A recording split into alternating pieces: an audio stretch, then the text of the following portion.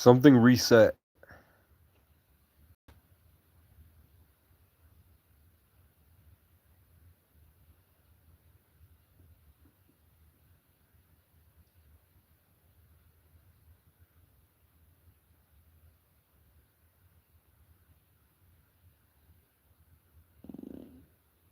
I can fuck. I can feel, I can see on my left side somebody else's consciousness is always trying to take over my thoughts. And I felt that for a long time. And then usually on my right side, oh, I can see the trauma. I can see the moment they did it. Okay. It was a satanic ritual, even if they didn't realize they were participating in it. For some reason, I've been able to just sit here and time goes by normally. I have presence. Usually, time goes by extremely quickly, and I have no ability to, like, be at peace and look around. So I wanted to know if everyone else kind of sees the same thing, that time is resetting. People are able to just chill right now. Usually when I went into town, it seemed like everybody was completely running on script. Everything was moving way too fast. People weren't processing any information at all.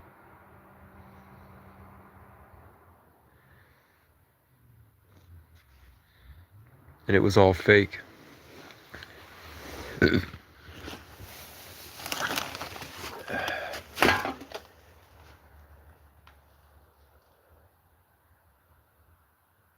But tonight I have peace. I'm actually here. Usually there's like 15 different leeches of fear parasites.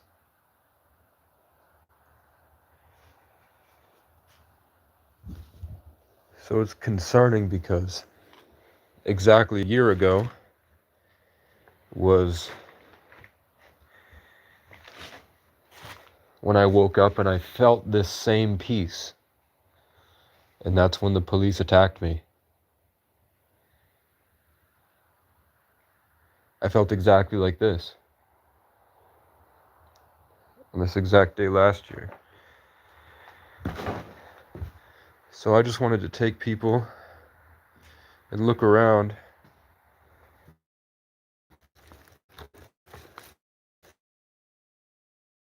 I was fighting through so much. When I would have the breakthroughs, it would get violent.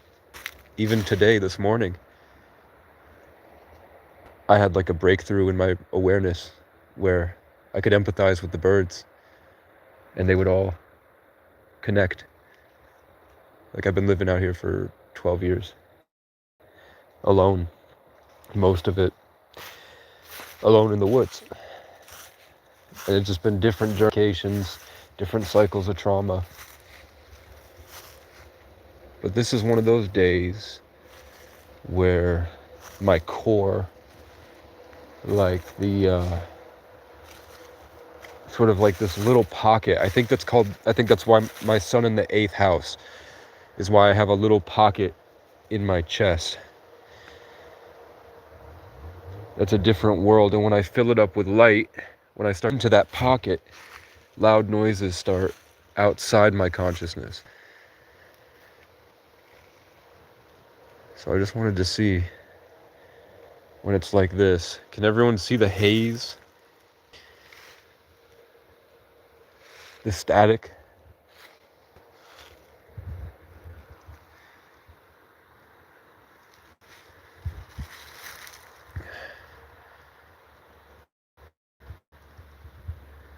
Okay.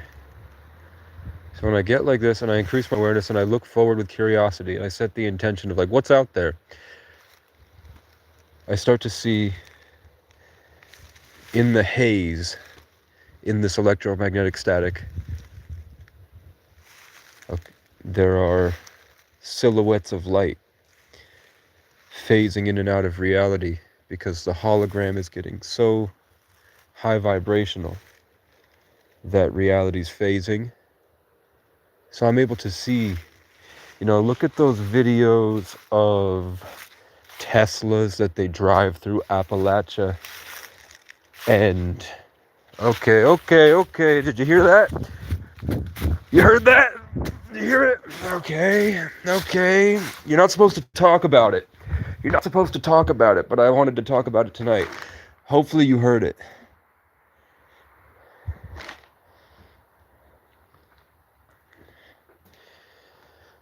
But basically, I kind of put the forest has a greater sense of sight than we realize. Like, they can pick up on our electromagnetic energy much better than we can pick up on theirs. So I kind of put myself up there where everything could see me, and I wanted to judge, because now I have a chance to get back into my core. I wanted to feel all the changes in the forest when I shot my intentions out, and I could feel the fear. It was hitting me with cold, negative energy. But then I set the wrong intention about a certain thing that lives out here. And it showed itself.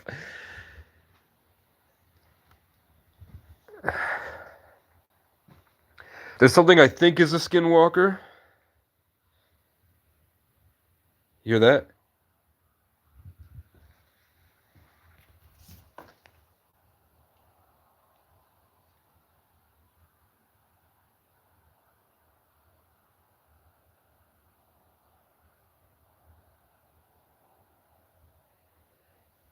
Put on headphones, turn it up really loud, and listen.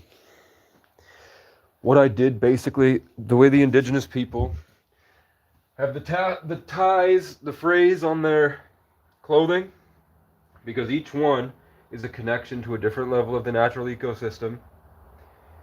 When they send their prayers out to the animals, they have a connection to them. They're wired in to all of them. So I said something, and I ticked my wire, which used to be in my clumps of hair, which made it a lot easier. And then you can hear, when I sent the signal out, you can hear it respond.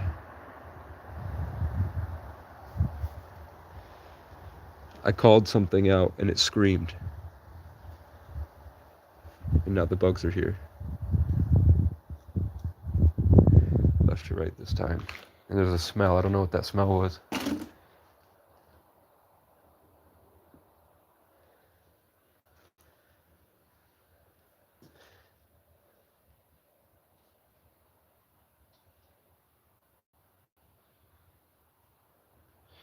I don't have any.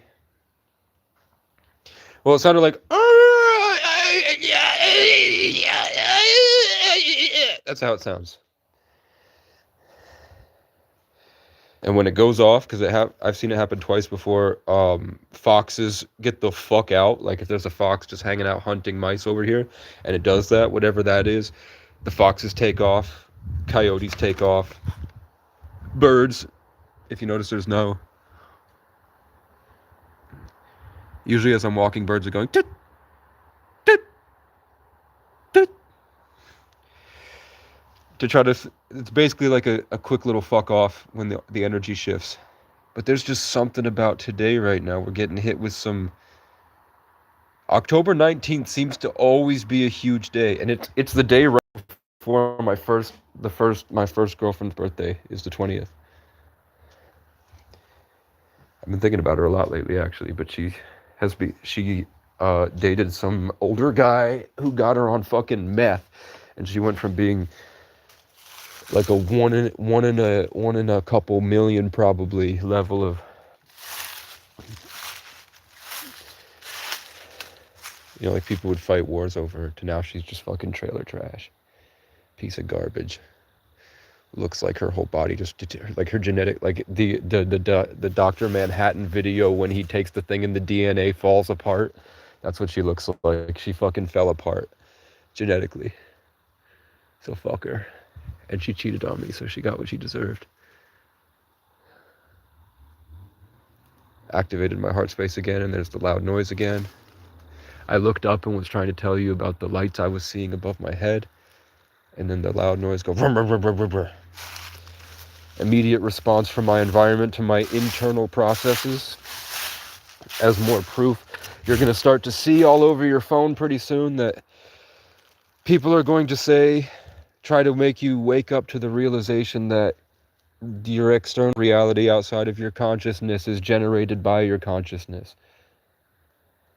And that what you see outside your eyes is a creation of your higher self, that you're inside. The earth isn't round or flat. The earth isn't even real. We're on a Minecraft server. And usually I'm in a Minecraft prison. And when I try to break free, they hurt me very badly. I just saw a whole giant bright white light open up on my side right there. They come at you, whatever they are, I don't even know. I don't know what they are, but I know that when you get to a point where you're at peace and you can think and you try to open your third eye and you try to just focus and stay as present as possible and try to gain new levels of awareness, take a look at your peripheral vision. Hear that?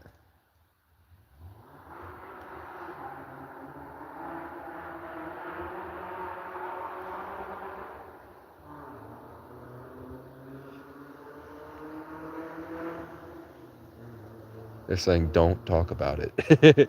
You're not supposed to bring awareness because it will shoot you so high up into the highest levels of the human collective consciousness.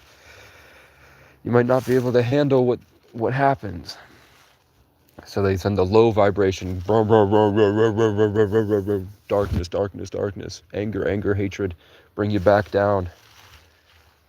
And then they'll try to set it so it stays.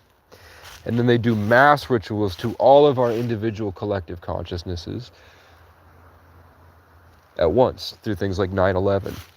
And they do it on days that add up to master energies, which is 11, 19, 20, 22, and 33. 29 adds up to 11.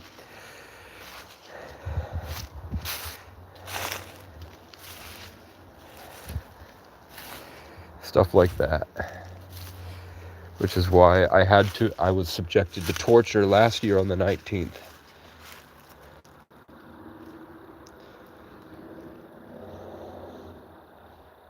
But the problem is I can't figure out why.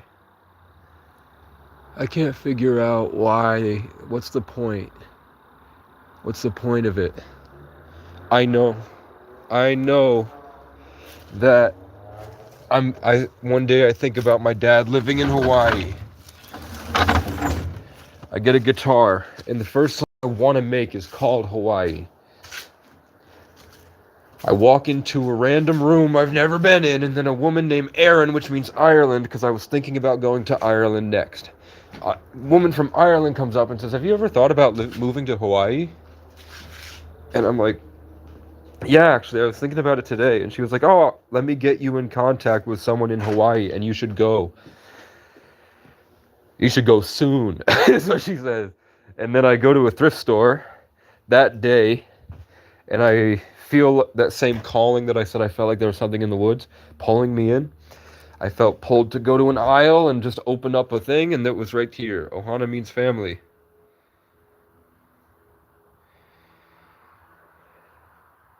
I mean, here's Ray. I was talking about the guy who owns the thrift store is named Ray, and then this guy right here, his dad's name was Ray, my foster brother. This is James Buchanan Barnes on my red throne. I know that's Baphomet symbolism, but it is what it is. I didn't mean it that way.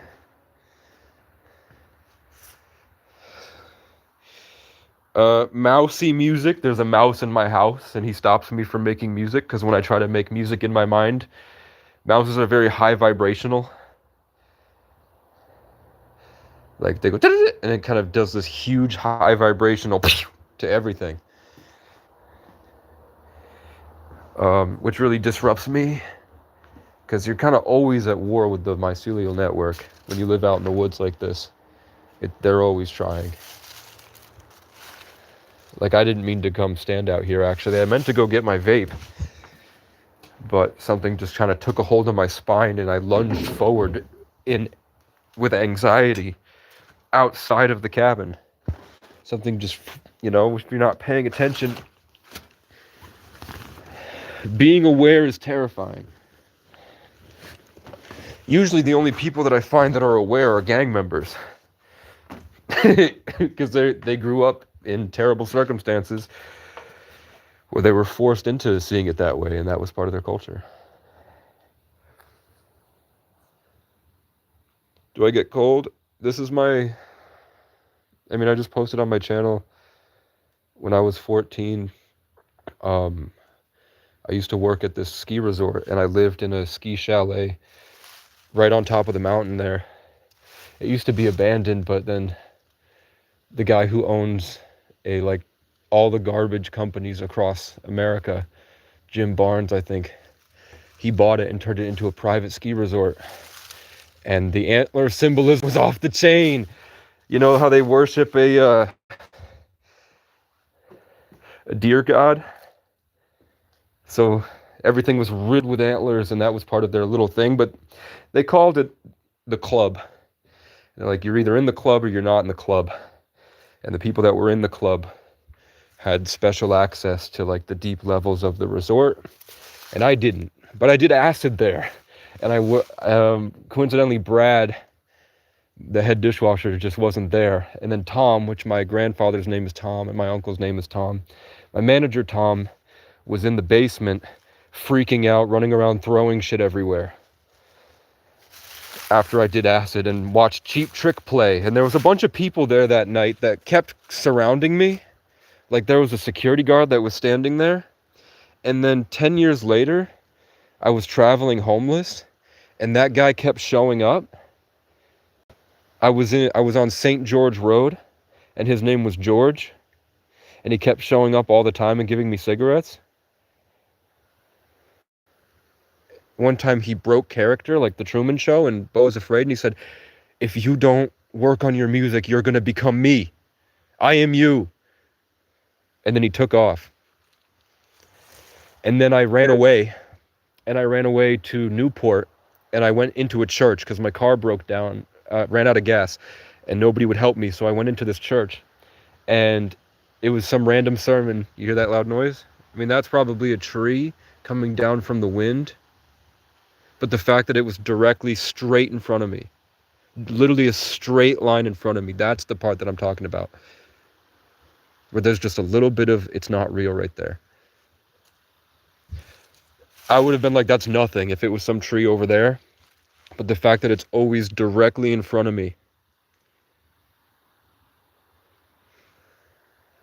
where I'm like zoned out deep in my imagination, processing like insane levels of energy, and then I look and there's a crow directly in front of me staring at me. Because they're nodes in a network. And they are pumping fear in. But what was I saying? Oh yeah, that church sermon.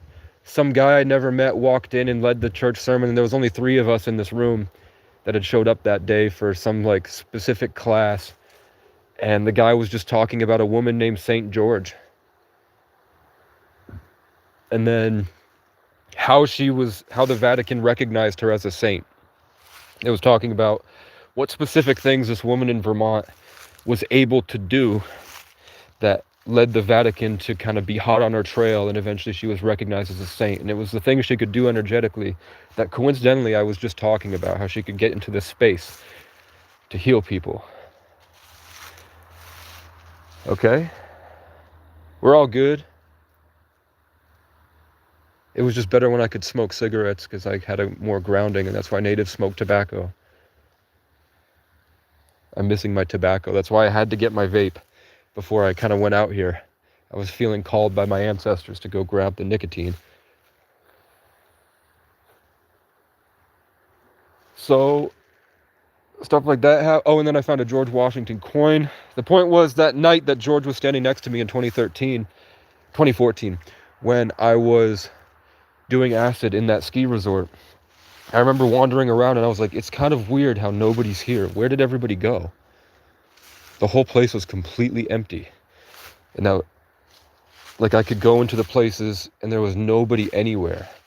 Except when I got to the basement, Cheap Trick was there.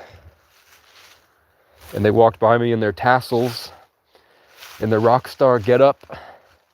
And we passed each other in the hallway, and the way that the acid had, because I only did acid 3 times, the way that the acid had made me feel 3 times as a child. I've done it once after, twice after. I went Cheap Trick, Tom freaking out. I went home, and the same way Tom was freaking out, running around the apartment, or the same way Tom was freaking out, running around this tiny little storage closet full of bowls and like the salad bowls, you know, the industrial metal bowls. When I went home, my dad had ripped the door off the hinges, but with a screwdriver. He took the door off the hinges with a screwdriver, sorry. And then I was like, I like to hide myself in my room, lock the door, and watch Syndicate play the Minecraft project. This is my time to like settle in. I never had a safe place ever in my life, except I used to sleep in a fridge box in my bed, and that was my safe spot. I couldn't sleep unless I had, I'll point it this way so I can see, and you can see me. A fridge box, and then I had to go to sleep. I had to put the blankets over, and then with just my mouth so I could breathe. And my nose, it started with just my nose, but then I moved to my mouth more, and then I could do my whole face. And now I don't know how I get to sleep, but it is in a den. I have to sleep in a den, unless I had a girlfriend or friends that were staying over. So my dad, the same way Tom was freaking out, Tom is my grandfather's name and my uncle's name, the same way Tom was freaking out, but he wasn't my grandpa, he just had the same name. He was my manager. When I went back and my dad had taken the door off the hinges, I was like, can I please get my door back? Can I please get my door back? He snapped the same way Tom did. And he looked at me the same way Tom did when I went into the room, and I was like, are you okay, Tom? Tom was the only person in that whole space after the Cheap Trick concert where George wouldn't leave me alone. And I was like, are you okay? The same way that he looked at me, like this, which my mom does the same thing where she'll go, I want to go home, I want to go home, I want to go home, I want to go home, I want to go home, I want to go home. And she would do that for like 15 minutes sometimes, just staring at me when I lived deep in the mountains alone, where she would have that same thing. My dad did the same thing, but then something else wrapped around the side of his face. I saw it puff out a little bit, the electromagnetic stimulation of his muscles, and he focused on me. And then he grabbed me by the leg and he whipped me around the house, and he was like, get the fuck out of my house, get the fuck out. And he ripped me, and he kept trying to drag me out of the house and throw me out into negative 40 degrees on top of that mountain. And I had pajama bottoms and a V-neck and socks, and he just kept doing it over and over again for like a half hour. And I'm like kicking him, and then I'm running away, and he's grabbing me again and pulling me out, and I'm kicking him, and I'm not saying anything at all. I just reset back to the couch to be like, okay, are you gonna stop? And then you do it again, and I kick, and then and then finally he grabbed a hammer and he went, and he froze with the hammer right above my head. And he froze. He couldn't even look at me in the eyes. He was just staring blankly. And then I saw a big zap, and he went, and then he ran into my room to break everything, because he had done that when I was younger. The first time I lived with my dad, he ran around and smashed my keyboard, ripped all my books apart, and he took knives and he would throw them with Olympic level precision at the corner of the wall, and then he would just snap out of it and he'd be fine. So he was doing that. I ran into my room because I'm like, he's not breaking my Xbox. That's all I have. I don't have anything else. My mom gives me up to the government all the time, and then I have to work my way back into being a kid again. So all I had was my Xbox, and my dog had died. I think my aunt had sold my Bionicles at that point. I used to have I had like thousands of dollars worth of Bionicles, and one day they just went missing. And my parents don't do drugs. And they all place blame on each other. They say, no, it was at Melissa's and she sold it for fun. She gave it to her, she's hiding it. And then my dad would be like, your mom, and then my mom would be like, no, Melissa, and then Melissa would be like, your dad, and then they'd go, and nobody's telling me what they did with my only toys I had. So I had nothing but my Xbox. Hear that noise? Something big is here. Am I running away? From what? You got to go more in depth. I don't know what that means. Am I running? Okay, you heard that?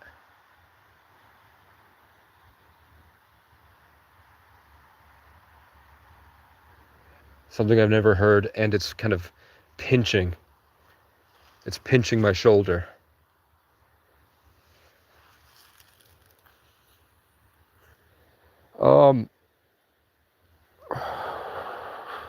So I picked my dad up. He's 280 pounds. Somehow I had adrenaline retard strength. I did work out, but I didn't have like a squat rack or anything. I would just do push-ups every day. And I had a bench press at my mom's before she gave me to my dad.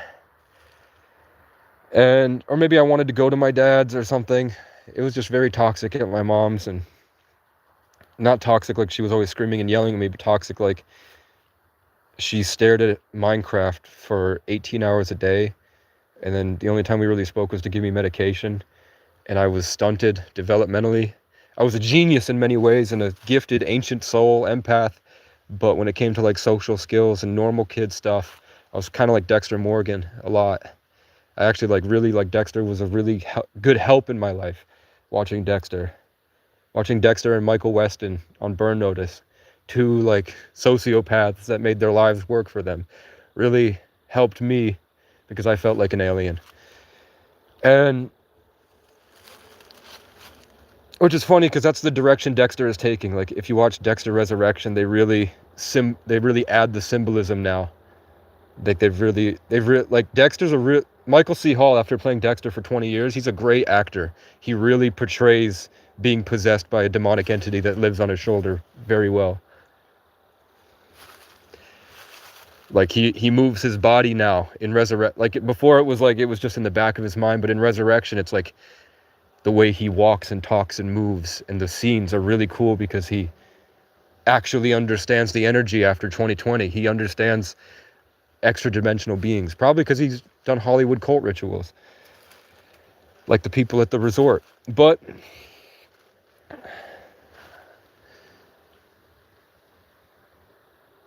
I picked my dad up and I whipped him on the ground, and I think he broke his hip on the bed frame, and he landed on my guitar and smashed my guitar.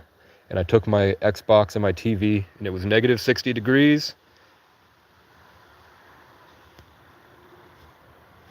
It was negative 60 wind chill.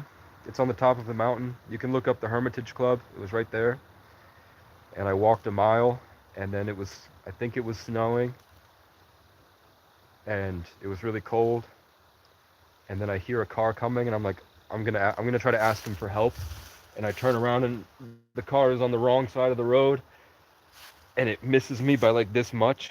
My dad's trying to play chicken with me, where he hits the brakes and was trying to slide into me. So he does that a few times, and then he just stops and stares at me like this, and then he takes off and tries again. So I made it a mile. I got to some random house down the road. I knocked on the door, nothing. I knocked on the door again, nothing. And then finally, door opens, big warm light. It's at it's actually a staircase that goes up to a double wide, but it looks like a normal house from the front. It was just like kind of multi-generational poor families that farmed yaks.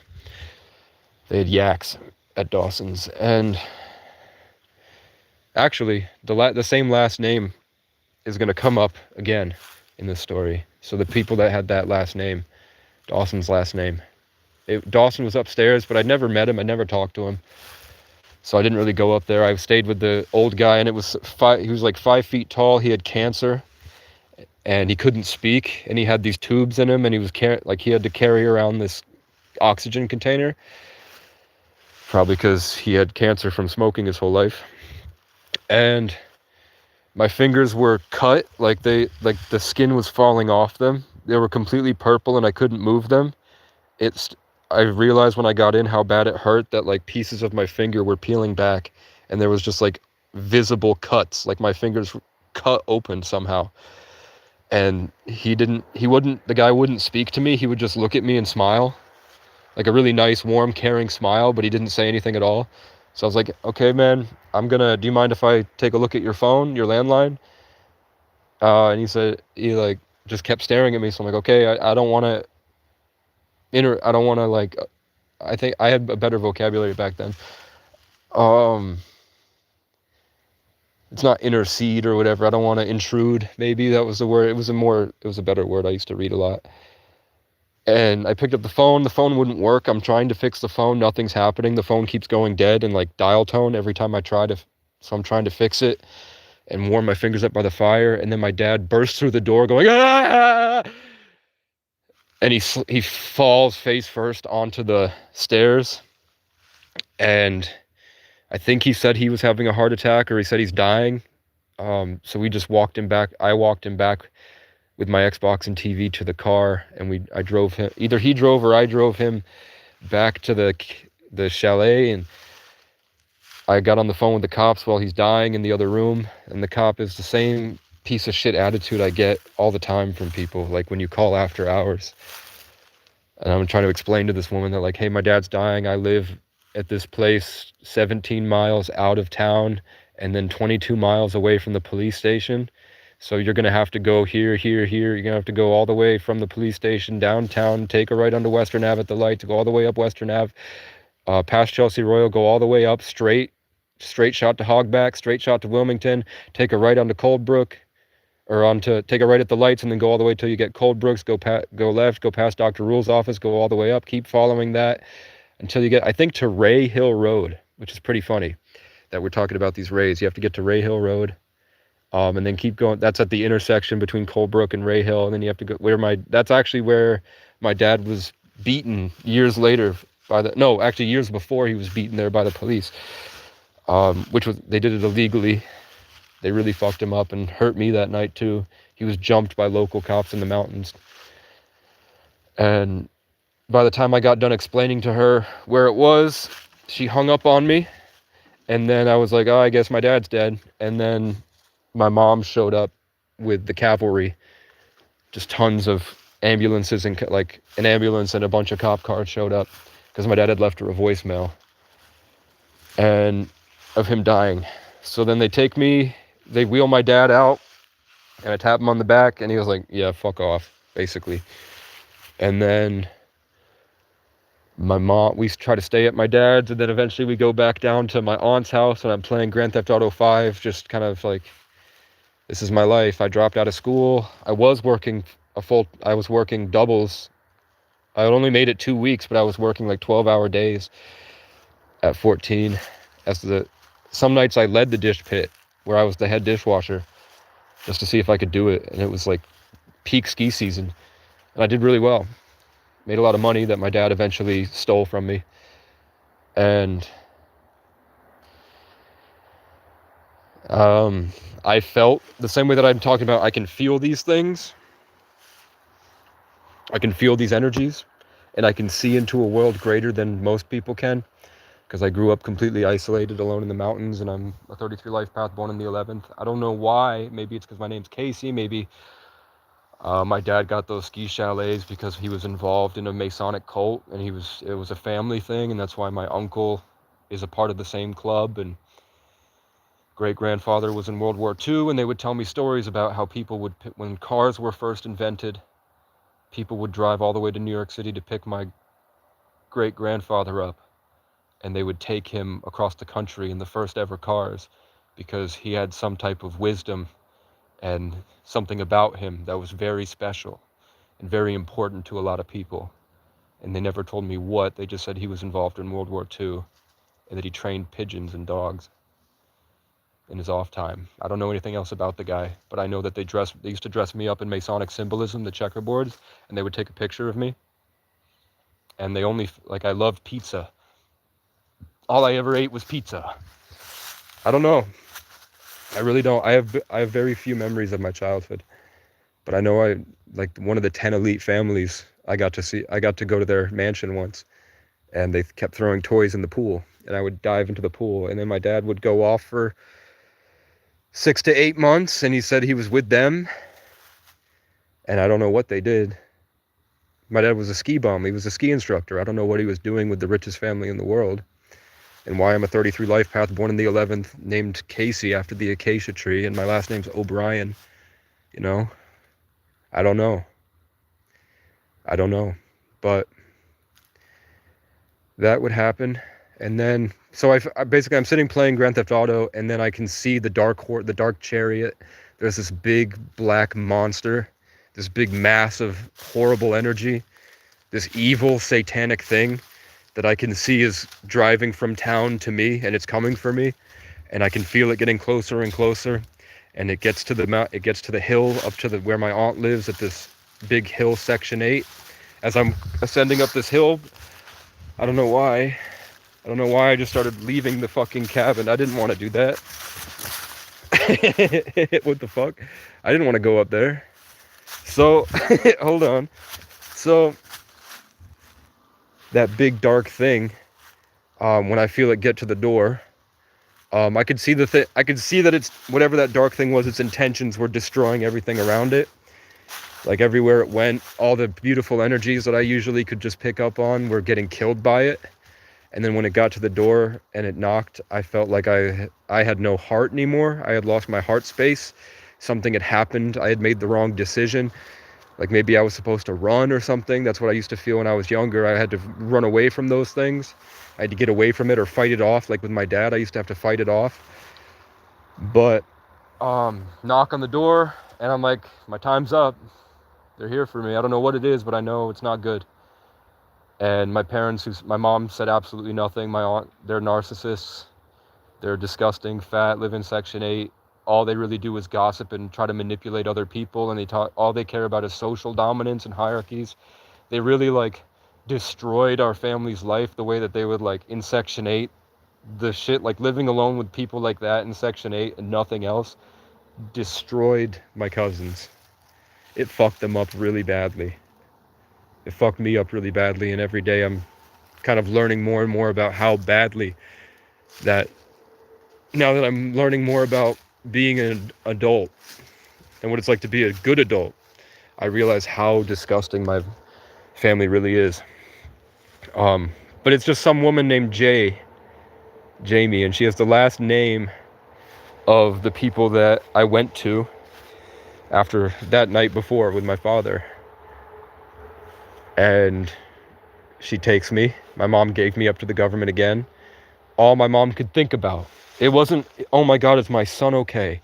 It wasn't, hug my son and tell him things are going to be okay. Maybe he's traumatized. Maybe he's really messed up. He had to kill his dad. His dad died in front of him. All she was thinking about is, let's just leave him in the fucking living room, I guess. And tomorrow we'll call the government to take him away. And then, so that I can cry to Grandpa. And that's all she does, is cry to Grandpa about how she's a victim. Use my pain and suffering and steal it. Steal this story and try to frame herself as the victim for sympathy and likes. So that's what she did. So I spent the next 8 hours sitting in a government office watching all the Christmas movies.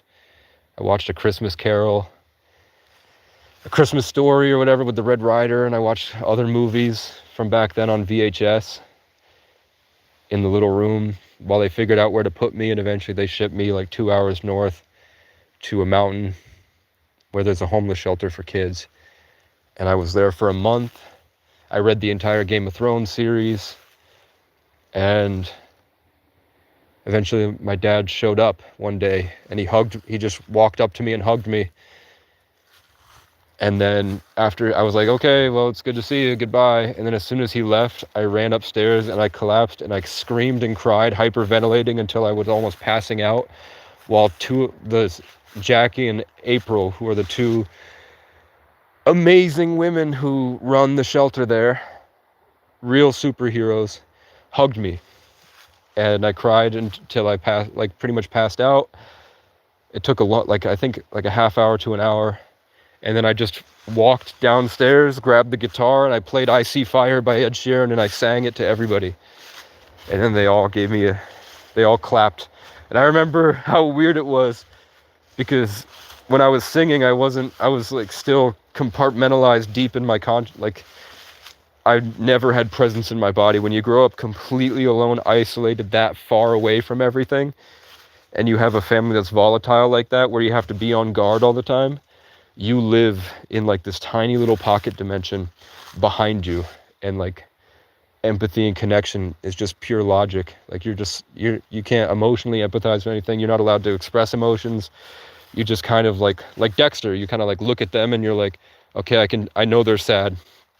But instead of Dexter with like a dark passenger, I just had a higher level of thinking, and I would just philosophize and build Legos in my mind the way I did as a child, and make jokes that made everybody laugh and stuff like that. I really came out of my shell there. But eventually this kid named Noah and this kid named Vincent kept fucking with me. And Noah would jerk off every night. He was like 13 and I was 14. I think I had just turned 15 maybe. He kept jerking off and he would go manic at night, and he would like shake the bed and then he would jump off and start like running around in circles, getting really hyped up. And he kept like fucking with me, keeping me from sleeping. And one day I snapped and I picked him up by his leg and his neck and I whipped him into the wall. And then while he was like, what the hell? I was like, and I just picked up his glasses and broke them. So they kicked me out and they sent me to an institution.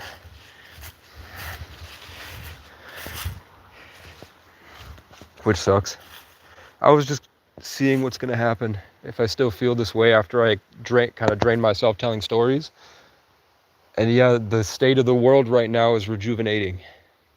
Usually it's impossible, but I can just kind of breathe in, and the energy of the environment right now is pretty electrifying. So I can just bounce right back, which is really cool and rare, because usually it's like there's like millions of leeches on me.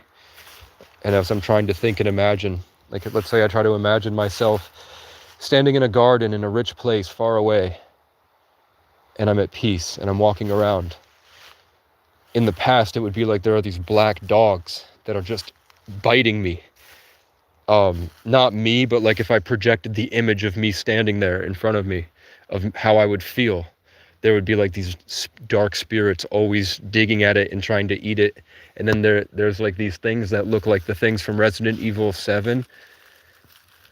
Those like sludge monsters, those things are always trying to like they're like ritualistically get in the circle, and they're trying to like take out my soul. Those things happen a lot. And I've learned a lot of skills. Like it used to be a lot worse, but I've been wrestling with it, like fighting them for a long time. And it was at a point where the only way they could actually get me was to physically attack me, which they did a year ago today. And they've done it many times, like that situation with my father, where they just break and they would attack me. Can't do one to it.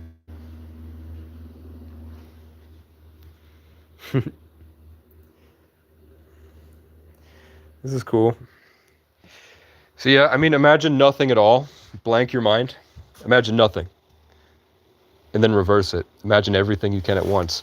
Just keep compiling it more and more and more. All your memories, all the feelings you had, how things taste, all your favorite colors, all the colors, memory you had in kindergarten, with your cubbies, how the sun felt on the beach when you were at the pool or whatever, running around, and how the blacktop used to feel, how hot it was when you were little and you'd get out of your parents' car or whatever, walking, and you felt how hot the blacktop was for the first time. Remember your first kiss, and just keep imagining it and hold it in. And then when you understand the Higgs boson, and that at the bottom level of quantum physics, you find that there's a base code that connects everything. Huge pain in my, oh God, in the back of my neck, and there's something out there.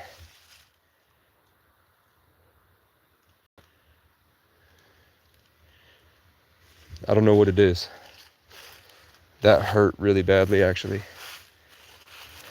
That kind of made me delirious. Like I'm not able to focus right now. Um, when you imagine nothing and reverse it, when you get to the Higgs boson, which is imagine nothing and then imagine the smallest thing in existence, it's the God particle, and that's proven by science. That thing, that one, it's either 0 or 1, nothing or the smallest thing in the universe, and that 0 1 1 0 over and over and over again. 0 1 1 0 1 1 0 0 1 1 0 1 1 0 0 0 1. How many times have you heard that in music, and the way that it looks in your mind when you imagine 0 1 1 0 1 1 0. Bada bum bum bada bum bum bum. That's in everything. The Higgs boson, string theory. And when you realize that your thoughts are just different, your thought forms is the same thing as the air we're breathing, which is the same thing that this tree is made of, which is the same thing as what's in the tree and what's in the tree. It's all the same exact thing. That's called the Higgs field. And when you tap into the Higgs field, you realize that your consciousness is more than just your body, and your body is actually created by your consciousness. And the style of which that it is sort of like presets on Call of Duty, how they would allow you to have 12 presets because there are 12 zodiacs, and it's made by the same cult. So, to train AI in warfare and the spiritual warfare. So, when you realize that your inner world and your outer world, there's no separation. Heard that? What was that? That was right next to me too.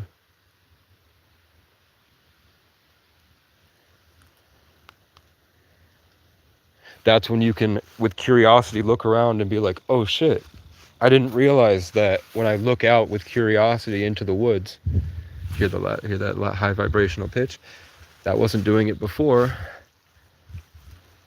in the opposite direction that I was just pointing my consciousness. You realize that not only are you the thing looking through your consciousness, like you're kind of looking through your body, you're also, from a 3D perspective, watching this whole thing, and you're also far away watching both of those. And you're actually the same way, like if you go into third person in Minecraft and go into first person in Minecraft, you're not two different people. So there's a lot of different, like who you are, your actual self is much greater than you imagine. And when you look out with stuff like that, when you learn how to sit and understand the Higgs boson and start to get to know that spirit world, that's when you find out, what comes naturally to you, the things you like to do. And that's your style of your actions is who you are. So I found out that I live best in momentum, and I light up when I'm going on a journey and an adventure, but I only like to do it when I'm at the bottom of the human existence. If I'm rich, it feels like meaningless to me. I have to be on the ground like this. And then I realize that my sun is in Sagittarius in the 8th house. It's all lined up from the beginning. So, Freemasons made you get a birth certificate, and they stole your fucking foreskin. And then Ellen went on her show and said, I use the skin cream. It's really expensive, but it's made of children's foreskin. Do you think the parents gave up those kids' foreskin? How the fuck did the doctors how did Ellen get a hold of your foreskin?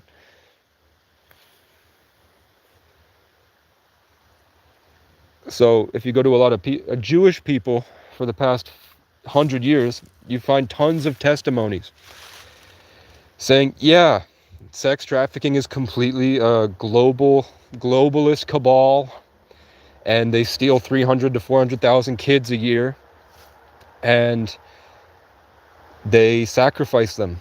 And when technology got bigger, they had to start creating wars to harvest the children from overseas where the American people can't see them. And that's why you can look up right now robots that harvest biological material from war zones. And that is what is in our McDonald's burgers. You can do the math. There are not enough cows in the world to be feeding people.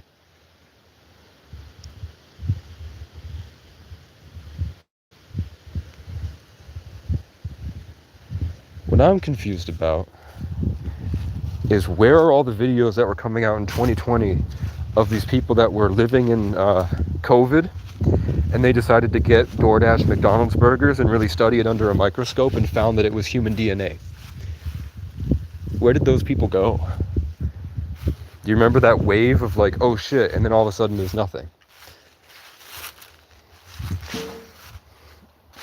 Why did Dr. Sebi die telling you to stop eating meat in general, and that the earth is conscious and the sicknesses that are plaguing humans, because we're a part of nature, we just have been led to believe we're not?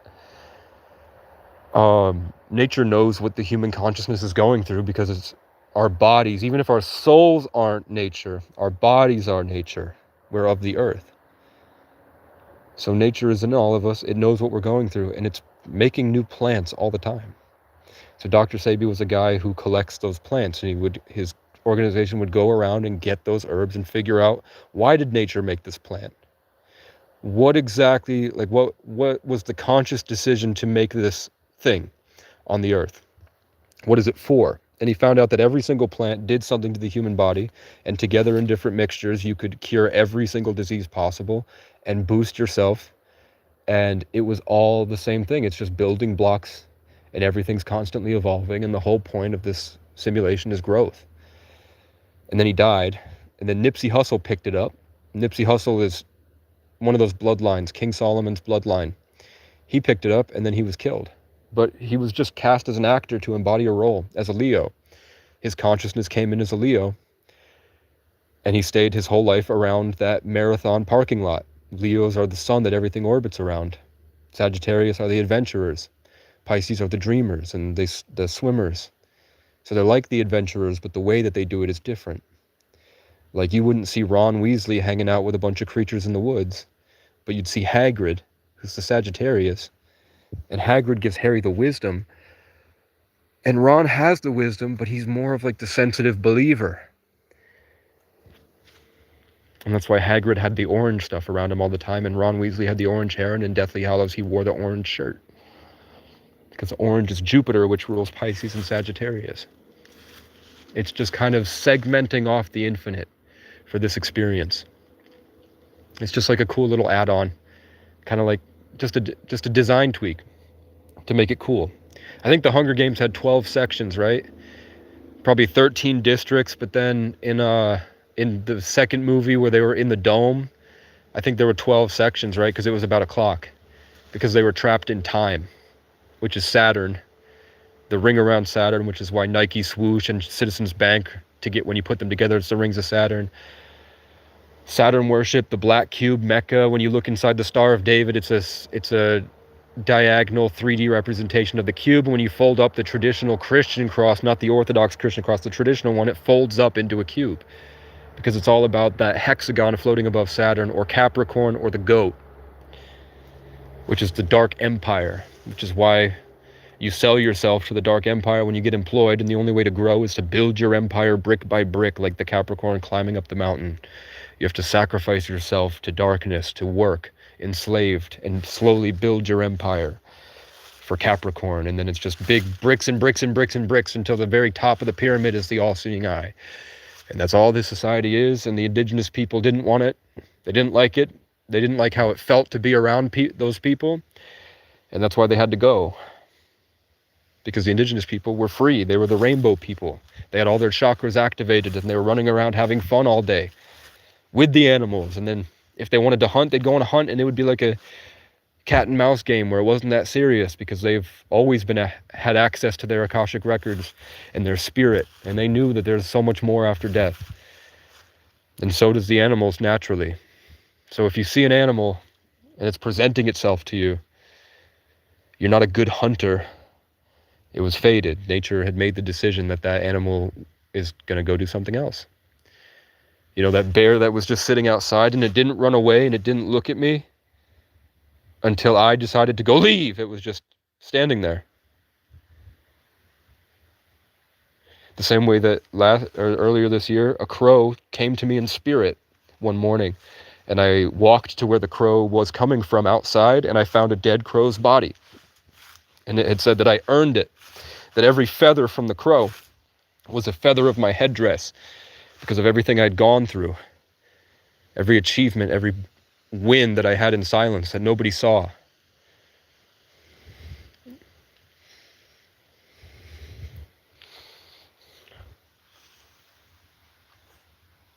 I read your comment, Midori. Am I headed to Germany? I don't know. I've already turned into pineapple pizza.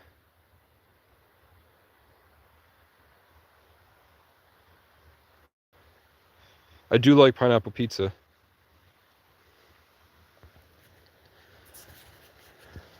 But yeah, that's basically like, I'm not a loser. I think it would have been a loser to know this information and still be a part of it. I think I was, like my name means, I was brave.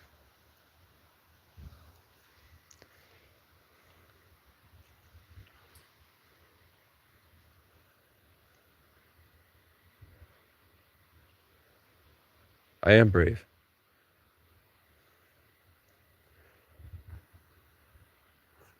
So I paused and raised my vibration, and you heard something call out to me over there?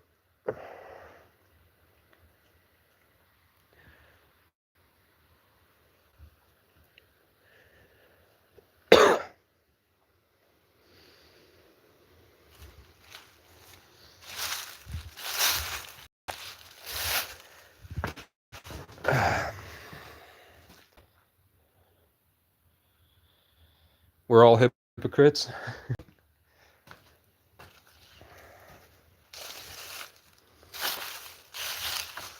Well, I wanted to, but then you see how this bug just stopped me? It flew left to right.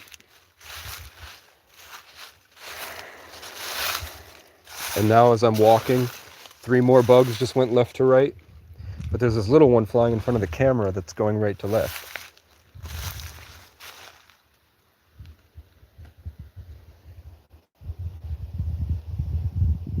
Because as a Sagittarius, you're especially with all my Aquarius placements, I'm very forward. Like I'm far in the future, which is why I love driving. But when I do it out here, my consciousness tends to be like, my dad and I, the thing we would always talk about is how nobody else seems to have this 1,000-mile stare that my dad and I have, until the police attacked me at my mom's house because she lied to them one early morning. Like 1 a.m, she called and said I was trying to kill her with a grenade. Hello, bug, right to left. Straight ahead from where I'm walking. So, I mean, when I get to this far out like this, that's when I start to see the glowing eyes. The cameramen. The things from Halo 3 and Halo Reach, those balls. Wheatley from Portal 2. The things from Half-Life that you had to bash away. From Half-Life 2. And then the other thing that I talk about is like that thing that in Half-Life 2 that got Dr. Eli, that floating hunk of growth that would attach to the back of their neck and possess them. Those things.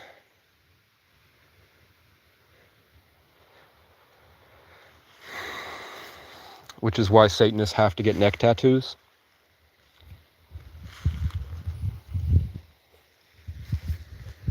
And when John Bellion, who was a Capricorn, left or at least he tried to leave the industry, and then they blacklisted him for years, until it got to a point where he could go on George Janko's podcast and get into the Christian stuff, and he was protected. But he changed his neck tattoo to a cross, but he had one.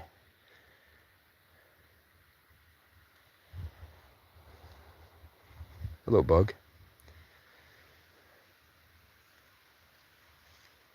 So usually there's tons of animals out. Even if I'm standing like this, there's tons of animals usually.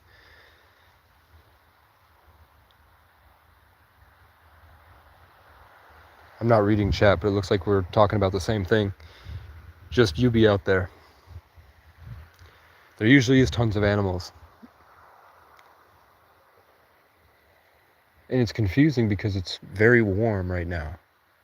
It hit the mid 70s today when it's been 60s all the past 2 weeks and below freezing. So there usually should be animals. There was 3 bears earlier.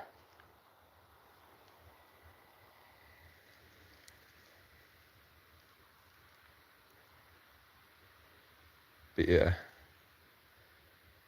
The hardest part of the whole thing is maintaining your awareness, but also being able to turn your brain off and just be observant.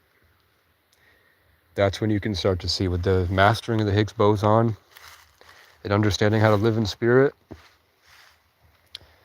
then you can start to see the change. Once you understand the Higgs field, you can become aware of the changes.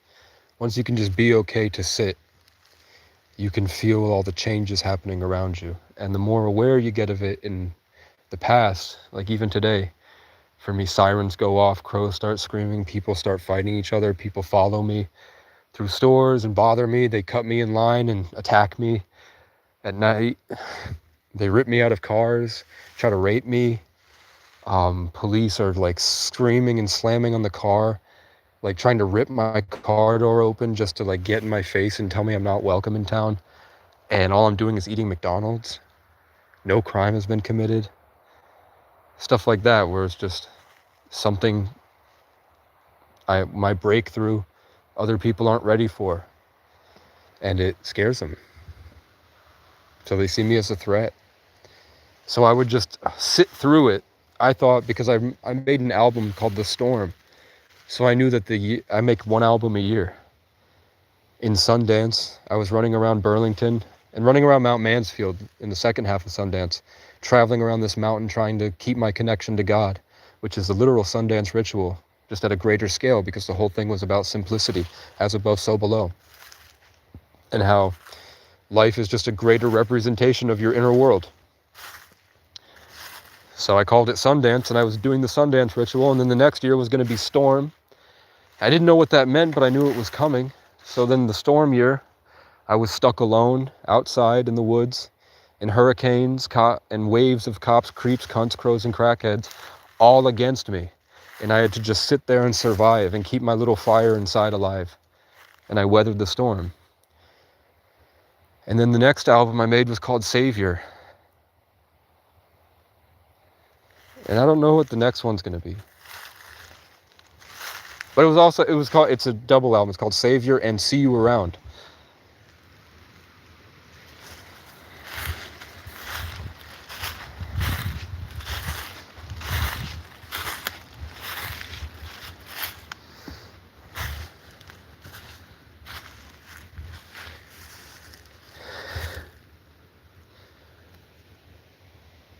I don't know.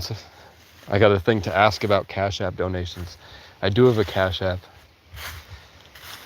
I'm saving for a portable power station to charge an electric heater this winter.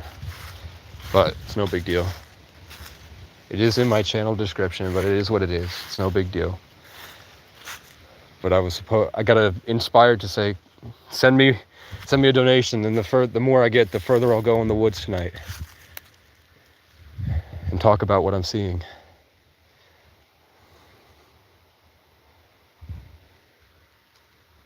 Hear that?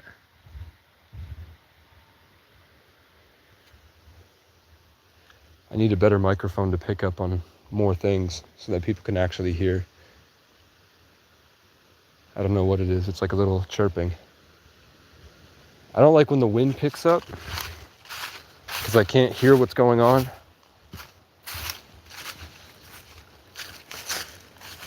But yeah, I mean, the craziest thing I see is that I'll see this being of light and it will poke its head out from behind a tree and kind of wave at me. And then I'll have a dream where it's doing it, but it's not a being of light in the dream. It's just like a gray matte, like shimmering energy. And in my dream, it's pretending to be other people and showing me that it's pretending to be other people. And then later on, I'll see it in real life where it's a light thing and it's poking out the same way. And then I'll have a dream about cardboard cutouts and how that's a 2D representation of a 3D image, and there's a 3D thing hiding behind that cardboard cutout and showing me, like, you think it's your friend, but really it's me. Like, you think you were talking to your old crush, but really it was me pretending to be her. Like, I'll have a whole conversation with my crush, and she's 3D, and I'm talking to her in my dream. When I was 13, I had a huge crush on this girl, and I was just saying, like, what I wanted to say 13 years ago. And then at the end, where I'm about to leave the school that I used to go to, it turns me around and it shows me all the people in the dream were actually cardboard cutouts, and it was just that one thing I was speaking to. It wasn't anybody real. And then the next day, I'm walking down the street and I see a person in a window, and I'm like, oh crap, there's a person just staring at me. And then it turns out it's a cardboard cutout. And then I go in, I'm like, I'm gonna go see what that's about, because the door is open. Just some random building has an open door that's the light's never been on. I thought nobody owned it, but now there's a cardboard cutout standing in the doorway and there's a bright light behind it. So I'm gonna go in, and it was, I had asked to learn Kung Fu. I wanted to learn martial arts, and there was a martial arts teacher there that's indigenous, and he looked like a guy with the same name as the road that I'm on, a traveling Navajo. He looks just like that guy. And then there's people with the same names I talk about, and they run a small church operation. And we talked about God for a while. Stuff like that. I see whatever that light being is. I see that a lot. And usually it's like just kind of reminding me it's there.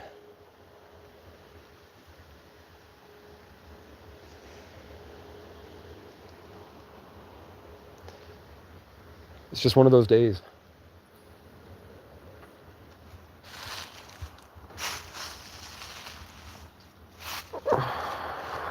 They told me this goes by really quickly, but this lasts me a long ass time, bro. This was only $5. It's not as good as the 31, but loons are a scam. Loons kill you inside. They're horrible for you. They make you throw up, and they only last like 2 days for $20. You can go to a vape store and buy a $30 vape that will last you 3 weeks. And it's way better. And then they'll also sell you these ones for cheap, which last way longer than a loon and hits way better than a loon.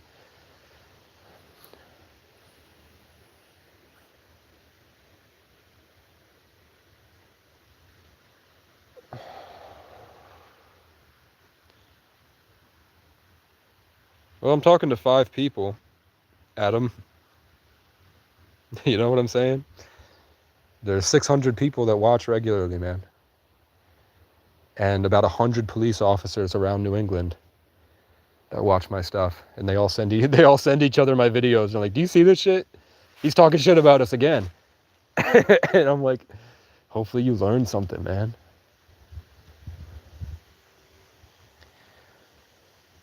Like, a good percentage of my channel are cops that were mad for a long time. And I think over time, they rode the wave, they caught the wave.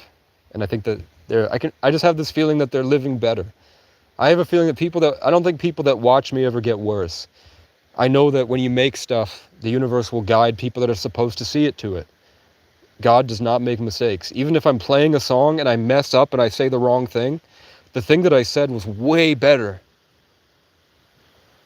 Like in Hawaii, I was really sick with the flu, and I was like, I thought I was gonna have to leave the next day. So I just was like, fuck it, I'll perform.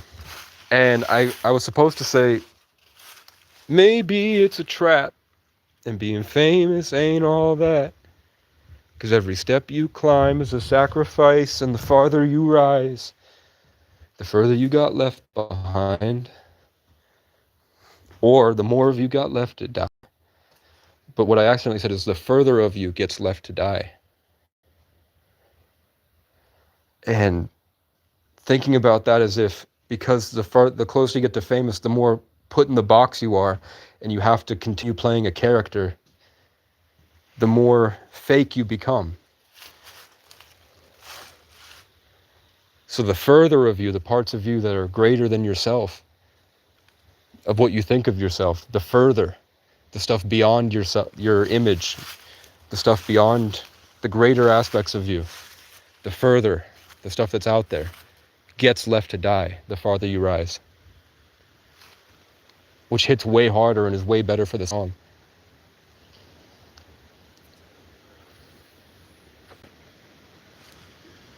And then the day after, I hadn't publicized it yet. I recorded it, but I didn't make it public yet. I get on the bus, and a stranger I've never met before sits behind me on an empty bus. So she could have gone anywhere, but she sits directly behind me. And she goes, "Have you ever thought about moving to Hawaii?" She's like, "I don't know. I watched this video on Hawaii yesterday. And I hadn't publicized it yet. There was no way she would have known that I made a video called Hawaii.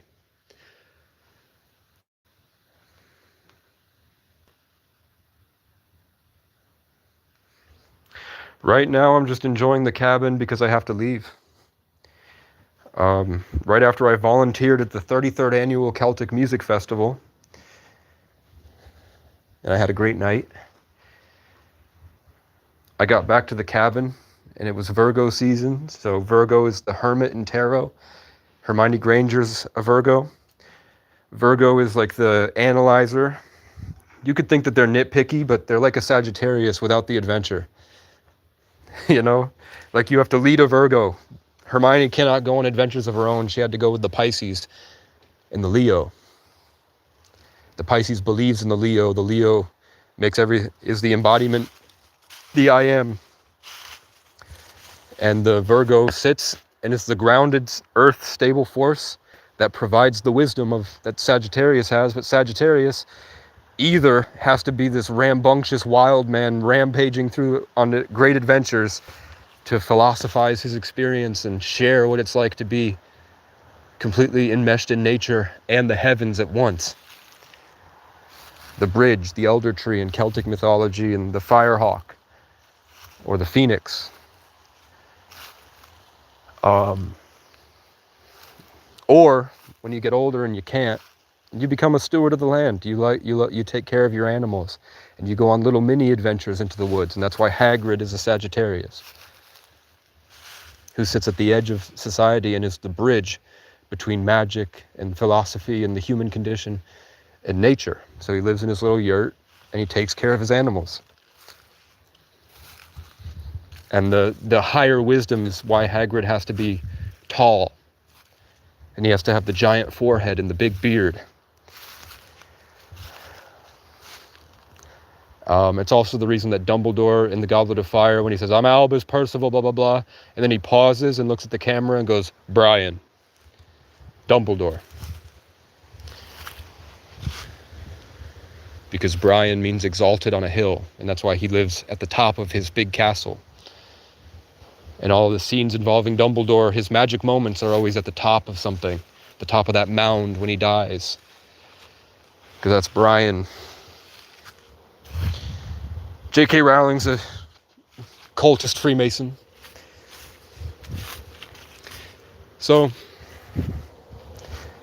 Virgo season, I'm trying to be here, and I was so excited to clean everything and analyze everything and work through, nitpick all my songs and make them better. So the Matrix will attack that because it knows also what's happening.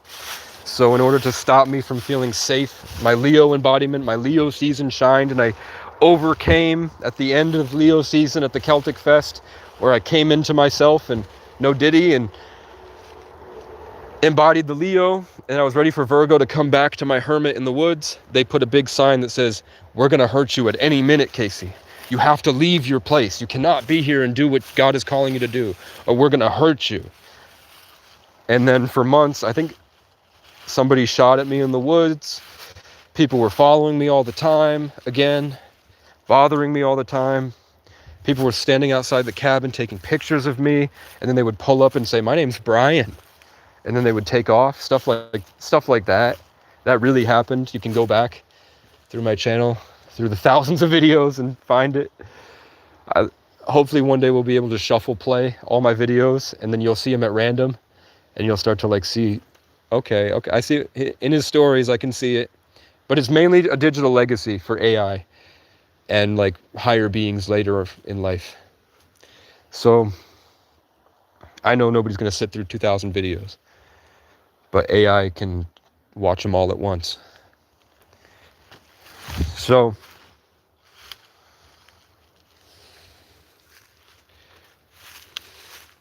I had to leave this place. So what I'm doing is just enjoying it before I have to leave. I had to go through this huge cycle of some guy I've never met named Chris Perry sending the cops up here to threaten me. Would say, we're going to rip you out of here. We're going to send as many cops as we need to get you out of here. And I'm like, it's going to snow in 2 weeks. Why is the property owner so concerned? He's not going to sell it in 2 weeks. And even if he does sell it, I'm like planning on leaving anyway. I don't want to be here through the winter. Stop trying to make me afraid and start working with me, and I'll get off the property. But when you keep me trapped like this, I lock up and I get into low functioning. I don't know if it's better to look at this. I was just trying to see, but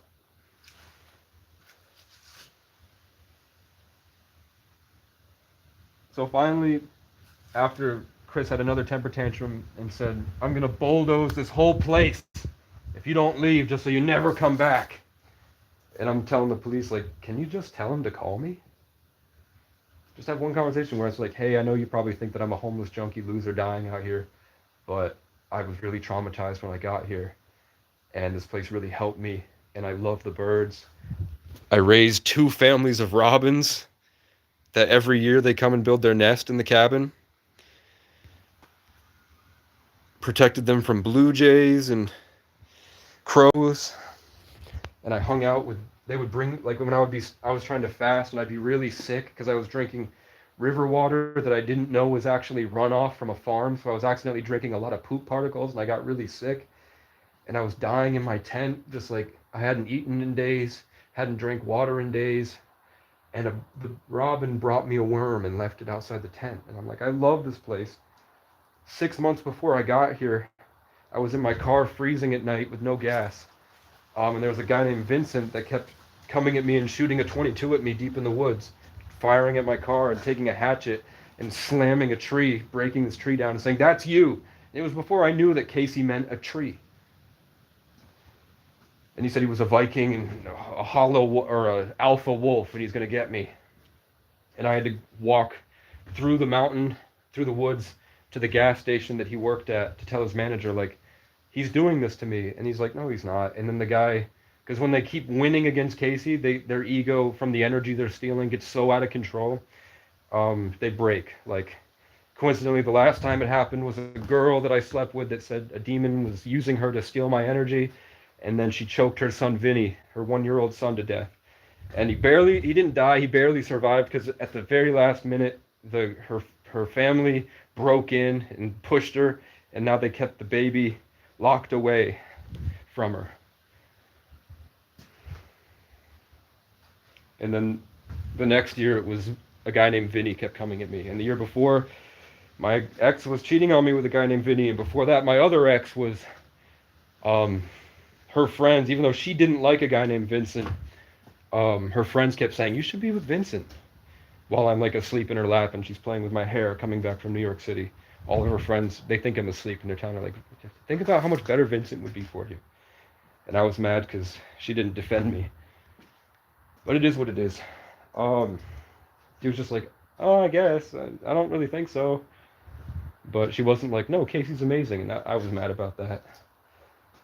But stuff like that happens a lot. Oh, but I was writing this TV show, and in the TV show is about a kid named Connor, who he has an abusive stepfather and a neglectful mom, and he runs into the woods to escape the stepfather at night. Like, they're eating at McDonald's, and he runs into the woods at night, and he's hiding under this log while they're looking for him, and then there's this like stomp on the leaf litter. And it stops right in front of him while he's hiding. And then you can barely see in the dark. It's an animated show. Like my version of like a Studio Ghibli movie. Way cooler in my opinion. And then a big boom of like a Viking drum. Boom, boom. And then fire, whoosh. And then you can see it's a giant deer man with long fingers. And it's just standing over him. and the kid goes to, there's like a big eruption of a wildfire around, and then the kid gets up to run, and then as he's running, the spark of light inside him opens, and then a big portal opens up in front of, like a little portal actually, and he dives in it, and then he's in a new place, and the portal seals, and the kid gets up, and it's daytime, he's in a forest, it's like misty, soft green, trees just like this. What the fuck was that? That was a giant tree falling over. And that was right where I was going to put my tent site. Did you hear that thud? Always directly where I'm looking. When I was just creating something amazing and beautiful and high vibrational, there's the low thud. That was a huge tree.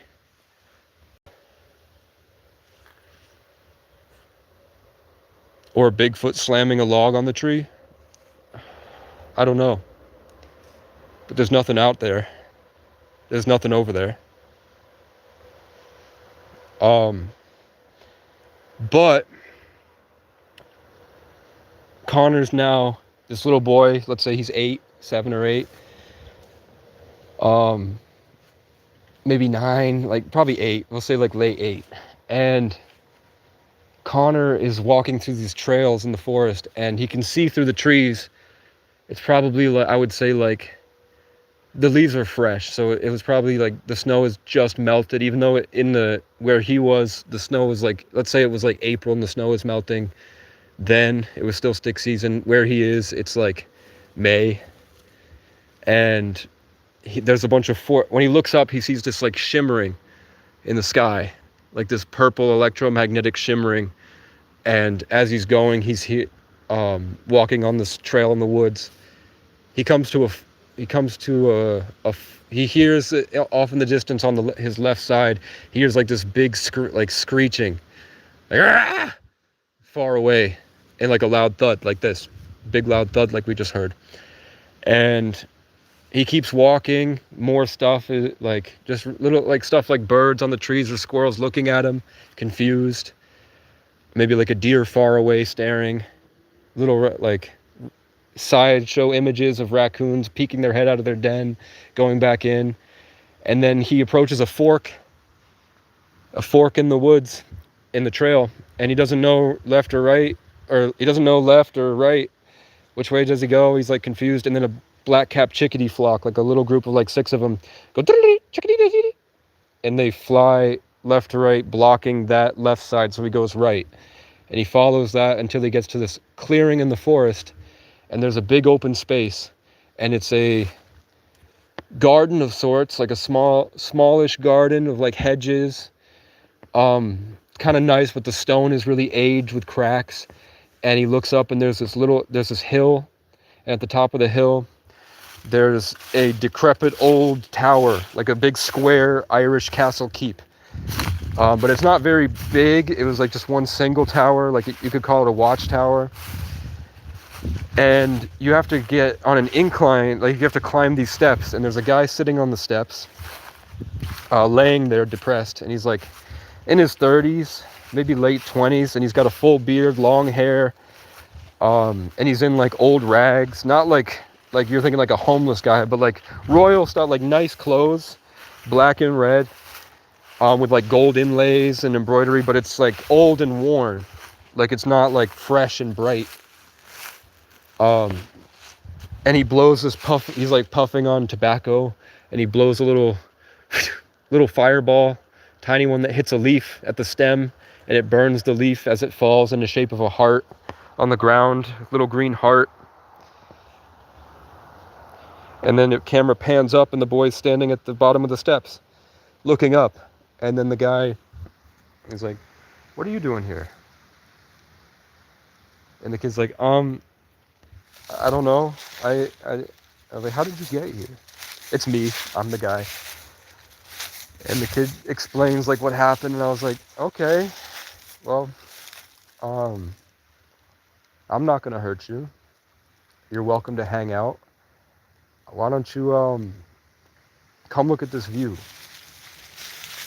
But the way that I wrote that, I had never seen it, anything like it in my mind. I'd made music videos revolving around a garden in a castle keep before, but I'd never seen it IRL, and I was really trying to find it. And then after I got out of that horrible situation, I was in a bunch of other horrible situations trying to get my car fixed and travel around, trying to find a place to get a job, and I couldn't get any luck anywhere. And it was just angry mob after angry mob coming at me all the time, every town I went to, and I would have to be saved by somebody.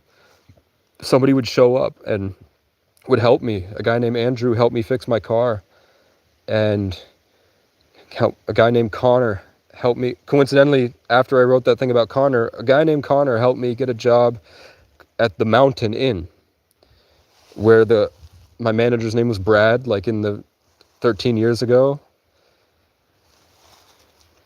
Haley was there. There was an old cop from New York, and he was a abusive guy, same as Tom, who was named after my New York City cop grandfather. It wasn't named after him, but the same name.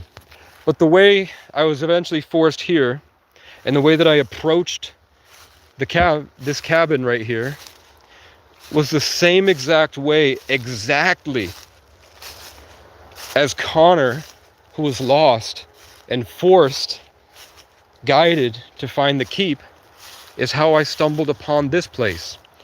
And in the music videos, the inside of the keep, it's just a throne room, 2 open doors on either side, one a balcony on the right, and that looks off into the mountains far away, and then just a little kind of balcony that overlooks the garden on the left, and then just one main door. And there's a big polar bear statue here and this was all made of stone in the animated series. But when I came into the cabin for the first time, there was dirt everywhere. This whole thing was covered in dirt, mountain of trash that's outside. It was way messier than this. Like, I took a hoe and I scraped all the dirt off of this and cleaned it, and I scraped it outside. But look, it's the place for the throne, and it's got this. When I made the video, grabbed my hammer off the throne, tossed the chalice, ran and dove right off the balcony, and rode off on a dragon towards the ashes. I wrote that music video with this scene in mind in late 2021. And I found this in 2024. Literally exactly. The dimensions of the garden that I used to make my music videos centered around this garden is the exact shape and the way that the trees are placed. Exactly the same way this place looks. It just had nice stone tiles and hedges around it, and it was like a meeting spot for different versions of myself in the multiverse. That was the music videos. All my music videos were like different versions of Casey, and they all congregate in spirit to provide the original Casey, which is me, initiations. And then a couple weeks go by, I'm given this throne, exactly how the throne looked, red with the dark mahogany. I get my throne.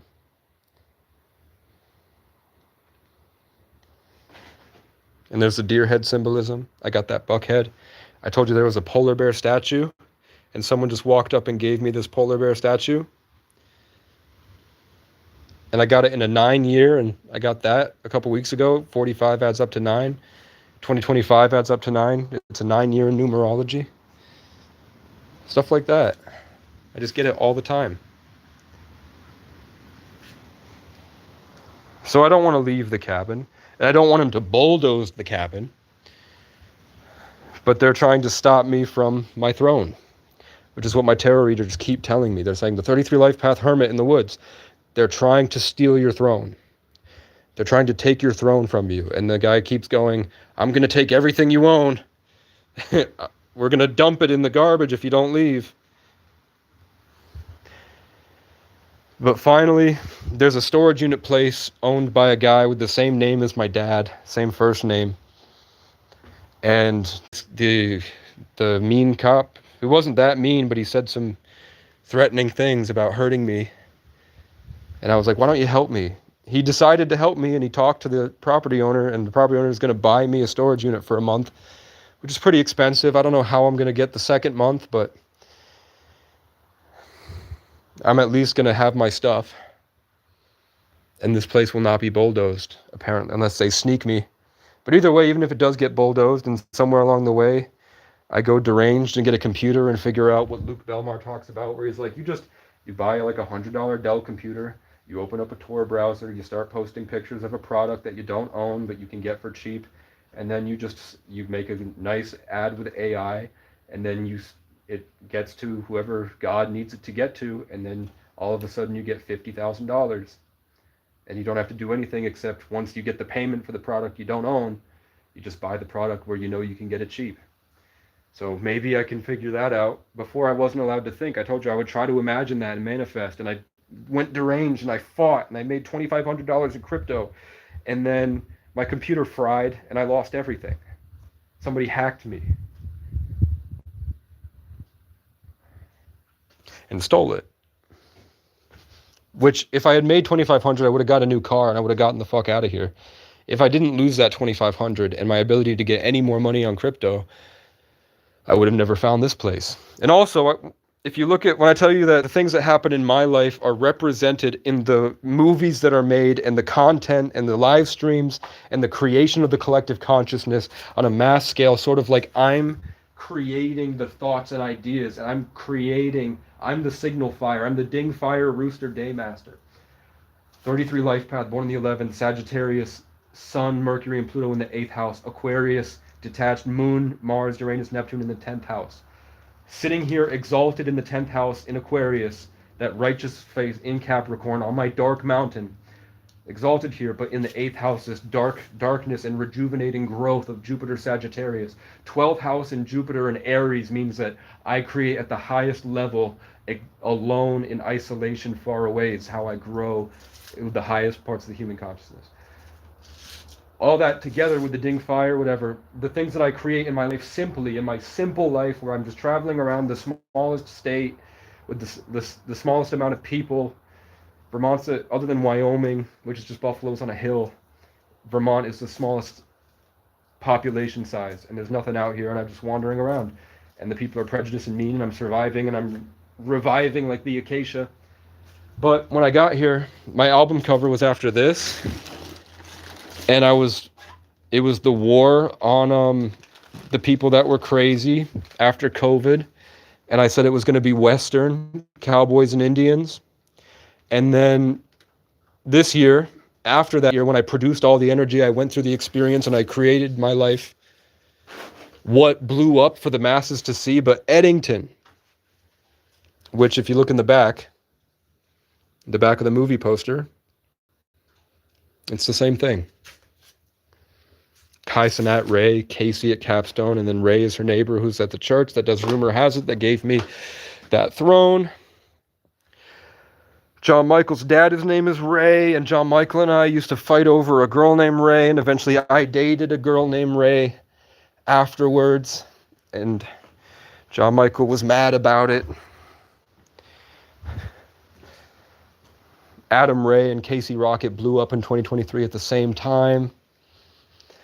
Kendrick Curry, the same time me and John Michael, the year after me and John Michael, Kendrick Curry blew up because he met this old guy named John who worked at Walmart. And when that happened, I was living outside of Walmart on Marshall. When you go past Marshall Avenue, you get to Harvest Lane, and my mom, whose last name is Marshall, is like my energy vampire torturing me. So when I got to off St. George Road, I go to Marshall Ave and then onto Harvest Lane, and I'm at the Walmart feeling like I'm being siphoned every day, harvested. And then I'm saved by George, the guy from 2013, just shows up. And he keeps showing up. And George takes me around St. George. And then when I get away from George, I go far away and I wind up at a church like I do every time I run away. And they were telling me about how St. George became a saint far away from St. George Road. The exact day I show up is the day they decide to talk about St. George.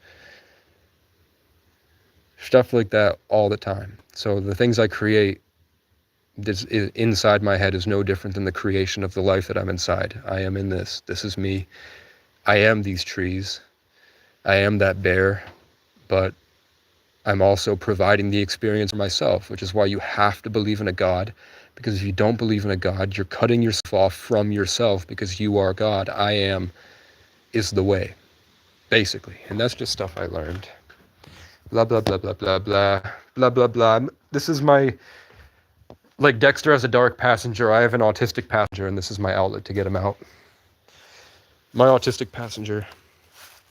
And, but yeah, all that's true. All those stories are true. I really want to make that TV show. I also have other TV shows I'm trying to make. It takes a lot of hard work. It's going to be exhausting, and it's going to hurt. It's going to be immense suffering every day, trying to do what I need to do to get where I need to go. But I get a lot of encouragement. Like, I'll be standing here, staring at this tree right here, and then I'll get a notification on my phone for a tarot video, and I'll click the tarot video, and the tarot was 6 months ago. The video was dropped. It's only got like 300 views, but I get a notification for it, so I know it's important. And the tarot video is like, okay, I see, and this is just an example. It's just like, okay, I see you're in the woods, and I'm seeing like the small tree growing, and you're like the small tree growing, and I can see you're like a hermit. The hermit card's coming out. You might be a hermit. You might be a Virgo. You might find this in Virgo season.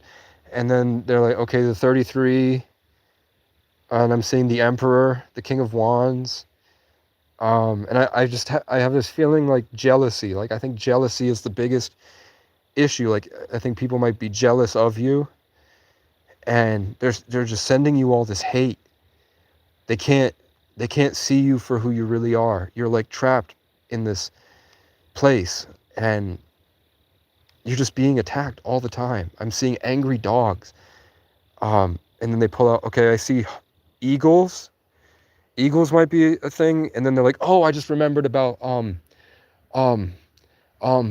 crows and eagles I saw on TikTok like last week. Eagles, when crows attack eagles, they're not bothered by the crows. They don't give the crows any time. When the crows bother them, they just fly so high that the crows can't get there. Okay, now I'm seeing, and then, okay, I see, you've just been through so much, and they'll like tear up and start crying. And they're like, okay, I see where you're coming from. And I just want to say, your ancestors love you so much, and you're brave, and to just keep fighting. There's something at the end of the tunnel. Just keep going. This is just a test. It's for your strength. You're a badass. You made this so you could go through it, to know who you've always been and who you really are. You created these challenges to go through it, and your ancestors are saying, we love you. And they're so proud of you. I see a grandmother. Your grandmother is here. And she's just so happy to see how far you've come. She's saying, remember where you started. Think about where you came from.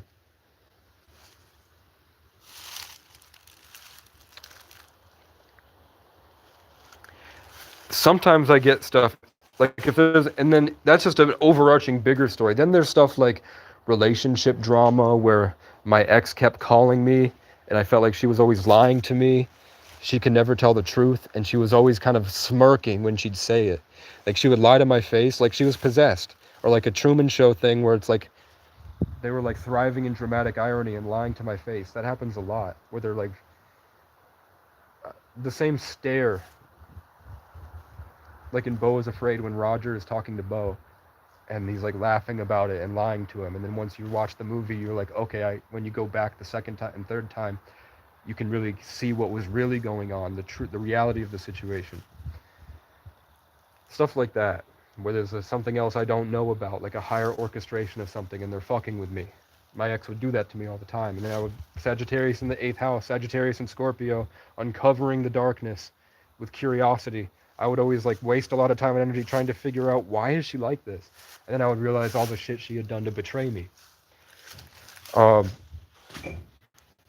This year, I told all the guys that I don't know if she cheated on me with them, or she was just talking to them, or she was involved with them. I know she slept with one guy, but she admitted to sleeping with one guy, but then the other guy, she was like, I mean, I went there and I didn't like them. Like, I wanted to get away from my grandma. I didn't have a place to stay, so I would go to other guys' houses. But she said, like, she went to like 5 different guys' houses, and she said she'd go there to hang out with them the same way that she would hang out at my house, because that's just what she did. Like, when she wasn't at her grams or work, she would be staying at my house. And I was her first, like, real adult boyfriend. So she said that instead of going to my house because we weren't happy, she would go to other guys' houses. And she said that she'd be hanging out and they would come on to her, and she would feel disgusted because of her trauma, and that she wasn't actually into the guys that much. She was just trying to get away from other things. She said she didn't do it, but all those guys that she mentioned had girlfriends. So regardless of if she did or didn't, I messaged all of their girlfriends and told them. So she had a narcissistic freak out when the truth finally came out, and she got really mad at me, and I felt really attacked and drained and full of this horrible dark energy, because I really loved her, which means that the connection breaking was painful. The stuff she was doing with like hatred and all this was really bad. It really hurt. So those small stories, like that was just a week-long thing. It ended up being like a 2-month-long thing, because I take time to process things and I obsess and ruminate. But every day the tarot readers were like, they had switched from "you're the badass warrior surviving nothing, anybody should," is what I meant to say. Badass warrior surviving nothing anybody should go through. The story suddenly changed to what I was thinking about every day. So every day my tarot videos became, don't think about how she hurt you. Think about how she is, and that she was showing you that she hadn't changed, and she's actually gotten worse. She has no remorse for what she did to you, and you were brave for what you did. And it's just some woman living in the mountains, like on the other side of the country. This old woman is reading tarot, and whether her spirit guides, she's a Sagittarius too, whether her spirit guides invite the story and she sees it, I don't know the technicality of how it works, but she talks to people directly. And I thought that in a way, that was my way of influencing everybody, is that spirit, because my potent energy, they were able to tap in and learn about a higher level of reality through me in a way that helped me in my suffering. So in a way, they probably had this thing where they wanted to heal the world, but maybe they weren't supposed to be a tarot reader with billions of subscribers. They were supposed to find my life and be inspired by my energy and learn from me. And then the way that they healed me, because I'm this original soul node point where the world is kind of revolving around my story, like I'm the Truman. Because they did that was their way of making this huge influence, because they helped the 33 life path. They offered him wisdom, and that changed the entire structure of the collective reality. But they would say the thing that really helped me was because I was really upset that one of the guys that she had cheated on me with, or didn't, but she was involved with, they said they kissed. But when she's like, I mean, we kissed, probably means, I mean, I sucked his dick. I don't know.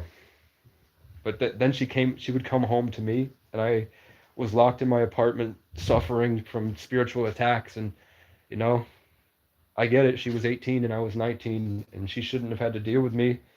So I'm glad that she was still going out and having friends and stuff, and adventuring and meeting other guys, living life, whatever. I feel betrayed because of how she did it, and that she lied. I would have rather she just flat out told me. That would have been the respectful way that I could leave with my dignity, but instead I chose to stay with her because I couldn't do anything. So to be trapped in a prison like that, suffering, and then have her come once a week, and she really did love me, that was nice. But it was killing me more to do it. And she would steal my energy, Insection died, everything went black. I was alone sitting out in the woods, and I had to crawl my way really quickly, feeling my way into the tent to find my charger. I walked through, couldn't see anything. And I'm glad I put this desk here, because I would have fallen face first.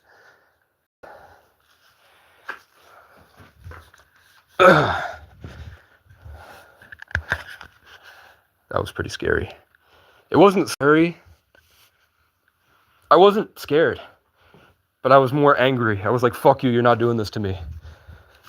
Fuck you. But I love you, Forrest. I love the things that love me, thank you. I rebuke any negative energies. They are not allowed in my space. They're not allowed in my life. Only the things that have my best interest in mind and good intentions, and they're good things, benevolent things, are the only things. All right. Oh, the tarot reader was saying that because she hadn't changed, she was with one of those guys now. So my tarot reader was reassured that she hasn't changed. Imagine what the guy thinks, knowing how she was when she was cheating, knowing that she hasn't changed and she's gotten worse, and now they're together. So even though they've only been dating for a few months, she is beautiful and rare. He's panicking. She showed me, she said, that guy is panicking, and she described him perfectly. You know, that dude is panicking because he knows. He knows what she's like. And now he has to live the rest of it. She said, if they marry, he has to live the rest of her life. The rest of their, whatever happens, he's going to have to live in anxiety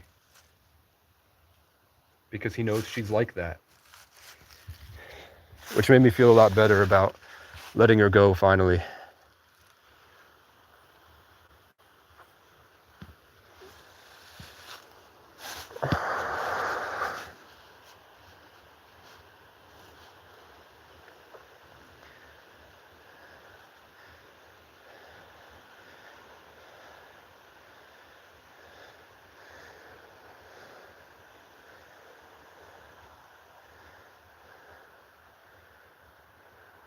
It's hard to know who you are growing up with people that want to imprint themselves on you so heavily, and they want to be in control of you, and you have to walk on eggshells. I never really got to develop into somebody because I wasn't allowed to do the I am, because my parents would freak out. When I would finally get back to peace, my dad would blow up and break all my stuff. My mom would have panic attacks and freak out. And it always seemed like every day, everything was always working against me. Almost like I'm not of the world, and the world is afraid of me finding that out. So, as I'm growing, I'm realizing different spell works, different spells that were... That's just the best way to say it. You could say programmed, influenced, but I was influenced. And I go back through my messages and see that I wasn't myself. I read my old messages when I was younger and the things that I said, and I realized I was living my whole life sort of as a node of somebody else who had abused me. And then when I figured that out, I had a dream where I got to see that ex again. And she was in one of my sacred spaces, like a place that really was important to me in the past. And she was sitting there with her abusive boyfriend she had after me. And he had done spell work on her. He had imprinted on her the same way that my abuser did to me. So every time he spoke, it was coming out of her mouth. And she was really mad, but she couldn't do anything to stop it, because they had a soul tie. They had casted spell work. He was like really abusive, controlling guy. And his consciousness had destroyed hers a little bit. So every time he went to speak, it would come out of her mouth. And she was really annoyed by it, but there was nothing we could do. So I took her to leave, and he got mad and started breaking shit like my dad used to. And coincidentally, he has the same name as my dad, this abusive boyfriend. And he broke a bunch of glass and came at me. The glass shattered and cut her in a ton of different ways, and it cut me once. And then when we got downstairs and left, and we were outside and the police were there to take him away, and she wanted to be attached to me again because I had saved her and she did love me before his influence got her, and dug away at both of us. He really fucked me up too, in spirit, because I didn't know what was happening. I was naive. I didn't know that your power could be taken. I thought I was like, no, it can't. But then years went by and I realized, like, I'm looking at this stuff and I'm like, this isn't what I'm trying to make. This isn't me. And then I'd look at his Facebook and I'm like, oh fuck, I'm accidentally picking up on him. So I severed the cord, and then in the dream, I freed her. But I was like, you still lied. And I said, I let her go. And I said, I could never love you. I will never love you for what you did. And then I woke up. I have this feeling, I think an alien grabbed my cut and was going to heal me, and then I woke up. Like a spiritual being was working on my wound, and then I woke up. And I woke up to the bear out here, actually. No, I didn't. That was the day after. The dream I had with the bear, no, it might have been the same dream. I'm remembering that there were these creatures that were my pets, but they weren't like dogs and cats. They were like these creatures from another world, like bluish lizard dogs that had like these tiny heads and big bodies, and this like weird cat looking thing. And but it was a big cat, like size of a serval. And we were on a porch sitting, and they were playing with me, and they were just running around and playing with me, and they started to write me notes on pieces of paper and hand them to me, and that's how they were communicating with me. And then I looked over, and Charlie Kirk was sitting alone in a field, and he tried to come up and say something, and then I woke up.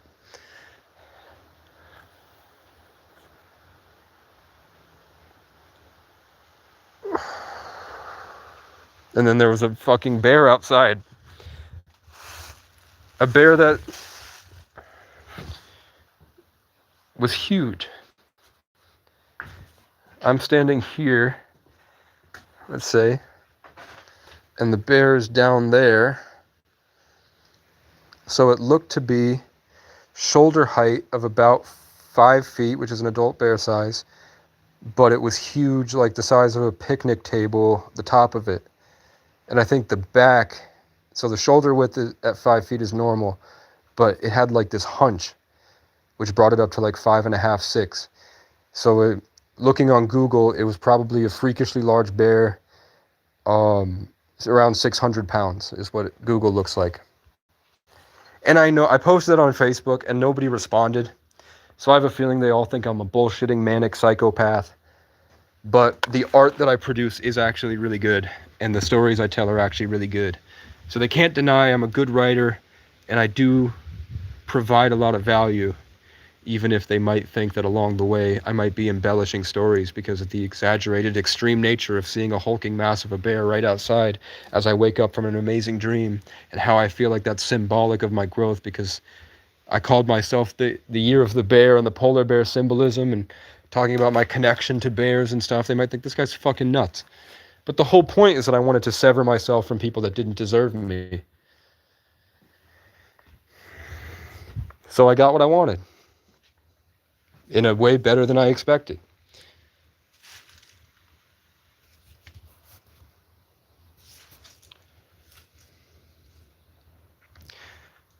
So I don't assume that, because it's supposed to rain all day tomorrow, I don't assume that I'm gonna have to go anywhere. They're not going to kick me off tomorrow. Even if they buy the storage unit and say, you got to go, I'm going to say, it's raining. I'm not going to carry my stuff out in the rain, which should be, reasonable. If they want me to be off the property tomorrow and go somewhere, I'll say, sure, I'm not, you're not going to be doing anything while I'm here. Shouldn't be a big deal. But if you'd like, I'll stay. I was waiting until today. Yesterday, I dragged everything out because I had carried a lot of my stuff, like my tent and all the stuff over there, and some stuff here was out in the woods at another campsite where I got sick, where that giant tree fell and where the bear comes from, which I probably would have died out there. I dragged everything back today, so tomorrow I can start to throw everything in these totes, fold all my laundry in the suitcase, put all my, it's not a lot, it's just kind of scattered, put my sentimental stuff in the totes, get the deer head, the chair, fold that pull-up bar off, take everything off the walls, all the stuff that matters to me, and get ready to move it to Gary's storage unit.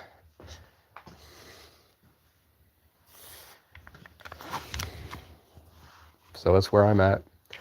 And then who knows, maybe in a year or two when I come back from my great adventures, because the wildfire story with Connor and Casey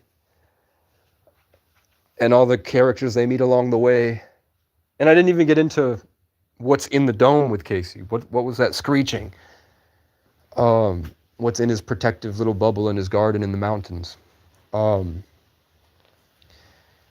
But maybe after my next journey, there'll be a different owner and they'll be chill.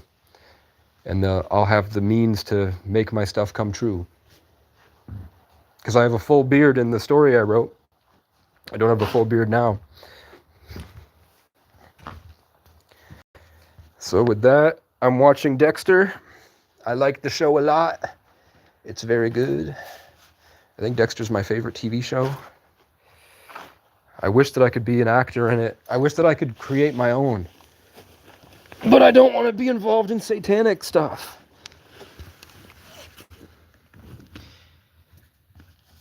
Yeah, user, it's a long story, but I spoke about a lot of it in this. It's a really long, amazing story. Like, I love it. It's very special to me. It's rare. It's something that's true. And I think when you hear it, it's undeniable of a God. And I think that that's my blessing, is my pattern recognition and ability to articulate it, and to show off how in my life things like this keep happening with physical proof.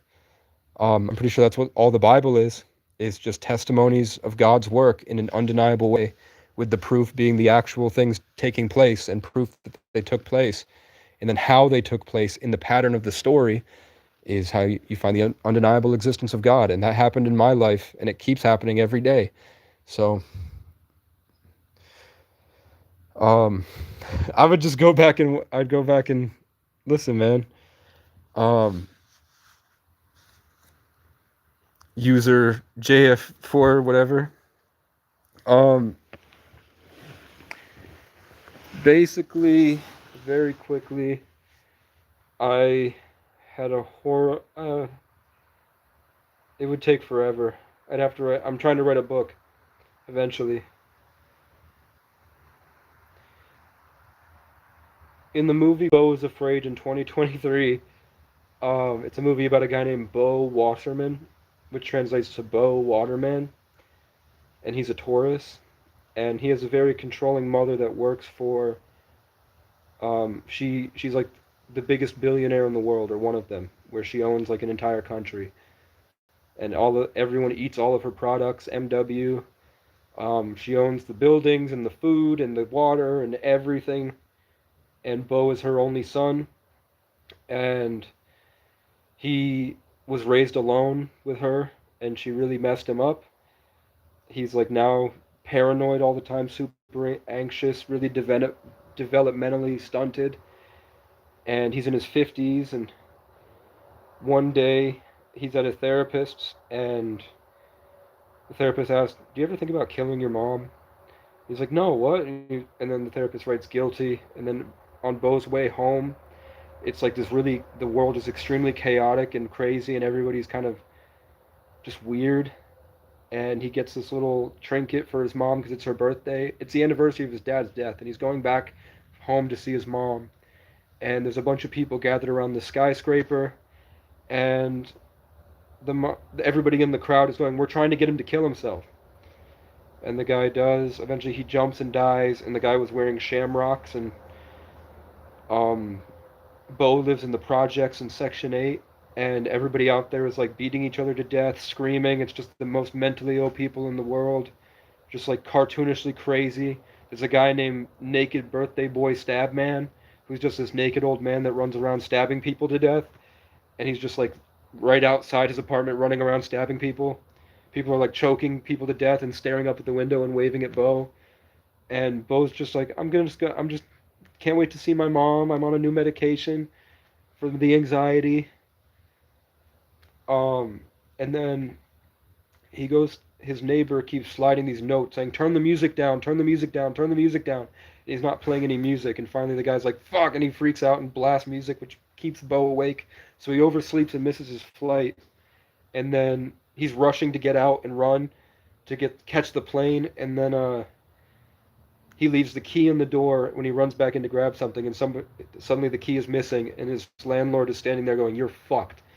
And then the whole thing is Bo's journey trying to get to see his mom, and he's hit by like he eventually has like a freak out because he if he doesn't take water with his meds he'll die, and he took his meds and then the water was suddenly off in his building, so he had to run across the street while these crazy people are like, "Help me, help me, help me," and attacking him, and he's like running, this paranoid man, scared 50-year-old, kind of lived like that his whole life. It's like trying to get the water, can't make decisions for himself but is forced to run.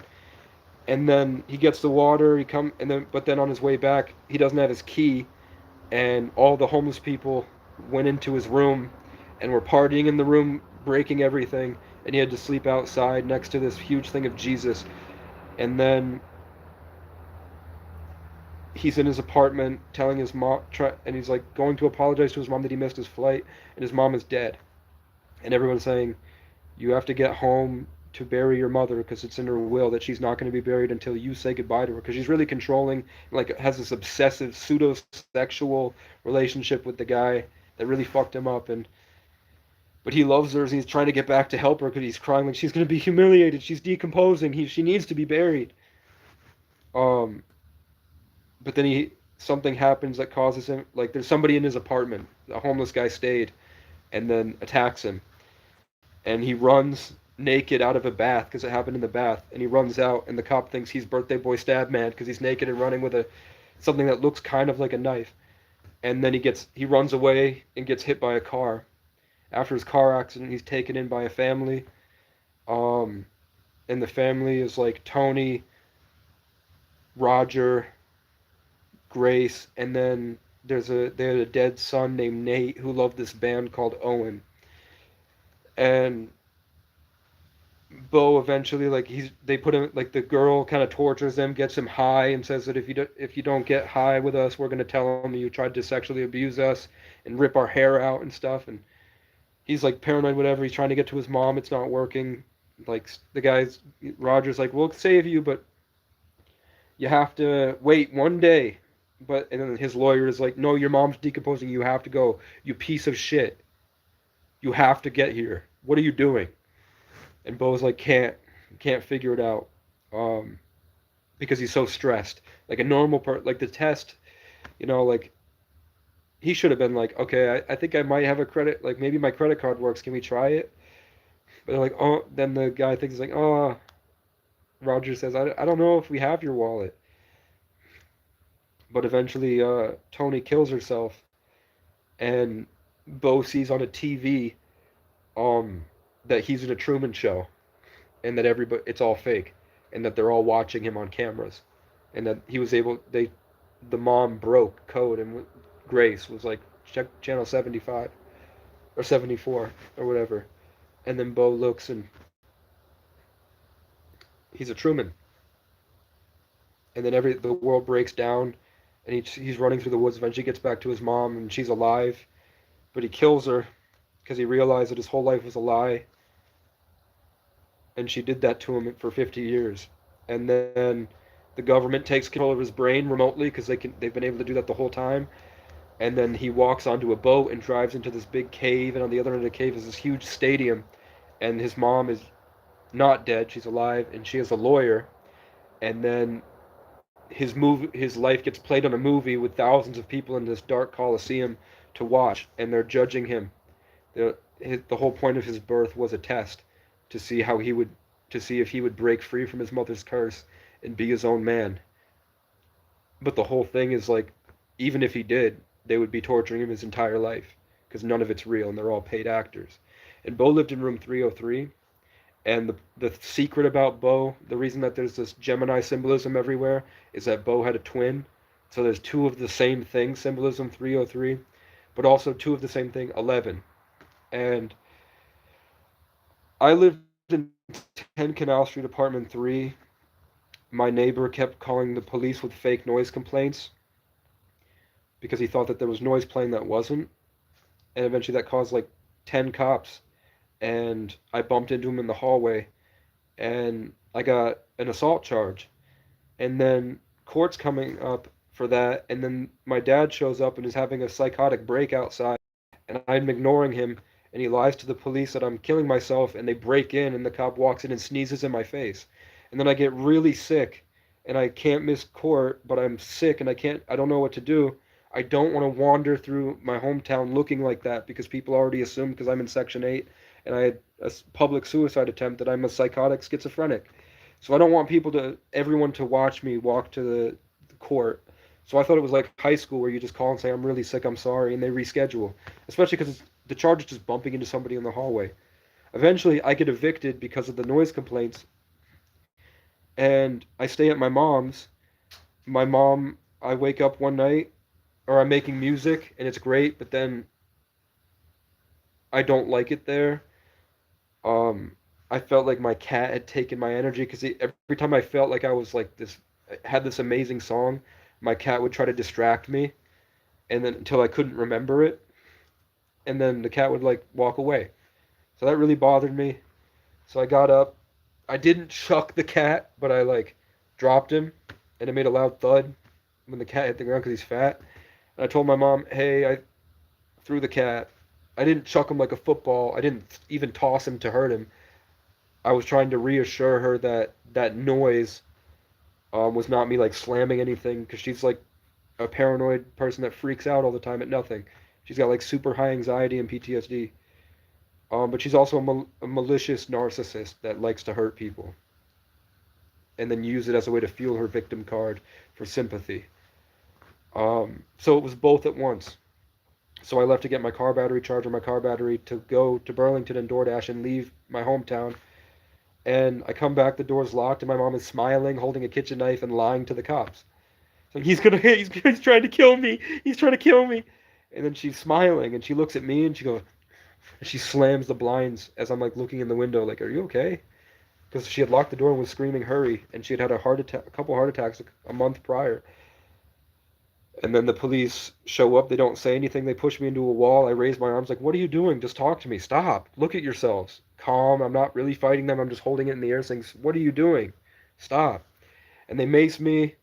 They drag me on the ground, cuff me. They parade me in front of hundreds of people.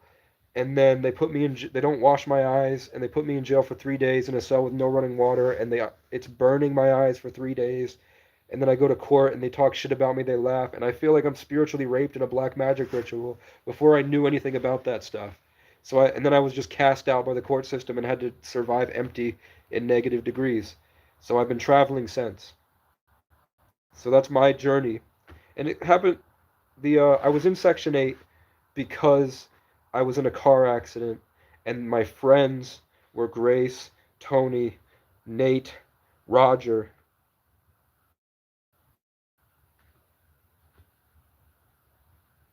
the same people that helped Bo from his car accident. And I'm a 33 life path born in the 11th. And Bo lived in room 303 and all that twin 11 symbolism. Ari Aster, AA, first letter, 1 1. And the way Bo had the neighbor with the noise problem. and I had the neighbor with the noise problem. And that's what forced me onto my Odyssey. The same way that's what forced Bo onto the Odyssey. And there's stuff like that, like Kai Cenat meets Ray, the same time that me and my foster brother John Michael, whose dad's name was Ray, we take a picture together when I go to see him and visit him, and then we put our thumbs up and smile. At the same exact time, all the way across the world, Kai Cenat met Ray, and they took a picture where they looked dark and red and drained and evil, and they're putting two fingers up. And then Casey Rocket and Adam Ray blew up.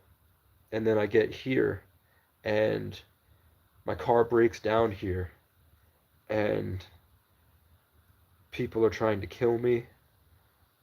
I had to fight somebody to the death at a laundromat, and he ran before I would, if he had stayed, I would have hacked him up with a hatchet, because he tried to beat my head in with a baton, with a COVID mask and a getaway driver. He went in there to hurt me. Ryan Brady. And I've had a hatchet. I'm smart. I've been through a lot. So I had my hatchet, and I got him, and I beat him. I whipped him over my shoulder, and he ran out, and his getaway driver crashed. But then rumors went around, and everybody was trying to kill me, throwing like tools at my head, beer cans, cigarette butts, metal, scrap metal, trying to run me off the road, trying to rape me at the park and ride, stealing from me, trying to take the cats, there was a picture going around of somebody with a gun to my head while I'm asleep in the backseat of the car, and that person's cousin showed me that. Stuff like that was happening. And then eventually it got so bad that I just left the park and ride and I walked through the woods, and I found this cabin.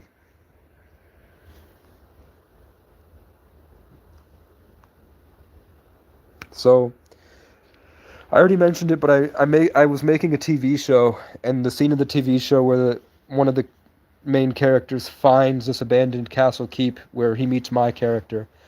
The little boy meets the grizzled older king after a long battle when he's exiled himself because he lost the war, and he's just hiding in his magic dome in his garden. The way that the little boy walks up to meet the adult is the same way that I stumbled upon this cabin. So I went on this really long journey after I found this cabin last year, which resulted in police brutality and a lot of trauma. And everywhere I went, they tried to run me out of town. And I kind of I protested for a month, sleeping behind the Capitol building and shitting around the place. And coincidentally, another homeless guy shit on the trail, and they thought it was me, and that was the last straw for a cop that came up and tried to hit me through the tent, and he stole my bike, and he threw a hissy fit about how, and he has all these American tattoos talking about how homeless people are lazy, good-for-nothing pieces of shit, losers. And I was like, no, we have trauma. You can't hit the tent and talk to me like that. I have PTSD. And he's like, you're sensitive. I said, you just called a traumatized person sensitive. Holy shit. What the fuck is wrong with you, you skinny fat incel? And then I go live on YouTube, and I go live on YouTube, and you can see that as I'm talking, and Capitol Police are a bunch of sissy bullies. A homeless vet is wandering around traumatized and scared, just like I was. And instead of, I could see that guy was throwing a temper tantrum, stomping around the way that my dad used to in the building. I went out, and in front of everybody, I give him a cigarette, and the guy goes, "You're an angel." And then I look, and that wimpy cop is like psychotic, running around the Capitol building, staring at me through the window with that same like stare that I talk about when the demons got him. And I survived the winter, negative 60 degrees, but my brother didn't. He froze to death. So eventually I was just kicked out of everywhere I stayed at until I was forced back here again. And then I made it a year. People took the brakes off my bike, and we live on a mountain, and I didn't check them before I left, so I crashed at the bottom of the hill. and really hurt myself. Hairline fractures, really fucked myself up, and because somebody broke my brakes off my bike.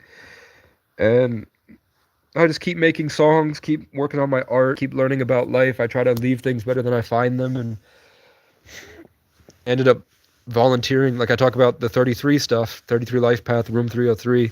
I volunteered at the 33rd annual Celtic Music Festival. And after that, I came here, and then now suddenly for the past 2 months, the property owner has been threatening me to have me arrested, and the cops show up and threaten me with violence. They keep saying they're going to hurt me. They're going to rip me out. They're going to drag me off the property. They're going to send as many cops as they need to get me.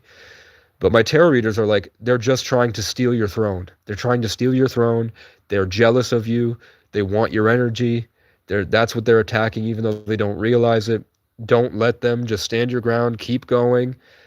Don't let it bother you. Just stand up for yourself and what you know is right, which my point is, it doesn't make sense. You're having these freakouts and temper tantrums about me staying here because you want to sell the property.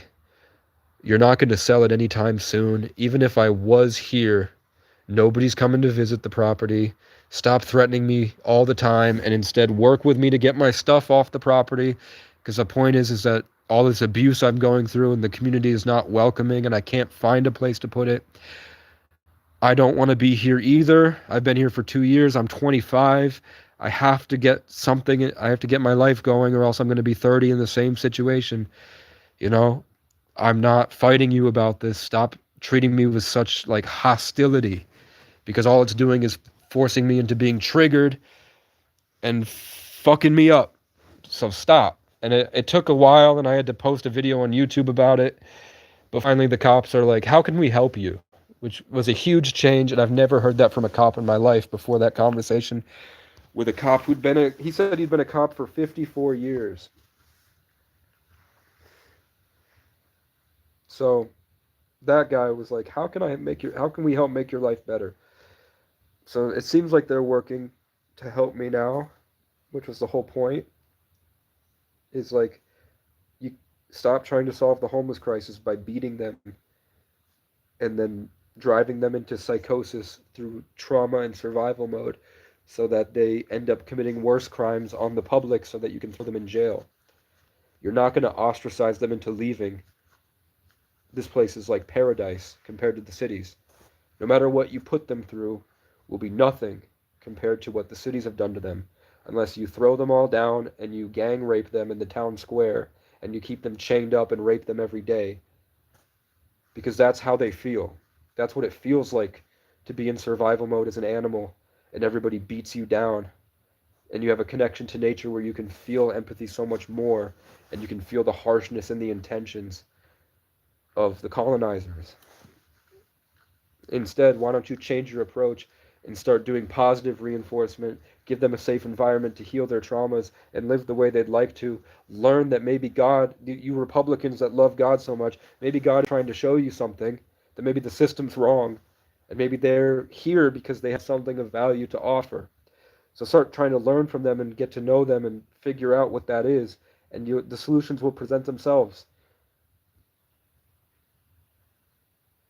Which is land. You have land you're doing nothing with. Vermont is a state that survives off agriculture, but the farmers are now too old to do anything, and the state is dying. And now you have a bunch of people that you're deporting the migrant workers. You're getting rid of all the people on the farms that know what they're doing.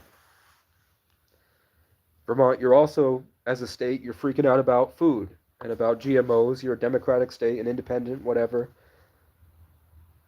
And you have all these people that the only way to heal their trauma is by hugging the ground.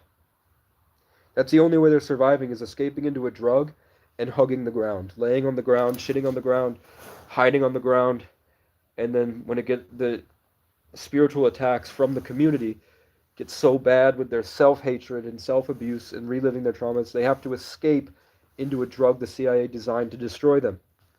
And the culture that traumatizes us isn't hiring us or helping us because we're traumatized. Maybe if you change your approach. And then finally, at the end of this journey, after this final confrontation with Orange County, Orange 33, orange in gematria adds up to 33. In gematria, capital G is the 33rd letter, A being lowercase a being 1. So that's why Gatorade is orange with the capital G. So Orange County, 33 County, is finally, because of my actions, they seem to have made a huge switch from trying to hurt me to help me.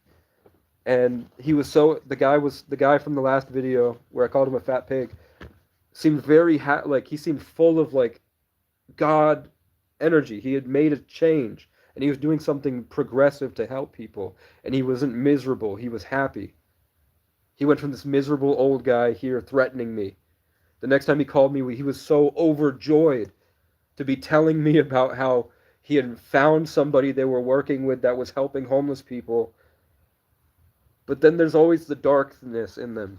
And the darkness in them said, but you have to sacrifice something. We'll get you a storage unit if you promise to never come back here. And then I heard my tarot going, they want to take your throne from you.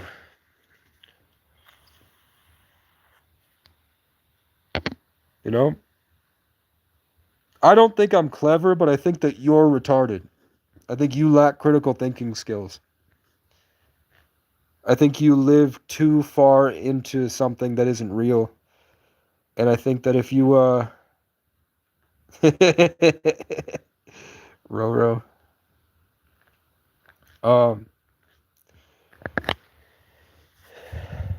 I think any one of my haters couldn't live the way that I lived. I don't think there's any, and that's part of what they told me the journey was about. That my reward after this isn't to win the lottery. It's that I have this unbreakable sense of self-worth now because of everything that I've been through. I finally have the strength and I'm real. It was so cool that when I went to the McDonald's and there was a group of college kids that were like, I'm 25. There was a group of kids that were like 18 and they were all taller than me and they had facial hair. You know, they didn't have the boyish, you know, I still look like I'm 17, 18. At best. People assume I'm in high school because I walk around with a backpack. But and they were just they were clones of Kai Cenat. They were all pretending to be Kai Cenat, doing what they learned on his streams. The way they talked to girls, the way they were speaking to themselves, he influenced a generation. And it was really cool because they kept looking at me and judging me. And I realized like they're pretending. Even though they were like black with dreadlocks and the white guys were pretending to be black and the black guys were really mad about it because they knew that he would, even though those guys weren't like they weren't in the culture or anything, like they weren't in New York City or in projects or anything, but they were still like they had some of the codes but the rich white kid didn't. I'm sure they go to college together up here. But they were talking to a girl, and the girl kind of brought it up about like, what are you hanging out with these white guys? And the white guy went, "I'll bust a cap. You better stop before I bust a cap in your ass." And everybody all the guys cringed, and they kept looking over at me, and I would just like look at them, and I could see like they would get locked in the just the bad way. They were trapped, and I was free, and I could see that my presence helped them kind of ease up a bit, just from everything I learned, what I embody, the energy. And people like everybody's talking about energy at this point. Aura and aura farming, everybody's in on it. So, but then all these people doing what Kai Cenat taught them, and then I was order number 3, and they handed it off, and they goes, KC3, and I'm like, yep. And then the way that I spoke to her was so real, like me and this other woman who was homeless for a long time. The way that we talked and had a conversation, I could see that that was the realest thing that those guys had heard in a long time. And I looked over and I saw all of them and I felt the respect and saw the respect, and the way we made eye contact is like it was one of those things that it kind of cut through and showed all of the bullshitters and that half of their friends were bullshitters. And then we all kind of collectively looked at the bullshitters who were like anxious because the real energy was there. And then we all had like this mutual respect. And then I played my indigenous music. I played with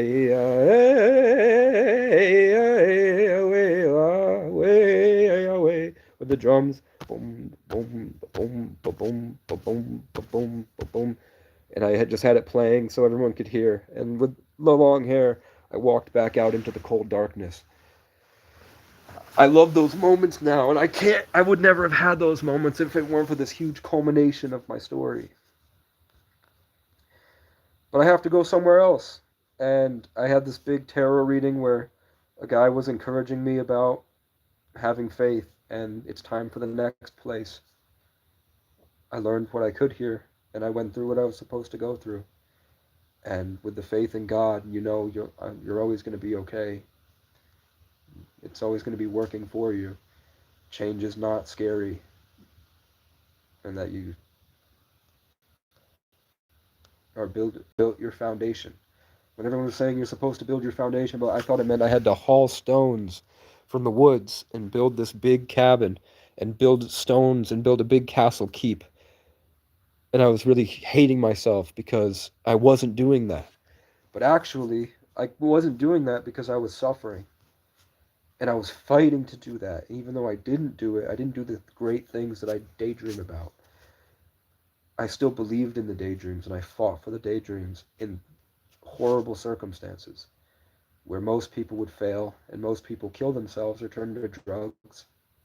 And I didn't. I used to kill myself a lot when I was in society. I used to commit suicide attempts, sorry. I would cut myself open and bleed out in bathtubs. I would take all the pills in medicine cabinets. I'd jump off bridges. I crashed my car 90 miles an hour into a pole. I hung myself twice because I couldn't function enough to be what was needed of me. And I didn't know why. Growing up, I didn't learn the things I should have. And I was traumatized. And I lost all my relationships because I couldn't be what they needed. Because I couldn't function. And when I finally left, because I was forced to be homeless, and I was suffering and dysfunctional, and I couldn't work a job. But I found something out here that is so much better than a job. I found the thing that was missing, that was causing me to kill myself because it was missing, and I didn't know how to get it. And I thought I would never get it. I got it in the struggle, in the mud, literally in the mud, sick, out, laying in the mud, and coming from the mud, and having to work, crawling. I crashed, and I got knocked unconscious, and I had to crawl, lift myself up, and limp to a charger to charge my phone to call the ambulance. Stuff like that. Sir, this is my fourth winter, and I almost died. My brother died this year, and I made it through the winter. Because of all this stuff that I've been through, I have it now. So I didn't build my foundation physically, but I have the foundation. And at the end of it, like, I fought to be famous for so long. Everybody was saying, Casey, you're so talented. You could be a famous actor. You could be on a screen. You have that. Whatever it is, you have it. You have this star power with you. Like when I was in high school and growing up in college, when I went to music school and just traveling around, everybody would always tell me, like, start making TikToks. You're going to blow up. Just do a dance, man. You've got a six-pack. You've got big muscles. You look great. You're young. You could do anything you want. And I would try, and I couldn't function, and I couldn't do it. And I would innovate, and I would create things. And the things I wanted to share with the world, I couldn't. But then suffering homeless in 2023, everything I tried to do, I wanted to be a traveler. I wanted to get girls and travel around the country getting girls. I wanted to do stand-up comedy where it was improv. I wanted to be better than everybody else at improv because it was cool. I was way cooler than the nerds that do improv. I wanted to create things, be a country artist, be a streamer, be a rapper, all this stuff. I wanted to just make art all the time. Things I was trying to create and fighting through the mud to make my ideas come true.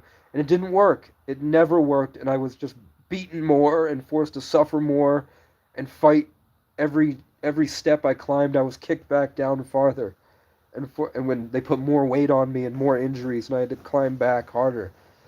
But at the end of it, I would have these moments where I'm laying and escaping into my phone, and I'm scrolling, and I remember the exact thing I had created in my mind that I wanted to share with the world was on a YouTube short, and Kai Cenat was doing it, wearing a four-leaf clover chain, KC3. C is the third letter, so KCC. Then, in the same year, KC Rocket. And I had a little Skylanders Rocket Ram on my Dodge Ram dashboard that I would drive in DoorDash and think about making stand-up in KC Rocket. Cassius Culpepper made a song with the message that I had that I was putting into my songs.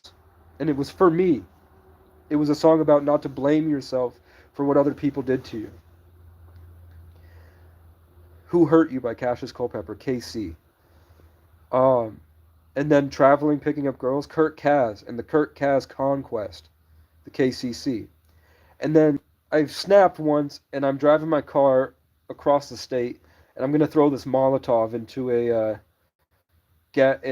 auto body shop, and I'm gonna burn everybody in there because they stole my nice Dodge Magnum, that Ram with the Ram head rocket, my KC Rocket car, and they forced me to be stuck out in the gutter, fighting homeless people, sometimes almost to the death. Like, people are choking me to death, and I have to take my machete and cut out of the tent, wrap the tent around them, and run because I don't want to kill them.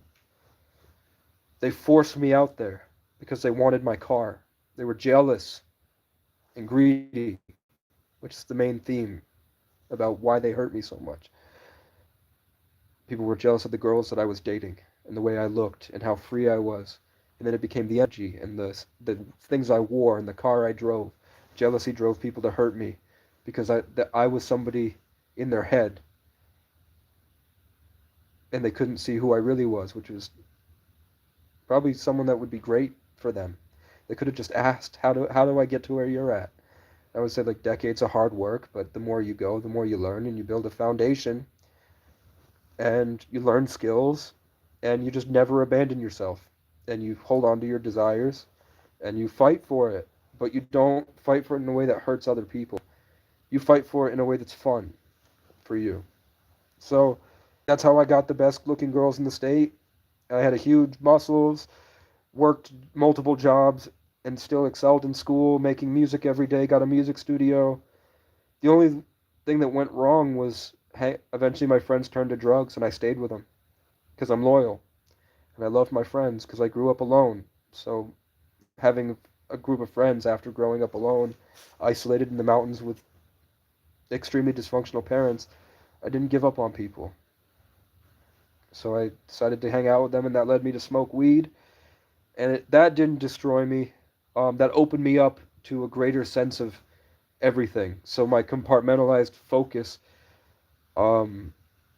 dissolved a little bit. It was harder to get back to. And then that led me to not keep up with my routine as much. It wasn't like I was driven into psychosis. It was just that I took things more slowly. I stopped fighting as hard. And it sort of, this momentous force that was giving me all of these achievements lessened and lessened and lessened. And then when that happened, I noticed bad stuff kept coming for me. More trauma, more traumatic stuff. My friends deteriorated. They got fucked up and fell off, and they lost themselves. And then that became hard. And eventually lost my job, my car, my friends, and my girlfriend in one day. All of them.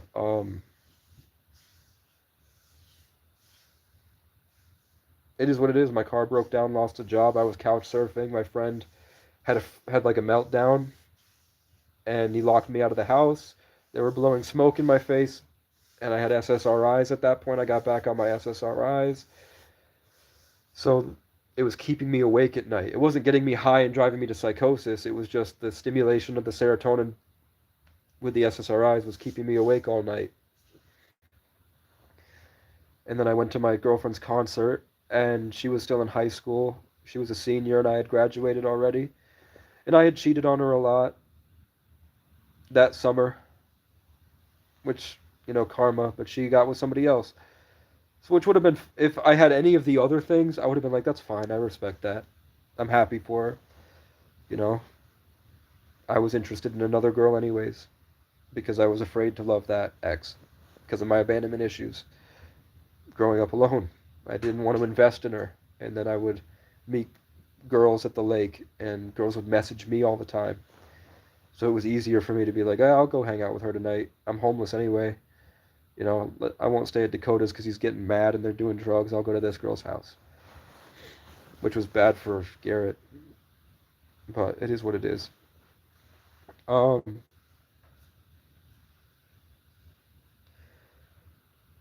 so basically, I'm just saying that I wouldn't have had it any other way. The only thing is that I think along the way that I had opportunities to get really fun experiences. Like, if when I went to work at the job, it felt like, and then I found out that I shouldn't have been famous because Kai Cenat is now sucking guys' dicks. Fandom is saying, I'm leaving AMP. They're all gay. They do satanic rituals. You can look up FaZe Lacey talking about Aiden Ross and the blood rituals and the Jewish stuff they do at Michael Rubin's white parties and the satanic sacrifice and the Diddy parties. If I had gotten into the industry with all these things I wanted to show the world, that could have happened to me. But instead, the things I made that I felt like I lost from trauma, I got to watch from my mountaintop cabin as other people got inspired by my whatever I put out into the universe, and the universe created it using other Caseys. So I got to share my creation with the whole world. And that's when I found out that's exactly what a Dingfire Daymaster does. That's what a 33 life path does. That's what a Sagittarius sun in the 8th house does. And that all of it, everything down to like when I was born to years prior, like decades before I was born, there's a pattern about me and the tree of life, Yggdrasil, Acacia. Loki meets Casey and OB, and together they defeat Kang the Conqueror, KC. And then Loki, the god of the wild, becomes the tree of life, the Casey, the Acacia. Yggdrasil.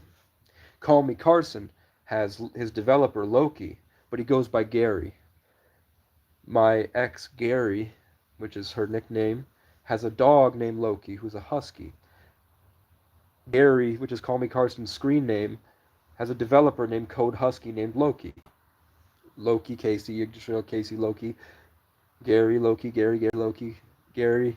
And you'll see it, Gary, Sam's, Vincent's, John, Michael, Alex, Ray. You'll see it over and over and over again. Tony, William. You'll just see it. And then the name Hayes. And then the Irish gods, Morgan, Day for Dagda, Hayes or Yod, Cernunnos or Loki, or Baal. But it's mainly the deer head symbolism. You'll find it over and over and over and over and over again. That was just her nickname. She's actually amazing. She's one of those beautiful, rare, like, one in a million type. And that was her first love. She's doing very well in life, and she's now dating a guy named after the Irish father god, which sucks because I'm only named after the last High King of Ireland. So the upgraded version of me is named after a god. It sucks. But I have Cernunnos' blessing. I'm the wild man. But I couldn't be stable for her. So she dated an earth sign. It is what it is. I have to go on adventures. But yeah, then we found out I'm native. Then we found out that the natives are actually the ancient Egyptians, and that's why they had to cut the nose off, and that's why you can see the indigenous people practice the same exact thing that you can find on the hieroglyphs. The culture's the same. The indigenous just preserved the ancient Egyptian culture. The indigenous people are the ancient Egyptians, and that's why there's pyramids here. That's why there's Memphis, and all the names from the Bible are here, and they've been here. Memphragog, like that ancient civilization has been around for a long time, and the indigenous people are just the people that practice it still. It's propaganda to think that they were savages that shit on the ground and blah blah blah. They actually had an insane amount of control over the universe, and they decided the perfect way to live was to not disturb nature and to honor it. They didn't conquer it like the other culture, the Masons, that come from the Jews.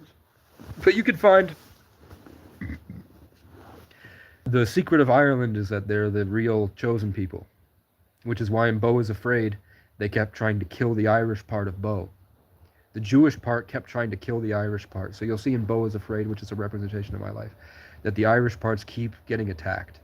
That's why Ireland keeps getting attacked. Ireland is the real chosen people.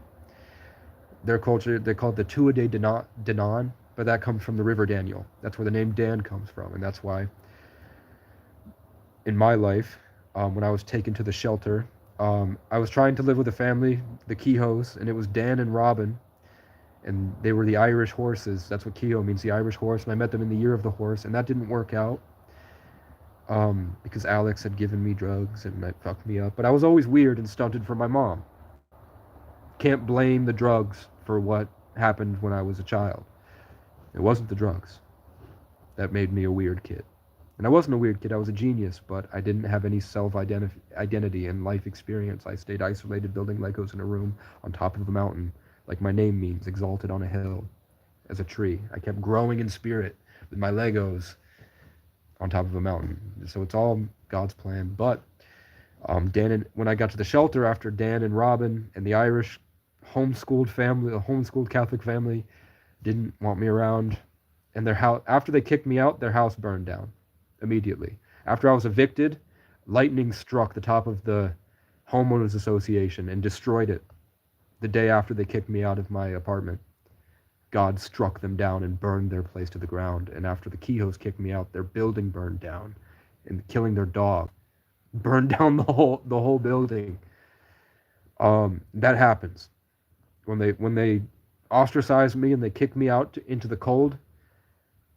They're met with fire, or the Irish god of fire, Ken Yod, Aod, or Kendrick.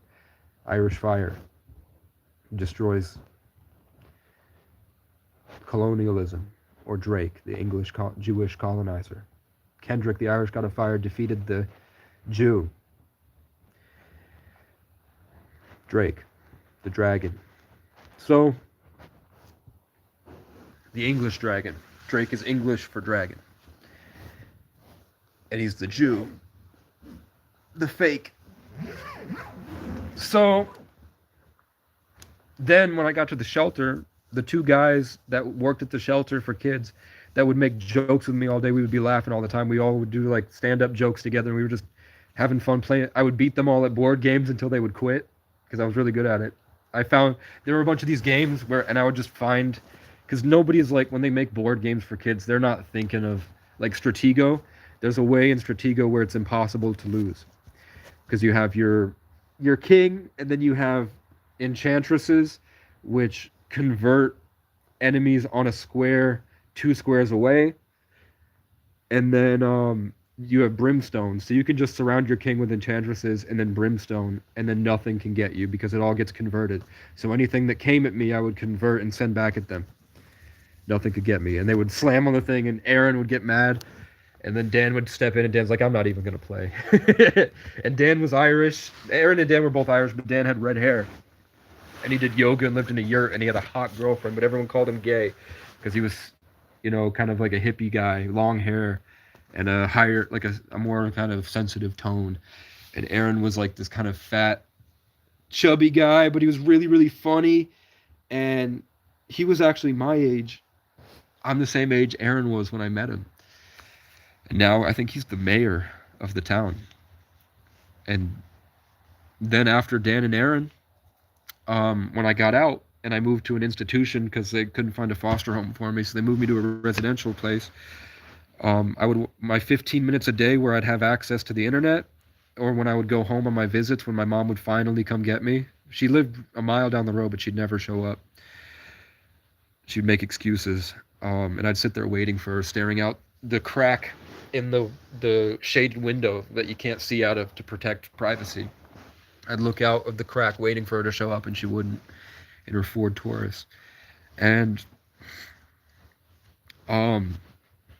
but when I finally got to go see my shitty, mentally ill family in Section 8, I would just watch Game Grumps. And Game Grumps is Dan and Aaron. Aaron means Ireland. E-R-I-N means Ireland. But Aaron has 2 A's, so 11. The 11 symbolism. So the Irish 11, that's the meaning of that Aaron. And then Dan comes from the River Daniel, but it also is the Tua de Danann, which is the chosen, the angels, this spiritual force that came to Ireland and enhanced their genetics, which is why the Irish have these huge hands and feet, and they used to be like a foot taller than the rest of the world because these beings would come and would enhance them on the island. And that's the same people that the Jewish say that they come from. So the Irish and the Jewish both believe that their birthright. The Irish don't believe that they deserve to own the world because of their genetics. They say that it was a blessing and that it sucks that the English and the Vikings and the Persians and the Catholics all came at them and raped them and stole their genetics for themselves. They took sex slaves to enhance themselves because they weren't chosen. They weren't the chosen people. But the Jews feel entitled to it and the Irish don't. The Irish use it to create these amazing things, and the Jewish use it to control and rape and harvest. Which is why Kendrick defeated Drake. The fiery Irish king. The creative passion is fire. The Irish creative passion from that chosen bloodline, that chosen genetics, defeated the Jews, the controlling evil force. That's the symbolism of the fiery king defeats the dragon, or Kendrick defeats Drake, in Revelations. And that's why in Beau is Afraid, they keep killing Irish people. And everyone that dies in Beau is Afraid is full of Irish symbolism, because his Jewish mother with red Viking hair is trying to destroy Beau's innocence and control him and force him to love her. It's the everyone trying to assimilate the Irish special thing about them and the world trying to control it and take it from them. And that's why Hollywood is doing that. Hollywood is the one promoting this story.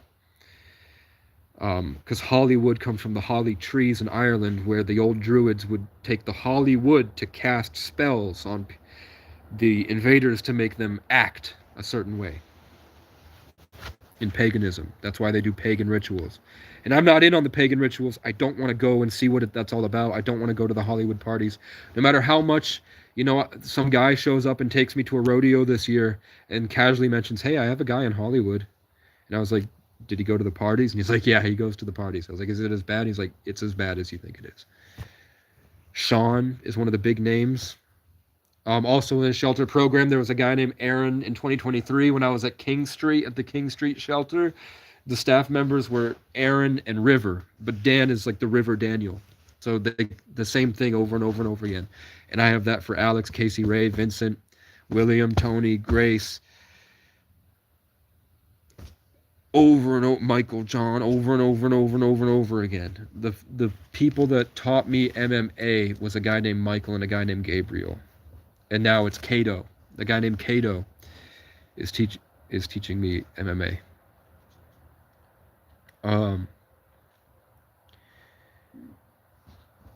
Over and over and over and over again. It's just the same story everywhere I go. I can't escape it. If I escape into my phone, it's on my phone with Call Me Carson, Kendrick Curry, Kai Cenat, Cassius Culpepper, Kansas City Chiefs, Kurt Cobain.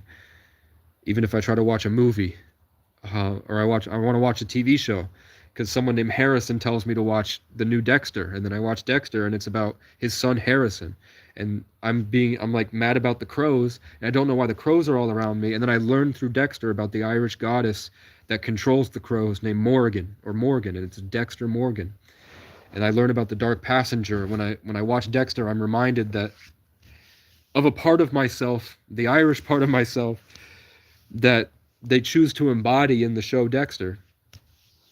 And then Dexter and Harrison, the Irish goddess, defeats Kurt Caldwell or KC.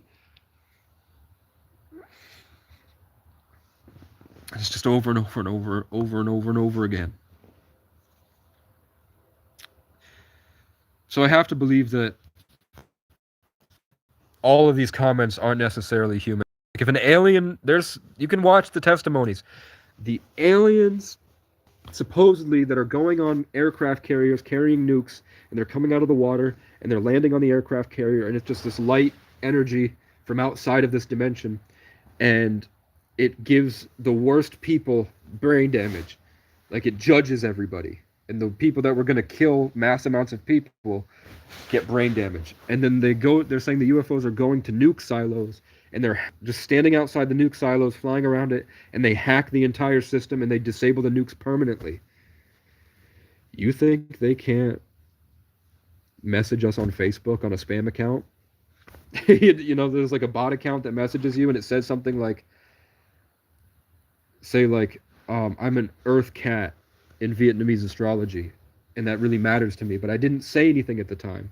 But I go live, and all of a sudden, Earth Fire Cat 33 comments on my YouTube, and it says like, "Are you doing okay, man?" You know, or I'm thinking about the Keyhoes, and then a guy named Keyho messaged me on the app. It's like the aliens that can obviously see our thought forms and are connected to us, and we just don't realize it yet. If they can hack nuke silos, you don't think that they can message us on the YouTube comment sections? You know what I'm saying? What I'm starting to realize now that Grok is capable of producing videos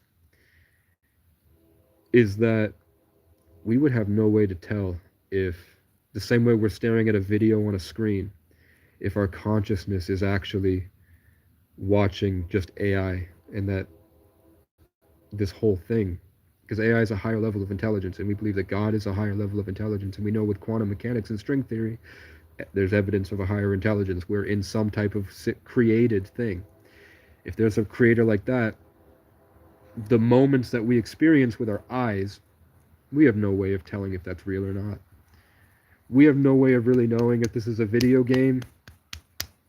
And I live disassociated, so I'm experiencing life as if I'm playing a video game. I'm an Aquarius, Moon, Mars, Neptune, and Uranus in the 10th house. I'm a sociopath completely disassociated in darkness. But my Sagittarius in the 8th house, in Scorpio in the darkness, my creations. You know? And so that's why I lived exalted on a mountain alone, building Legos with my dad.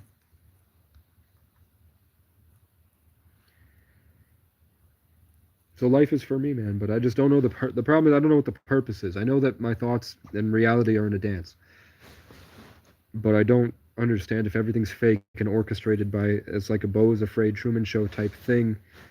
I don't understand I know that when I gain a higher level of awareness and connection to a higher thing, the world responds, and sometimes it's very violent. Like, I'm out in the woods, there's nothing out here, but all of a sudden I'll meditate and I'll get through that pinhole and I'll see the infinite, and I'll shoot up into the infinite, and now I have a greater connection to everything, and I'm aligned, and all of a sudden a bird starts going and then a bunch of birds swarm over here and go, and I can feel the bugs are going crazy, and everything's warped, and then police sirens go off, and I'm just like, hold it as long as you can, see what happens. And it's like, that's really traumatizing, especially to be alone and that happens. And then it just, when I finally cave and I lose the connection and I'm sealed back in my hole and I can't get to God anymore, I just keep trucking. I remember it. I don't forget, and I keep going. 6 months later, I meet a guy, and he's native, and we're talking about a skinwalker, and then suddenly there's a screaming out in the woods, and we're like, what the fuck? And then he looks at me and goes, I had this thing where I was on mushrooms and I felt like I just felt something. And then all of a sudden a bird started going, and I thought it was a siren. And I was like, okay. Skinwalker, this guy tells me the story. There's my validation from the universe. I'm not a schizophrenic. That it's something that happens to people when they achieve a higher level of awareness past what the Capricorn, Saturnian, Saturn, Satan government wants us to be trapped our consciousness in time, where we have a watch that's constantly producing a fake time so that we don't harmonize with the natural flow of this realm, like the indigenous rainbow people could. And that's when we can find a greater sense of connection to everything, when you can finally lose your mind and come to your senses. I get stuff like that. Or I'm making a show called Wildfire, and then my car tire pops. That's that video bouncing to my ancestors' drums. And it's a picture of a bear. And that was years before I knew anything about the bear, knew anything about indigenous things or ancestors. I just was inspired to say that as I'm making that video. And then a week later, I'm at Walmart, and a woman comes up and says that, I just wanted to make sure you were okay. How are you doing? And then we're talking, and she offers to buy me a new car tire, which is $200. I'm like, thank you. And she's talking about eco villages in Hawaii. Coincidentally, this was 2 years ago. And she's like, oh, I just really want to show you my tattoo. And she pulls her hair back, and it's a burning bush. And she's like, this is my wildfire tattoo. Isn't that cool? And I was like, that's my logo. And she's like, that's crazy. I don't know if that's a gang stalker from a Beau is Afraid level Truman Show government revealing to me that they implanted me with a chip and they can read my thoughts. I don't know. I don't talk in that way. Like, I don't hypothesize schizophrenic delusions.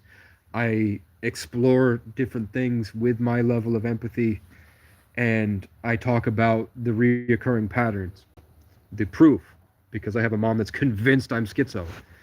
And the therapist will tell her he's not schizo. He's a genius. And I believe in God.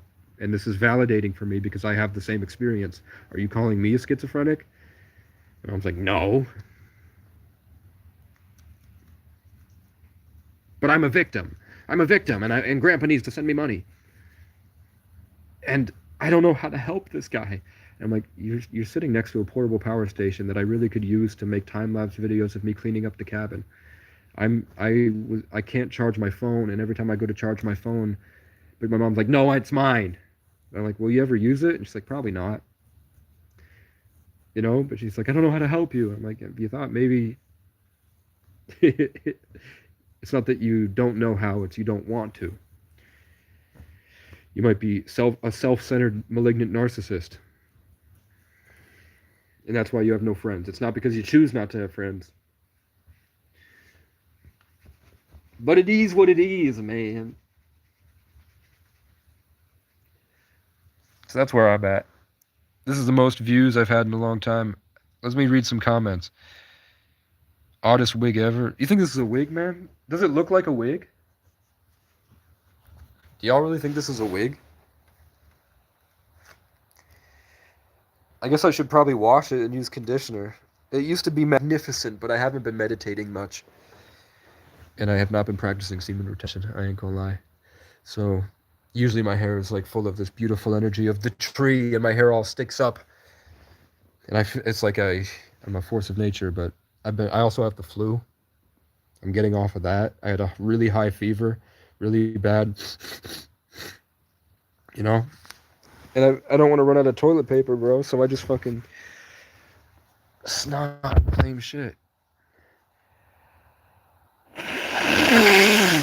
No, I'm not, Kogito. You're trying to... I don't even know who Bhutanese is. Game over. I beat you. People around you see it before you do, and that's the kicker. That's true. That's true.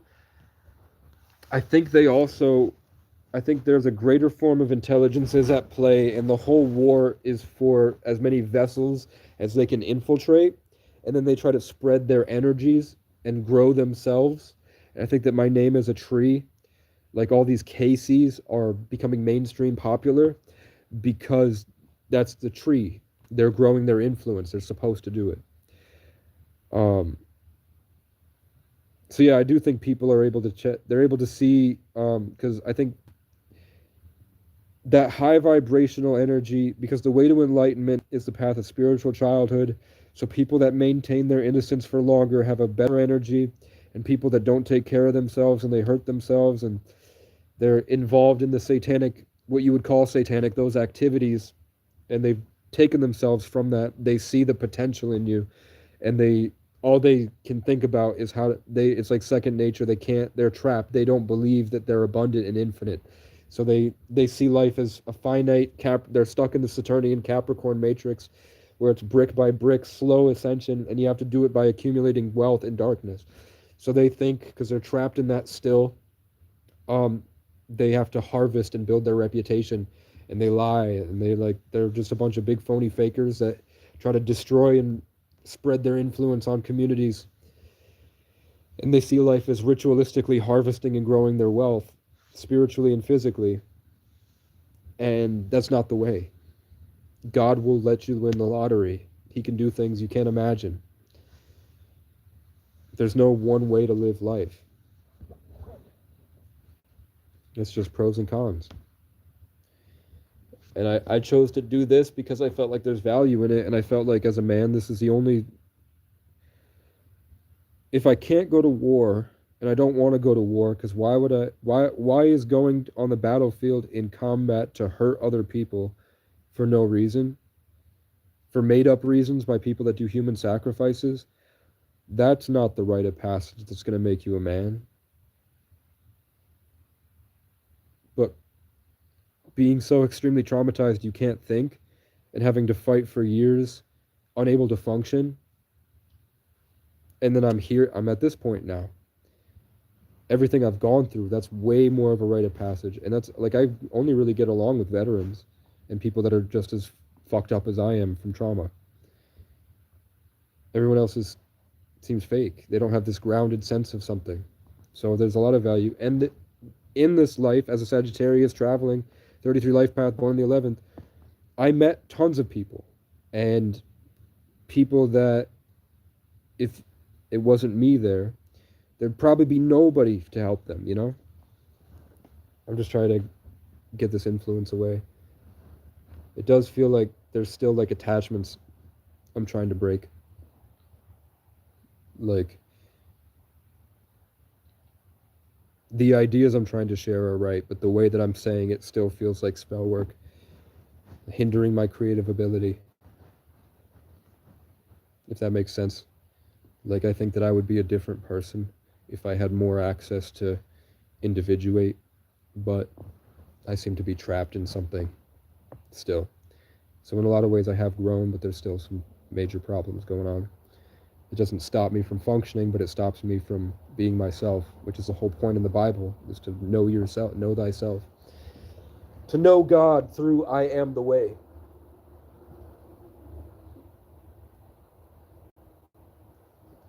But it's coming. It's a transitional point. Christian peacemaker, First Nation, French, Scottish, Indian, African American guy from Spokane. That's dope. Have you I wish I want to be able to go to ceremonies. I think that there are things, the reason that the indigenous people and the Africans were such a big enemy is probably because their culture has things that could alleviate the control they were trying to spread. So I am Native, but I don't know anyone of my family. I know I have a, and I've lived out for 10 years like this. So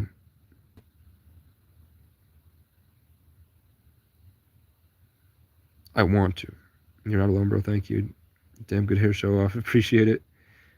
Peach conditioner. I don't have a shower. I live out in the woods. Thanks, Kaylee, for America. Having great hair traumatized you? Yeah. Probably because if my hair is an extension of myself, I overthought my way into a lot of trauma. Energy's a new currency. That's true. I lived 1,000 years in an afternoon. That happens. Nicki or Cardi, Cardi, but Nicki's monster verse was unmatched for years. But I think that Cardi is an actual gangsta, and I think Nicki is a Masonic plant.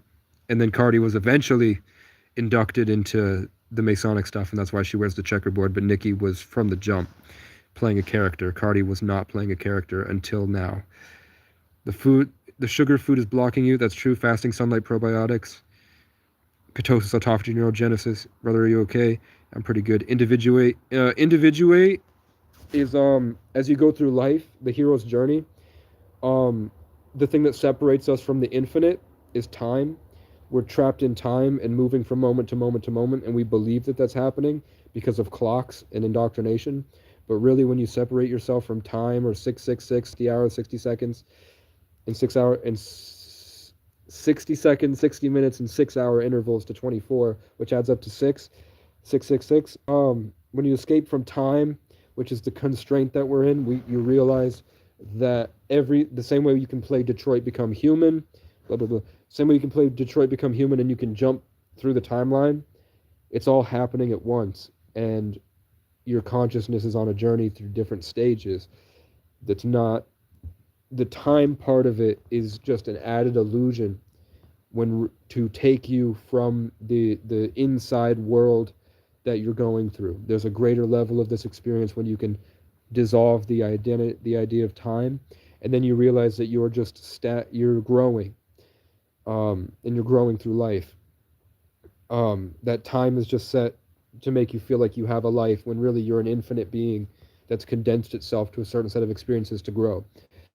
So individuation is as you're going through time or going through this journey, and you learn things on your way. You have events through a timeline. You have events through time. Those events through time teach you things, and you make decisions, and you grow, and you change, based on your intentions, what you've learned, how you apply it, who you meet, what they tell you, what you eat, what you hear, what you see, what's influencing you, and what you create with it. Eventually, as you grow and you learn, your identity changes. So that's the individuation process. And energy vampires will steal your blessings and your knowledge and your energy. That's when they say energy vampires or destiny swappers. The idea, whether you believe it or not, is up to you. I personally am still juggling with it. I make sure to get to the bottom of it before I say anything. But I know that there's this thing where when you're about to individuate to something amazing, which means that you're growing to something that could potentially put you out of your timeline and put you onto something amazing and better, something really high vibrational, and you might get to a point where you're not able to be taken from that, where once you get in, they can't drag you out. Imagine there's like a beautiful room ahead, and you're about to go to this amazing place, but you can only get there because of everything you went through. So there are people that come in and they try to bark at you and hurt you and rape you, traumatize you, get you, gaslight you, build your trust and betray you, try to, get in next to you, and they start to talk about themselves a lot, drainers that will try to take that energy that's meant for you and try to they're really just they're either trying to take it to get to a room for themselves, or they're trying to get into that room. And what I've noticed is that those people really rely on, like they say that demonic people have to run in packs because they're cut off from abundance, so they're stuck in the finite. They're not infinite beings. They're finite, whether by choice or by design.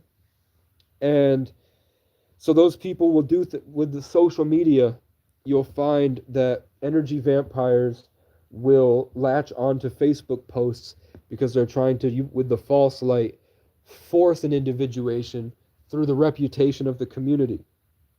So they're like, you'll find bullshitters will attack you online or attack you in person. They'll say mean things to you. They'll try to just get it from you.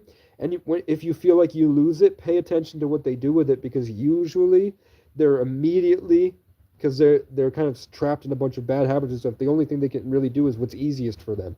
So what's easiest for them is to pull on the phone they're addicted to and try to use it for something. It's like sexual. They have a sexual relationship with Facebook. Narcissistic people. So you'll find that when they do these energy transference, trying to steal you, block your blessings, take it from you, They usually go right on Facebook, and you'll find that they're reposting. They repost like 7 or 8 things in a day. They're doom scrolling in spirit, repost, repost, repost, because they're trying to ride that high, and they're trying to change their image. They're trying to force their identity swap. They're trying to literally become you and take what you have to offer to the world, take what God has given to you for you, and try to hold it in as long as they can, and hopefully try to keep it so it's embedded, so that it can't be taken from them, and they stole it from you. And I don't know, I've seen karma where I know that part of karma is that you have to deal with who you were to others. So like you go through life at, let's say, at 18, I was taken in by a CEO of a million dollar company because I broke down and ran away from home, basically in Maine. And that guy, there was very good things about that guy. He was very nice. He was a very good dude. He helped a lot of people, but he had this obsession with me, and he did smack my ass once, and I didn't like that at all. But I was like, I don't know, maybe he never had a kid, and maybe he saw like fathers at the ball game, they hit the kid's butt. Maybe that was like something. I don't. He never had come on to me in any way or suggested anything like that before, but it was weird. And when I got there, I had this intuitive feeling that there was a camera in the mirror, and he was going to watch me change and stuff. Even though I knew there wasn't, I think they were trying to show me that's what the relationship was going to be. Warning me about it. So, when you escape from that weird stuff, there was a part of him in that chaotic stuff. There was a part of him that was like a guy that really wanted to help a kid that was lost and had a couple screws loose. His head wasn't on straight all the way, no diddy. He was just trying to focus, and he had some things going on, and he was in a tough spot. There was that part of him that was trying to help, and there was a part of me that was not particularly grateful, or I was kind of self-centered and like, nah, I'm gonna do my own thing. So in a way, I did take some parts of that for granted. The way that that guy who was trying to be a mentor for me, I had kind of messed up that relationship, and then that caused it to kind of deteriorate into the bad stuff. I don't know if I had gotten with the good stuff, if that bad stuff would have happened. I don't know. But then a year later, I took in somebody, and I didn't have a sexual obsession. I didn't smack his butt or anything, but the same sort of like older guy with wisdom and better head on his shoulders is trying to help somebody else who's younger and kind of self-centered, not in a bad way, but just so focused on it, the stubbornness that he knows the right way. I had that. I took in a kid who was a couple years younger than me, and the same exact way where I had the answers, and I knew exactly what would help him, and the same way that I was to that guy previously, he was to me. So I think that even if energy vampirism, I don't know if you'll be punished for stealing individuation processes, but I know that the relationships that you have with people, the roles will flip because it is your life. That happened for a reason for you, and then you will have to experience yourself through somebody else. You will have to go through what you did to others. That is there. I don't know. I have seen that people that tried to steal from me and tried to use it for the self-individuation process to try to get views on Facebook and sympathy from the community by dragging my name. I do know, like the kid that would blow me up and say, "You homeless schizo faggot. I can't wait to see you die out there in the woods. Nobody fucking likes you. Everyone hates you, you piece of shit. I'm throwing a party. Everybody's at my place. And you're where? Down the road hanging out with John Michael? I'll kill you. I will kill you." And it's just some scrawny drug addict kid who really believes that about himself. Or he's like really trying to force a lie. But when I felt scared and triggered and I started thinking about that more and like felt like he had dominated me, I was like, I don't understand why he's saying this. I'm trying to figure out what happened, and it felt like he had like attached something on me. Then he started to look better. He started to look like me. He started to talk like me. The songs, he started becoming a musician. The songs he made sounded like me. Like he had stolen it from me. But then in my year, 2023, when Casey Rocket, Kirk Cousins, Matt, Kendrick Curry, Kansas City Chiefs won the Super Bowl, Cassius Culpepper, all of that, my op, that guy that said that nobody likes you and tried to convince the world he's a schizo piece of shit drug addict, that guy hallucinated that somebody was trying to kill him in his house, and he freaked the fuck out on drugs in a trailer in Maine, and he held his pregnant wife at gunpoint in a standoff with the police, and it made global news. Now the entire state of Maine and the entire state of Vermont, everyone he knows, sees a mug shot of his ugly mug, tweaked out of his mind because he had a schizophrenic break. And it turns out, and then because I worked hard and I started creating songs and I started growing and holding on to myself, I disproved my schizophrenia many times. I showed that I'm a gifted creator that's going through something legendary. And I don't, because of what he did to me and fighting through that every day, I no longer care what people think of me. So I'm grateful that it happened. He's now in suffering. He's ugly. His wife is ugly. His kid is ugly. No matter what. And I'm on an ascension. And it doesn't matter. And his reputation was ruined. And now people can see him grasping at straws. He'll never be the legend he was trying to be. And he was jealous of me because I had 3,000 followers on Snapchat and I was walking around with beautiful girls all the time. He wanted everyone to think I was schizo. And then that drove, that and a bunch of other things drove me into trauma. And then the schizo rumors compounded on the trauma.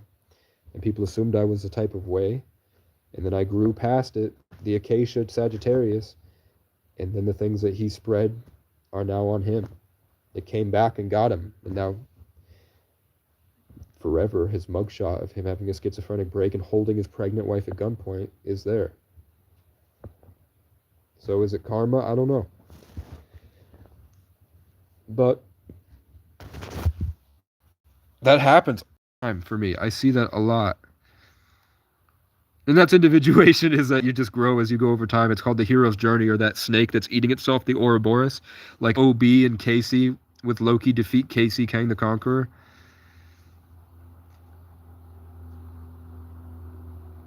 Yep.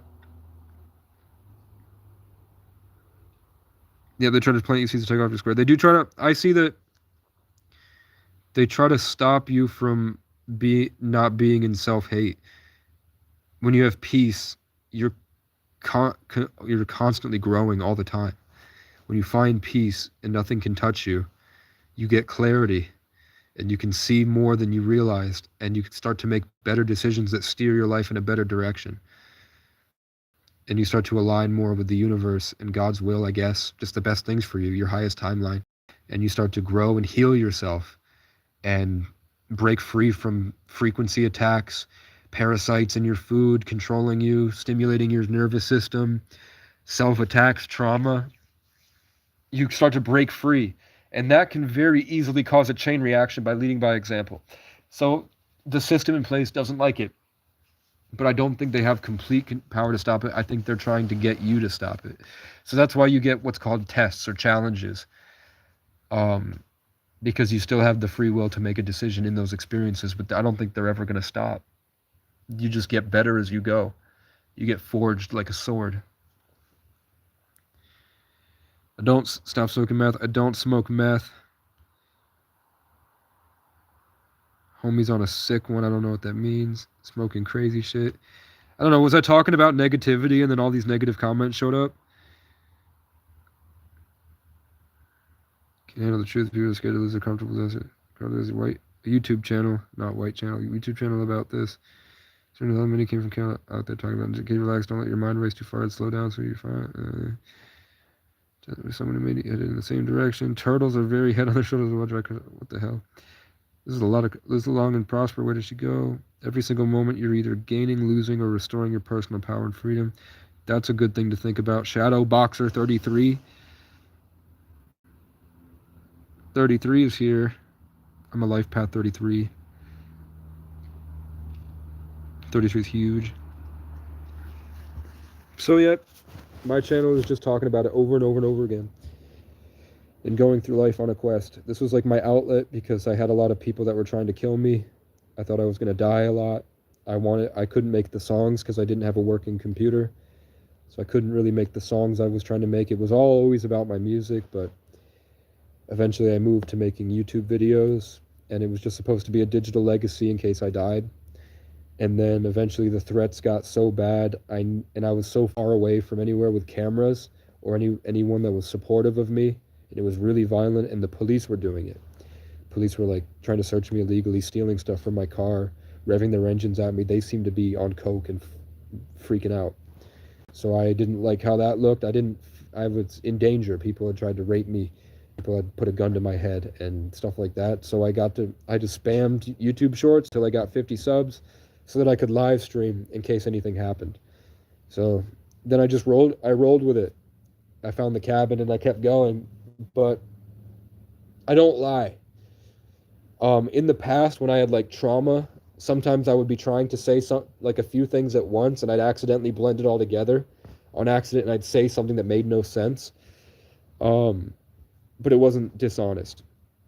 Or sometimes like, something that confused me is I really thought on October 19th last year, the way the interaction went with the police, I really thought that there were some things that I really thought happened, but because I couldn't see and my senses were disoriented,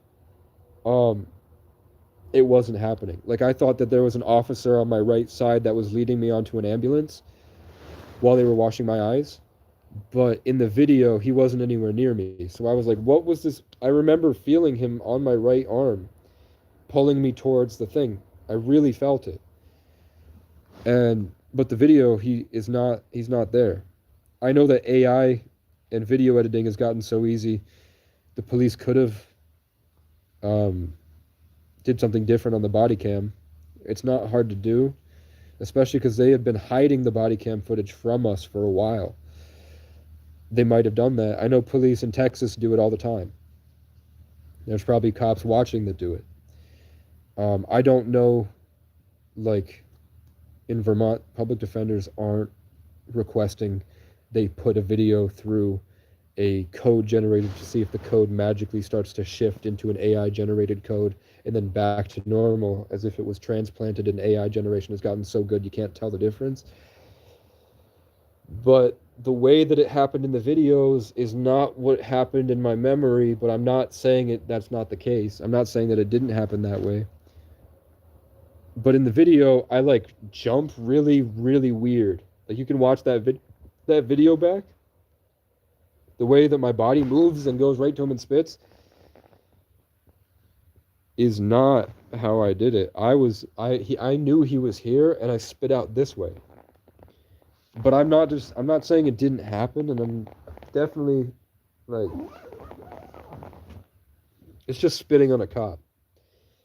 It's not that big a deal. You just wash it. You just wash your clothes, man. That cop ripped my car door open, put his hand on my steering wheel, and said, "You are not welcome in town. Get the fuck out before we feed you to pigs."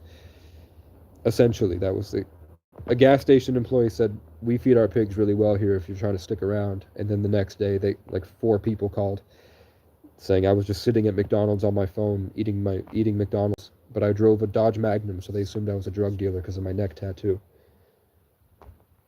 So they called on me. Back then I had nice hair and I drove a nice car. So they assumed I was a drug dealer and not homeless. So they called him about a white black guy, basically. Which definitely was my energy because I had lived with gang members for 6 months. After another series of horrible traumatic stuff, I was taken in by Irish Jamaicans. Coincidentally, a bunch of Irish, Caribbean, and Jamaican people took me in. And those were some really good mentors. They taught me a lot about self-respect. And then he used to play chicken with me on the road. He'd try to slam his police car into me. I think once he spit out the window, but he would just stare me down. going 60, and I'm in a parking lot just on my phone, and he's trying to like swerve at me. Deranged. He's a nut job on meth. People catch that guy. They catch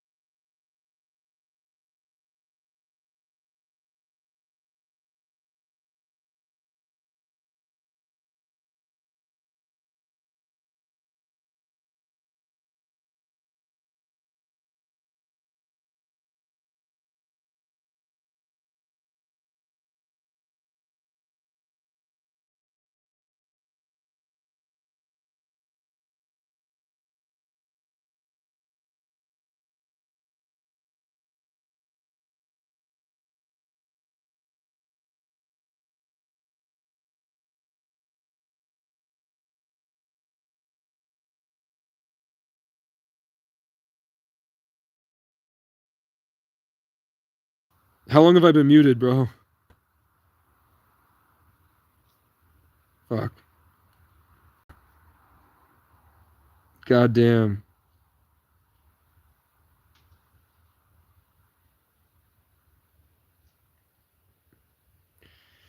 Fuck, I just went off. What was the last thing you guys heard, bro? Look at all these negative people, bro. Imagine how they live in real life. Look at all this shit.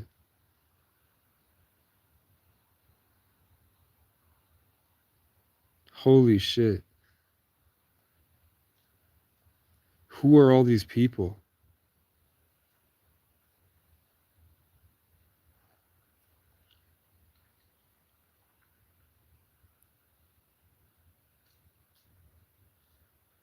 That's so crazy, dude. All right. I said that I was arrested because let's make sure it's not muted. All right.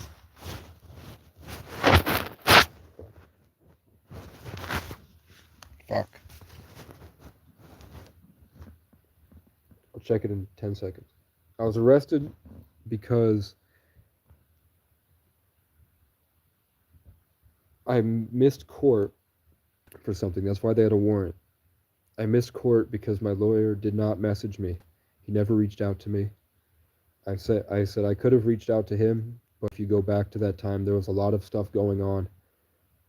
I didn't have service. I couldn't call him. I didn't feel safe. There was a lot of violence happening, and I was stuck in survival mode. I was meditating, I was smoking cigarettes, getting grounded with the tobacco, doing the meditation, get my consciousness back, focus, and I'm trying to make better decisions, make better content, find my way out, live with God, and try to figure this stuff out. And people were attacking me all the time. You can go back and see it. I have it on camera. It was terrible, but I was surviving, and I was fighting, and I was honorable, and it was cool, and it was funny, and I blew up. I was getting thousands of views. Make sure I'm not muted. Okay. Make sure I'm not muted. Okay. And then my lawyer didn't message me. Even if I didn't have service and he was trying to call me, he had my email, and he never emailed me.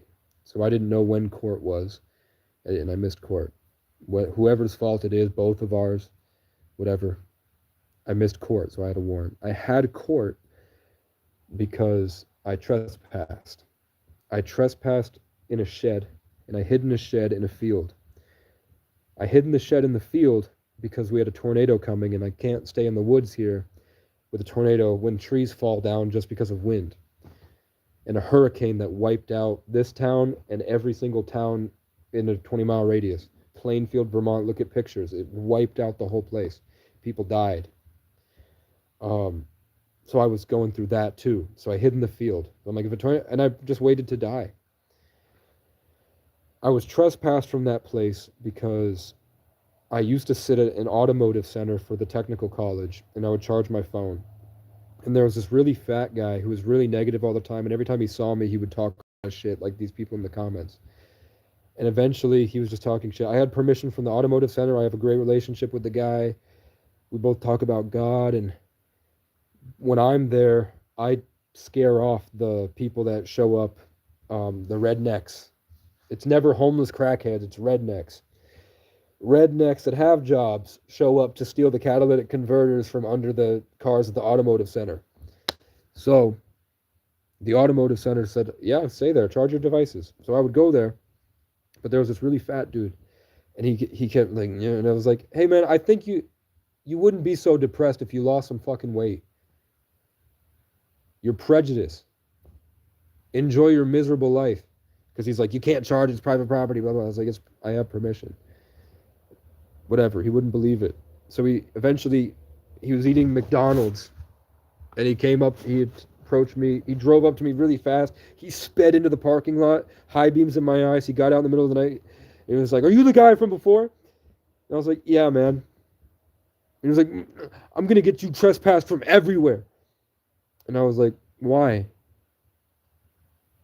And I looked at his wife, who was like just staring at me like fat, or like whatever. And he sped off up the hill. And then a couple days later, I was walking on the college campus with my long hair, and it was completely empty. There were people walking their dogs. Town people go there all the time because there's an amazing view. It's not like a private thing. But I was walking around, and there was a chickadee, and I was practicing the tit, tit, tit, and the bird would go tit, tit, tit. My presence was comfortable enough that the bird was curious, and we were going back and forth. And then I walked away practicing the indigenous round dance music and the throat singing, part of the meditation, and having my connection with the woods that I was learning, living out here, which is real. And security shows up, and it's a native man, and I'm sitting on this bench, and the native man says that his son had died, and I was sitting on his bench, his memorial bench, and the native man says he was Navajo, and he said that Phil Scott, the governor of Vermont, texted him on the security group chat and said, "Why is this engine squawking on our property?" Not knowing that there was a native man working at security there. And Phil Scott, the governor, had me trespassed from the college. So then I went back and I left. I was like, okay. I left, and then the hurricane's coming, the tornado's coming. I have nowhere to go. It's violent, prejudice. People are attacking me, whipping shit at me, bothering me all the time, saying I'm not welcome, whipping their trash at my car because prejudice. They're not helping the guy, and I am just trying to get a job, and they won't hire me. I finally got some guy that was going to buy my car and scrap it. It's raining now. I called the state police and say, "Thank you guys for keeping it in the park and ride. I'm sorry that I was there for months. The trash on the ground is not mine. People have been whipping their trash at me and dumping it when they hang out. It's a bunch of kids. Somebody's going to buy the car and scrap it. I couldn't find a way to fix it. So I just wanted to say thank you and that the car will be gone Monday, so not to stress you out." Like a half hour later, the state police show up and steal my car. They don't tell me they have it for weeks. Then finally I have somebody else call them about it, and they let it slip that they have my car. Then they sell it for themselves. So they were like, "That kid's going to get money. Let's take it and sell it." So I lost my entire music studio, all my mementos, my birth certificate, all my important things. Every important thing I owned was locked in the car. And they stole it from me. And I lost everything and had to come out here. And then the hurricane and tornado, and now I can't be in my car and there's nowhere to go. So I went to a field, and the field happened to be owned by the company that trespassed, the college that trespassed me, because that angry dude, even though I had a good relationship with the automotive center, and Phil Scott calling me an engine. So that's why I was charged, and then I missed court because nobody told me, and that's why I was a victim of police brutality. Where months later in a different town they showed up and attacked me. Used excessive force on me. Put my cuffs so tight, you can watch in the video, my cuffs are purple, and my wrist is bleeding. Choked me. I can't breathe, and they're not helping because I have a cold, and I have pepper spray in my eyes, nose, mouth. I can't breathe. I'm freaking out. I can't breathe, and they're laughing about it. And I'm like, why? Why did I deserve that? The only crime was that I broke down. I've tried. I'm not for sympathy or anything. It's just my story, man. Holy shit. You guys must be miserable, man.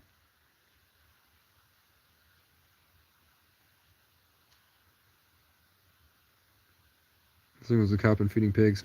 Yeah. Oh, I found out that cop sexually abuses women. That cop goes up. He came up to me once with my hair like this, and I was drawing I animate, and I make music. So I was working on my notebook. He put all the high beams on me, stomped over to me, and his dick was like his crotch. He was like way too close, and he wasn't saying anything at all. And then I went live. You can find that live. I went live and I put my hair up, and then he took a step back and was like, "Oh shit." And then he got out. He told me, "I'm not welcome in town. You should leave. Go somewhere else. Get out. You're not welcome here." And then he took off. And then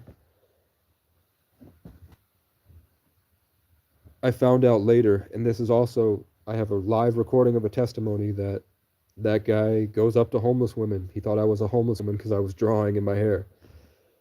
He thought I was a homeless woman. And I just have a cold. I'm going to snot into this because I'm going to wash it soon. Fuck it. I've got a couple. I think I have another hoodie too. I ran out of toilet paper, bruh. I've had the flu.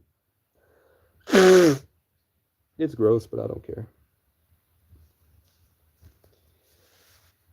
Jimmy Crack Corn, I couldn't give a shit about Jimmy or the corny cracks. You know what I'm saying? But,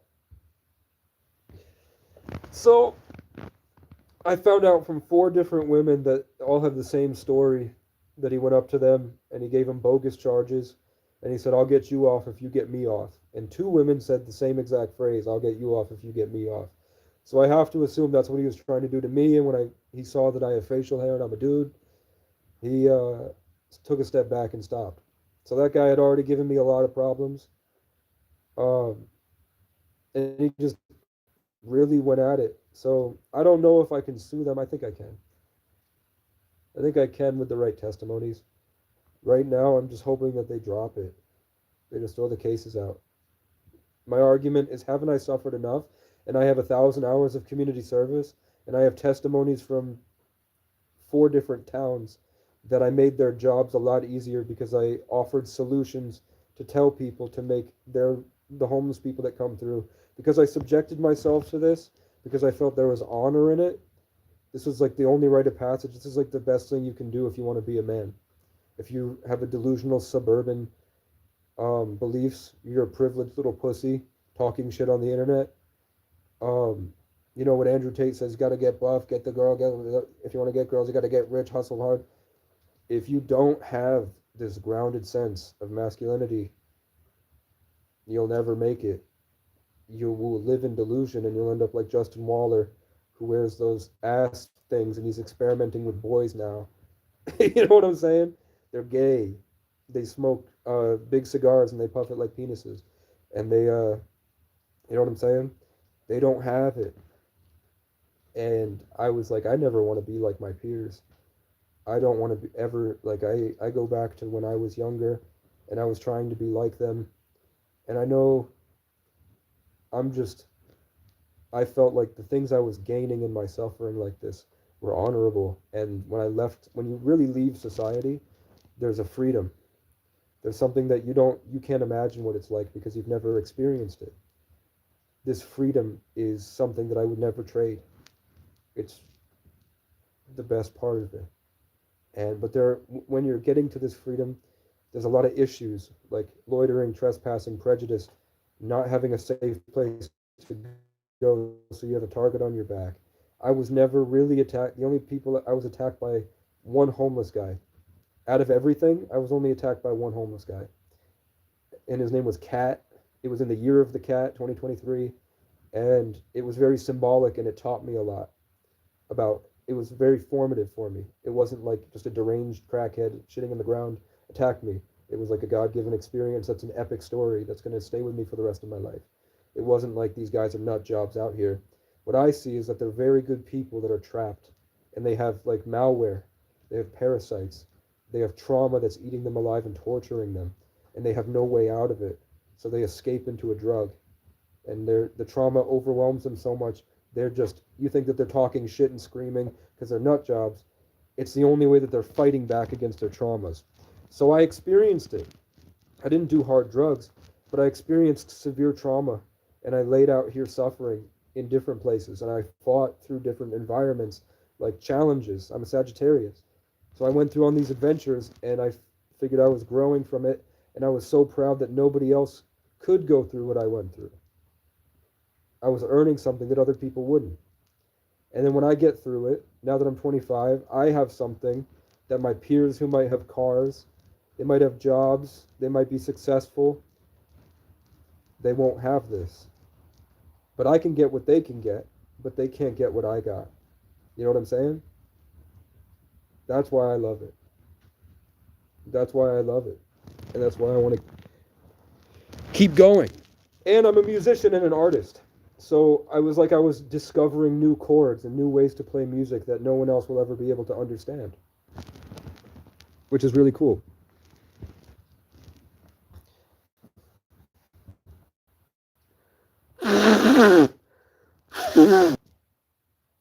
It's about something that you can't see for face value. And it's something these shit talkers on the internet won't figure out until they're 40. Which is that any girl they sleep with would rather have what I have to offer. The most beautiful women in the world love dirty bums, man. It's something that, you won't understand. And a big the point was, sorry, I'm just mad because I know I'm reading the every time I open my phone all the shit that they say. Um I was saying to drop the cases, and the community service. That as I went through this, I was finding solutions because the whole plan is to help people. I wanted to be of service. I wanted to make things that help heal people. And I met so many people that were hurt, like runaway kids that were being sexually abused. And they weren't being sexually abused by homeless people. They were suffering, and it was only going to get worse. And I was saving them. And I realized that the systems they were in, the youth shelters, the institutions, they were making it worse. So I see that there's a huge issue here, is that there's no way to find this freedom that I feel out here, that the world will be against you every step of the way. So I stayed here humbly, which is the point of the Bible, is to be humble, and that's the only way to heaven, you know? So I fought through it, and I offered solutions.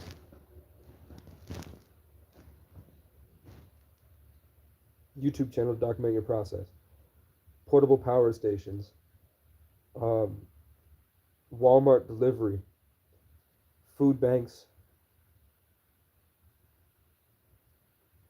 how to be calm and sit with yourself by going out into the woods, how to take care of the campsite. I know everything you need to be out there now because I went through it. I know everything you need to be out there, how to survive and thrive outside of the matrix.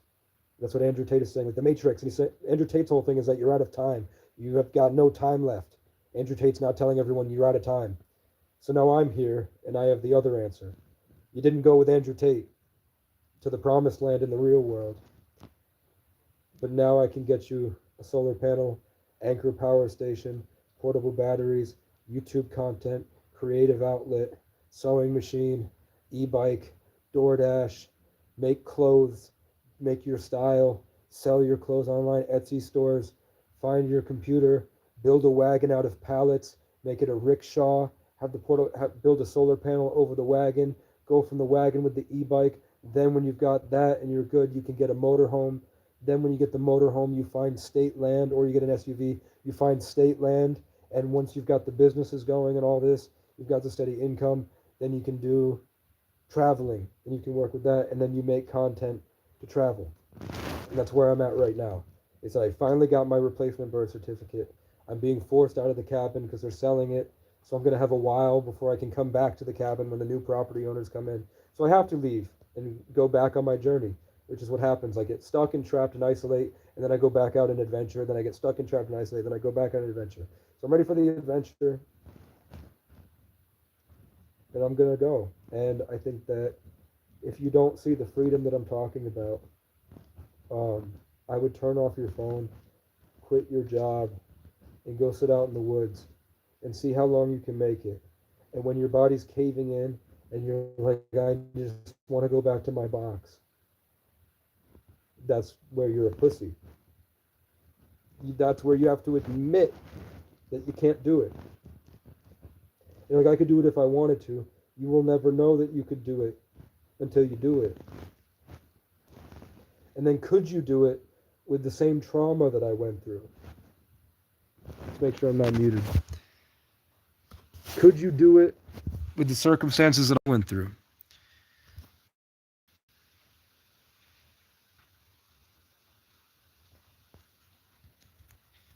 That's what I'm talking about. I'm just reading. Am I homeless? I guess. I just don't want to pay rent. Won't let me send you gifts or anything. I don't have that yet, but I have a Cash App. I appreciate it, man. I have a Cash App and a GoFundMe just to work the same things I'm working towards if people want to put stuff. Colombian cold. Yeah, I've never done coke because I heard it caps you. So you can never get that. You get a feeling and then you can never get back to it again, and then your whole life becomes miserable. I have my Cash App in my channel bio, in my channel description, and my GoFundMe. So with me, Andrew, shit, bro. No, I used to have dreams where God would cart Andrew Tate into my life, and his brother and his father would be dragging him into my world, and I would be having to teach him how to stop being a bullshitting piece of shit. And he would be this dark, angry person in a metal throne that somebody else made for him, and I would be literally sitting in a tree that grew, like a bunch of roots grew up into the throne. And he would come into my forest and see that, like, I'm a king that earned it. I grew from the ground. You're a king that forced other people to make your throne. You took advantage of people, and you live in discomfort, and you're fake. You have no idea what this is like, and you don't deserve to know. And Andrew Tate's like trying to like bite me like a snake. And he's just like sitting there angry, and Tristan is in between us mediating, and his father is standing over me because he's a 33 life path and I'm a 33 life path. His father is next to me, disappointed in Andrew. And I had dreams like that a lot. Trump is the GOAT president, Capricorn, whatever.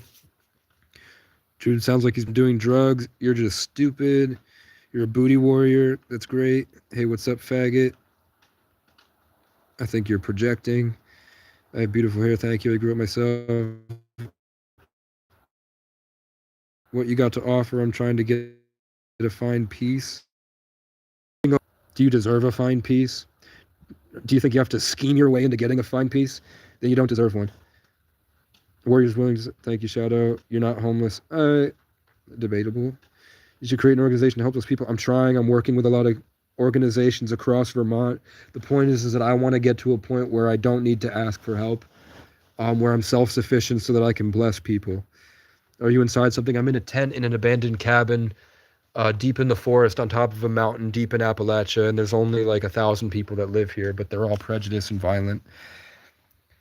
Close, just another spin on. I don't know why the live video isn't going anymore. It is what it is. Maybe the camera overheated. Your values are set by your perception and decision making. Bottom line, this guy must have been talking a lot of shit. Because sorry, Gavin Sheets, if you change your mind about shit, I blocked you. Can't talk shit. Talk shit, get kicked. Man loves the world. He loved the Father and not him. Yeah. But I'm gonna clip that. The live video is not going. I'm just gonna say really quickly. Give yourself the love you deserve. You're never alone. Learning how to be by yourself is the greatest thing you can do. Self-worth through hard work and achievement. Knowing your limits and getting out of settling. Go through periods of taking it to the limit and coming back and using what you learned. Learn how to love what you do. Learn how to love yourself and be okay alone. And that's the only way to make it through life, because you're the only person you'll ever have. When you die, it's just going to be you and your higher self, your version of God. This isolation journey I went through and this horrible suffering I went through, I'm very proud of myself for how I got through it and the things I had to go through, these horrible challenges that I fought my way through. There's no one that could do it. And the people that are doing it, they're amazing. The people that are out here like me, that I meet, that have gone through actually worse. But it's just different. Everyone's got different lives. Like, I'd have to be me to make it through what I went through. There are things I can do that other people can't. There are things that other people can do that I can't. Like, I've been kidnapped And I've stayed at people's houses and they held me at gunpoint and jerked off on Omegle. And I was like, if he's going to shoot me, he's going to shoot me. And I walked up and took a shower, got my shit and left. Shit like that. You know, there's a lot of shit you go through out here, but I've never like been sex trafficked by the cartel, made it to America, built a life for myself, and then got stolen by a fat, bald cunt with a mask and got deported back into that war zone after fighting so hard to get out of it just because of my race. You know, that's tough. But I at least did something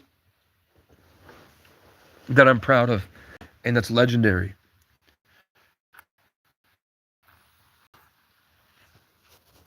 Activate your biophysical free range, give yourself goosebumps on command. The people used to call me the King in the North because of the long hair, and I had this blanket that I would call my Game of Thrones cloak, which caused one person to call me the King in the North. And I'll show you.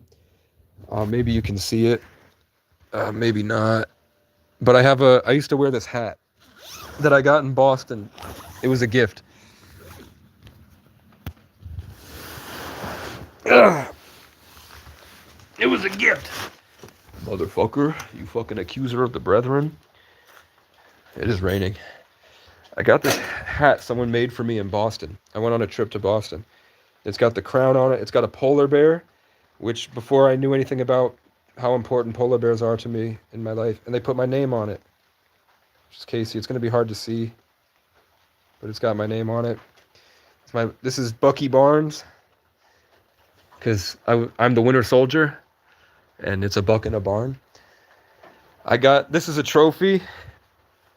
Somebody put that up as a fuck you to me somewhere far away, so I took it.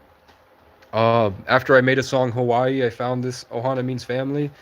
I fought somebody almost to the death in the laundromat and I won, and then I found this.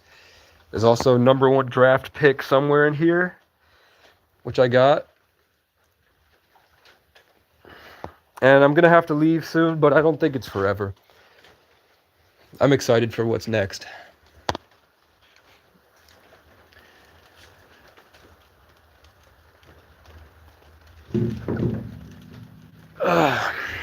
Let's see if this is tuned.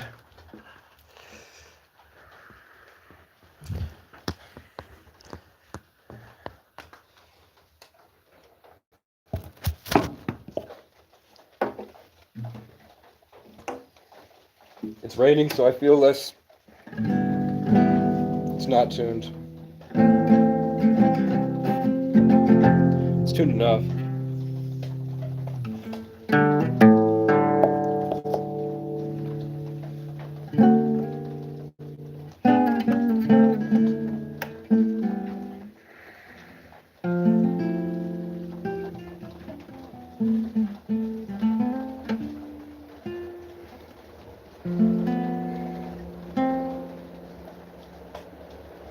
I got a huge hit from nature that says don't do it, but we'll do it.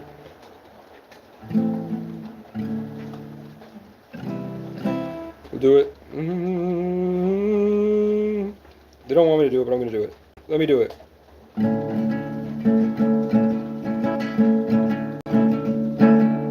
Thunder clouds and acid rain keep me trapped inside a cave, dreaming about when I'm on stage.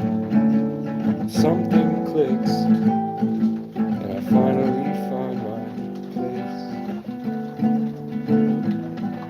But I know one day soon the spotlights shining down on us all are gonna fall.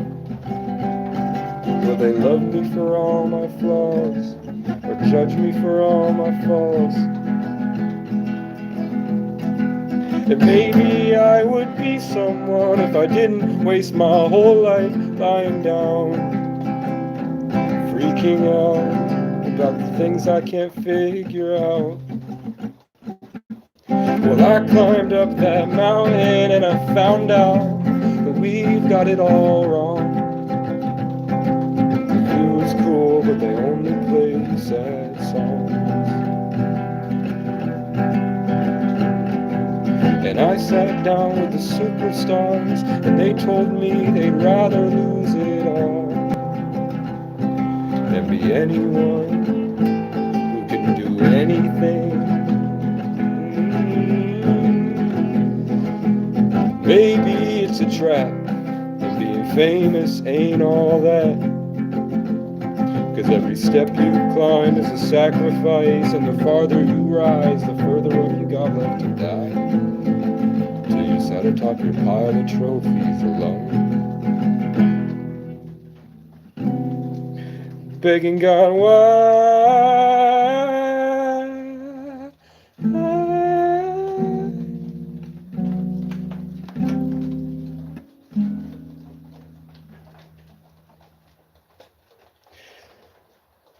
And he'll show you the mountains, he'll show you the trees, he'll take you by a riverside so you can see how it sings. He'll show you the kids and what they saw on their screens while their parents argue about Ponzi schemes.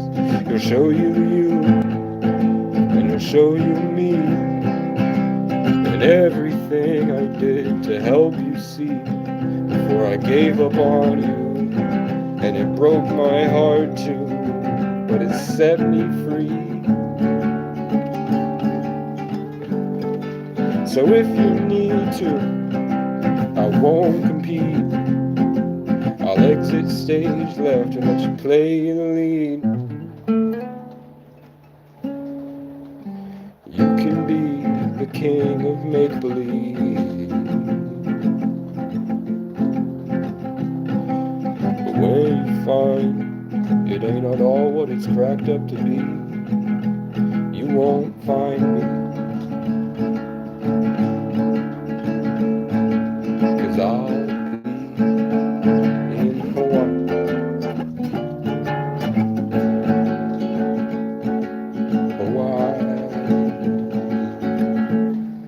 I've been talking for hours, so the energy isn't great, but I wanted to play it. We'll do another one.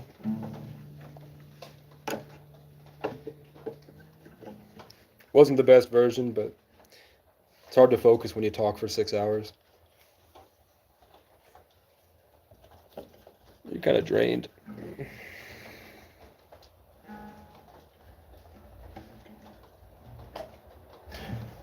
Maybe with this one.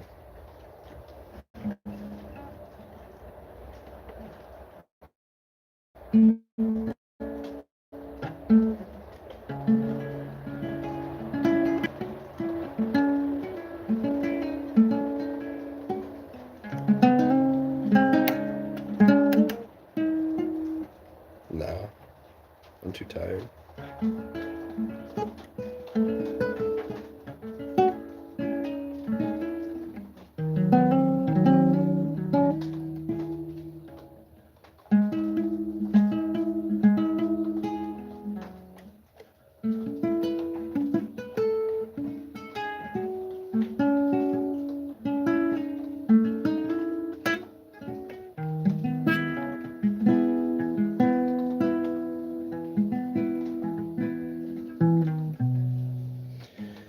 I hear voices in my head. It gets worse when I get out of bed, and I don't trust that I'll find a love who understands. So leave me be and let me smoke my cigarettes, 'cause deep inside I'd rather be dead. 'Cause I make choices that lead to dead ends, led by a broken mind afraid of itself. And I just can't find no one who can look at me with respect. So don't talk to me, 'cause I'm tired of pretending all good things should end. 'Cause the cops gave me trauma and the crows ate the rest. I don't know how to be human again. Don't talk to me, 'cause I'm tired of pretending that all these voices in my head get so beautiful you couldn't comprehend. land. And they tell me one day you'll see me somewhere out there with the best, and you'll all come back and wanna be my friend. But for now I'm a monster that haunts at 3 a.m. Well, it's been hard to catch my breath, running from no one I'll never see again. But deep down I know one day I'll be grateful for the simple little moments we spent. And saw you were better as a voice in my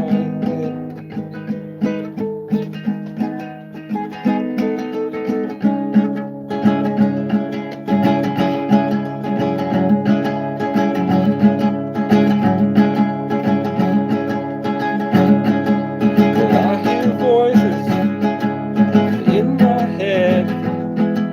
It gets worse when I get out of bed.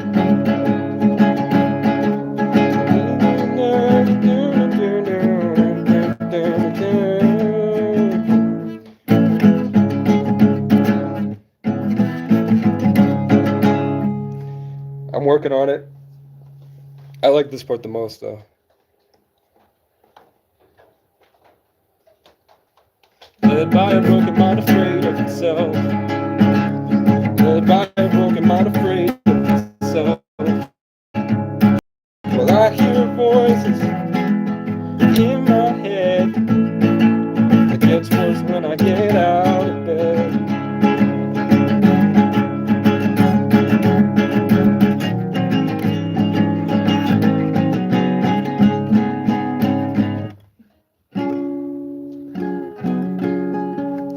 I got this one, last one.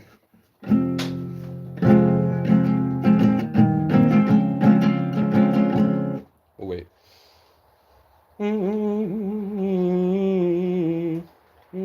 I had to bury my brother. I made sure he left with a smile on his face. It was hard for us to love one another. It's tempting to get caught up stuck in the race. But now that I'm out here alone, I'm just grateful to see how things fall into place. 'Cause no matter the outcome, win or lose, I'm just grateful to be in the game. You fill up my senses like a night in the forest, like the mountains in springtime, like a walk in the rain, like a storm in the desert. I just want to see how it responds. If you notice, the rain died. But last year, you can see when I lived outside, like really outside, like out there, sitting out there in the rain. There's a lot of videos where I look up and I'm like, I'm gonna make the lightning strike. Ready? And then I go up in spirit and I just connect to it, and then the lightning, bam! And you can see it. All day, all I see is you, hiding from unspoken rules. Some broken purpose. I'll never be good enough, but I'm dying to be. Well, I've been talking to 45, and I think it agrees with me. It ain't my fault they kicked me my whole life and left me out dysfunctioning. And I wish you would call me back so I can hear you hide the truth. We got something wrong inside, and that's why I'm in love with you. I can't save you, no matter how hard I try. We're out of time. Too many burnt pages of the story we'd hide inside. And I can't change you, no matter how far we try. We will leave behind the troubles we're trapped inside. You were my whole way of life, the new world, Bonnie and Clyde. And ain't no one can stop us if they try. I'll protect my cabin with railroad spikes, so I can try to get some sleep. But something out there keeps on trying, and it's gonna give me one of these nights. So send me off my broken boat, captain of a hopeless dream. Match my rhythm and hold me one last time. Leave that and pray the sea's good to me. 'Cause I've been talking to the stars at night, and I think they agree with me. It ain't my fault you ain't did me right. I dodged that bullet, but it left some holes from you. I can't save you, no matter how hard I try. We're out of time. Too many burnt pages of the story we hide inside. And I don't blame you for taking off sometimes, but I can't be with what's in those lion eyes. You were my whole way of life, the new world, Bonnie and Clyde. And ain't no one could stop us if they tried. But we knew this car's gonna die, a little putter out at the lights. At the end of the road is barely getting by. And now we're just the tracks we left behind.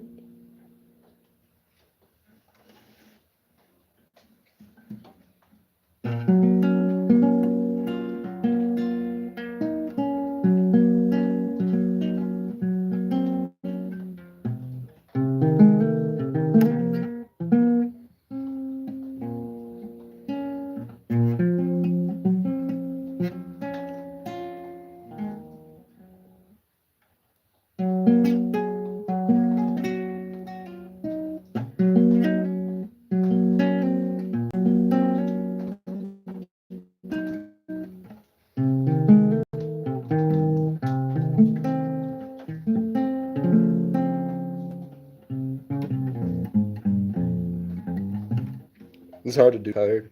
But I've been writing that.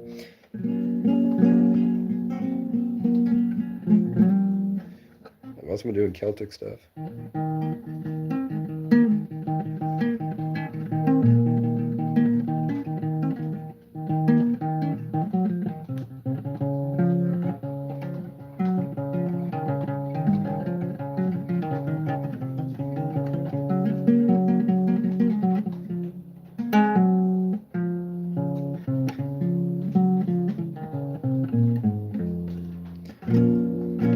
I got this guitar thanks to one subscriber.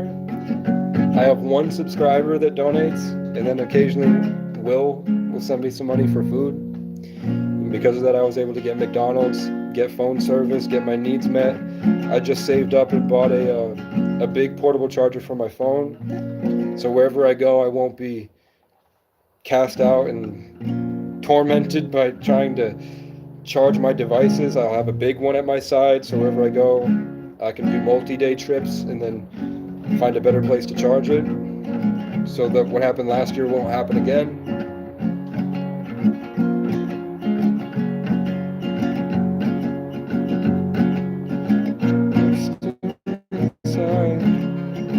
Living in my memory, pretending I did everything right.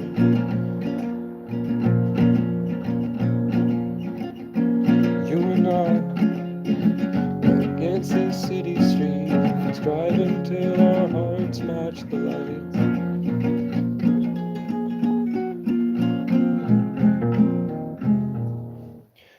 I'd have to tune it down a half step for one of them. Cops, Cunts, Creeps, and Crows. I tune everything down a half step from this. I lost my pick.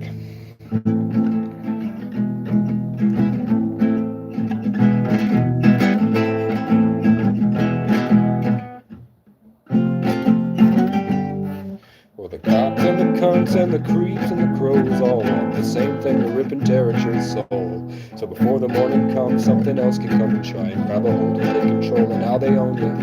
But when I was just a boy, they all told me I was blessed, and something about me means I'm meant for success. Now they all talk shit behind my back, put a target toward the town I'm hooked on crack, that I messed up in the head, not eating meds cause I don't want to work a stupid fucking job, pretend I have a boss. But when I can't get to sleep, I think of old folks' homes where they spite for little bullies, cry until they die alone. It's the world they built by beating others, only did them wrong because no one taught them how to learn. And I hope that they see me on my Indian scout when I take their little girls on a ride around town, and they have to bitch to God because the nurse don't care to hear them cry about it, because she's on TikTok showing off her butt. And when they're on their deathbed, I hope that they see my face when whatever tortures me shows them all the love I gave, trying to help them sing and clap along to my broken-hearted songs. Ay, ay, ay, ay. Before they meet their grave and the good Lord takes them away, hope the final breath they take is followed by a list of names, and somewhere along the way I get an I'm sorry or an island from their estate. And the cops and the cunts and the creeps and the crows will have another friend to follow everywhere I go. And I'm so grateful for him, because without him I wouldn't have ever known the value that I hold. Alright. I think it's time to watch Dexter, man. I just wanted to show people something. It's not great. I'm tired. I'm sick. Messed up a little bit, but it's fine.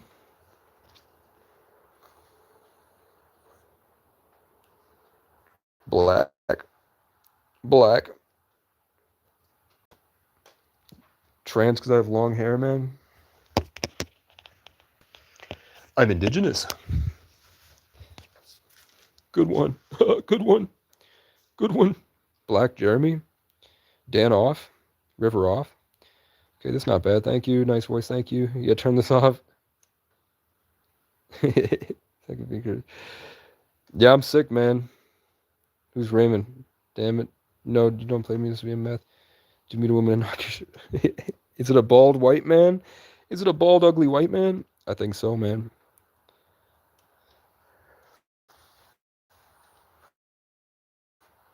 You pray for me every night, bust my Pokemon. You don't have to, but I appreciate it, man. I don't know. I just keep going, man. This is my bat. I used to scare off the crows. When they would show up and there would be a murder of crows. There'd be like 15 to 20 of them in the wintertime, 5 or 6 in the summer. And they would all come here because probably because there's mice, but also because the energy when I meditate, it triggers them and they show up because they're territorial. And crows work in spirit. Their whole thing is that they try to keep a state of chaos and fear so that the little predators get kind of consumed by it. They can't harmonize and be at peace. That's why mice go chee, and they do the really loud, high-pitched, because they're trying to break away from the predators that try to keep them in that state of fear and darkness. Because when they're in fear and darkness, they scatter, and they can't make great decisions, which makes them easier to catch. So when I meditate and I'm at peace, which is why I have a bunch of mice that live around here, cats come and kill them a bunch, but like there's a stray cat somewhere in these woods that shows up, and it rides with a white. It goes to like some people's house very far away and picks up this tabby cat and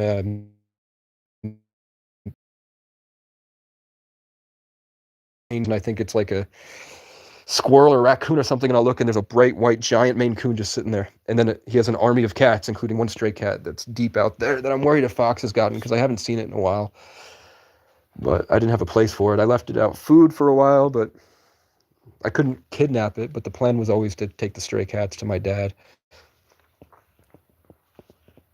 Oh fuck, I had a tick. I think there's a big cut. It's like that tick hole. There's also that cat at the hilltop. No problem, Tom King. If you've been here the whole time, you'll start to see the names of the people. Like Cat Builder 33 or whatever. So that's it. The best way. If any of you are going through anything in your life, try not eating. Try fasting. I need to do it. I've been stressed out, binge eating. Because it was like on Walmart, there was a deal that you could get Blazing Buffalo Ranch Doritos for $2, which are usually they're 6. So I was like, I'm going to get like 7 of them and treat myself. And then the next day, they were like, we're going to bulldoze the property if you don't get your stuff out. So I was like, fuck it, I'm just going to shovel these chips in my mouth. No diddy. And it is what it is. But fasting, sunlight, just learning to let go. Hello, you heard that? Who's this? Let me get my handy dandy boots on. Let me get my fucking boots on, motherfucker. I am not gay, but I know I have a higher pitched voice.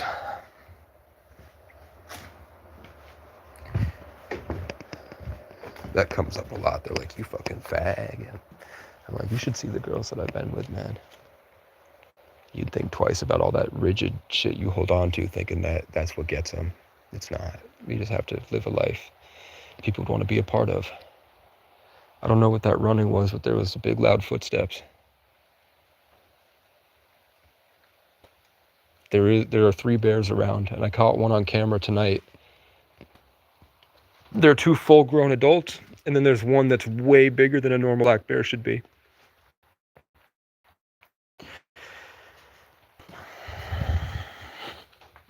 Yeah, but fasting, sunlight, probiotics. Speaking of probiotics, let me get my last. Oh, I have 2. These are amazing and they're very good for you. That all of your thoughts and your emotions and everything that has to do with your body is created in your gut. Hey, I'm a teacher today. It's made in your gut. So if you're eating all the processed shit and the garbage, that's like, imagine this forest, but none of your trees can grow because your soil is full of plastic and like concrete and cement, so the roots can't grow and the plants can't grow, so there's no berries or food, so the animals that usually run around and have fun, all this amazing ecosystem stuff that happens, all this cool stuff that happens, if you destroy the thing that's making that stuff, which is the ground and the sun, if you take that away, they all leave and it's a barren desert and there's nothing. And it gets worse and worse and worse until it's just nothing, not even livable. And that's like your gut. When you take things that stimulate your gut, rebuilding the bacteria, it's like making everything easier to grow, making all the things that do their job, and it introduces it to external stimuli, which is like bench pressing makes your chest bigger and make you stronger so you can do more. Your gut biome gets stronger so you're actually capable of doing more stuff. And human civilization, American society, all the foods, like there's fucking paint thinner and like more chemicals in the like McDonald's food than there are in these vapes. So it's meant to destroy you because your consciousness is generating everything, but your body's important in that. And if they take away your body's ability to produce the natural, amazing things, and they replace it with parasites, which think, and they know how to stimulate your body. So you think that you're having a thought like go down to McDonald's and get a burger, but really what it is the panicking parasite hitting your nervous system and you're seeing its thoughts. So it is a demon that's possessing you. And it's cured by fasting, which induces autophagy, apoptosis, neurogenesis. You can look that up. It's the eating of your cells and then cleaning out all the things that don't need to be there. Which is why in the Bible they say you have to fast to get the demons out. You get the parasites that are controlling your brain, which at a higher level you could say that those are vessels for a greater negative intelligence, like the Mind Flayer from Stranger Things, and it gets in you through those parasites because you don't have the love and you can't act. You have dementia. Diabetes is like the 3rd version of dementia because you can't produce the things that your brain needs So you can't remember and you can't think, and you become like this demonic force that has kept my family trapped, where they're eating and sitting in Section 8 until they have a heart attack and they die. My family has heart attacks and they're dying from eating. They're just Jabba the Hutt shoveling shit in their mouth and just taking their shit out on anyone they can. Usually people that are healing and healthy are their targets, because they need to feel more powerful than them because they're jealous. Like I said in the video, like people that aren't doing the work and being abundant and happy in their life, they can only survive by taking it from people that are. So the way to start doing that is fasting, sunlight, probiotics, ketosis, autophagy, neurogenesis, having a stable routine for growth over consistency, where you set your goals and you know you're working towards them every day, making consistent progress, and then taking the time to sit and enjoy and be grateful for your life, and then take it slow. Self-care, patience. As long as you know you're doing the right thing, don't rush it. Don't ever rush it. Only rush it if you're excited to be pushing yourself to see how far you can push yourself. If you're doing it out of necessity and anxiety, it never works out and you drive yourself the wrong way. Like these mice that panic and they run around until a predator eats them. The trick is to learn the peace first and then incorporate that as you go. Learn to love being in motion. Or I'm just a Sagittarius. I'm Sir John Zerka, who's a Pisces, is kind of saying the same shit I am, but he's doing it in a Pisces way, where he talks like this because he's the dark waters, and I'm gonna get in there, and I'm talking about belief systems. I'm not. I'm the naturally confident embodiment of the wild, the connection between nature and the heavens, the Sagittarius. And John Zerka's a 3, and I'm a 33. But I was helping my brother John Michael with his addiction, and there was a guy named Gary Gay the Third that was always he just had a lot of problems, and he was taking it out on me, and that was kind of interfering, because there was another kid named Rowan.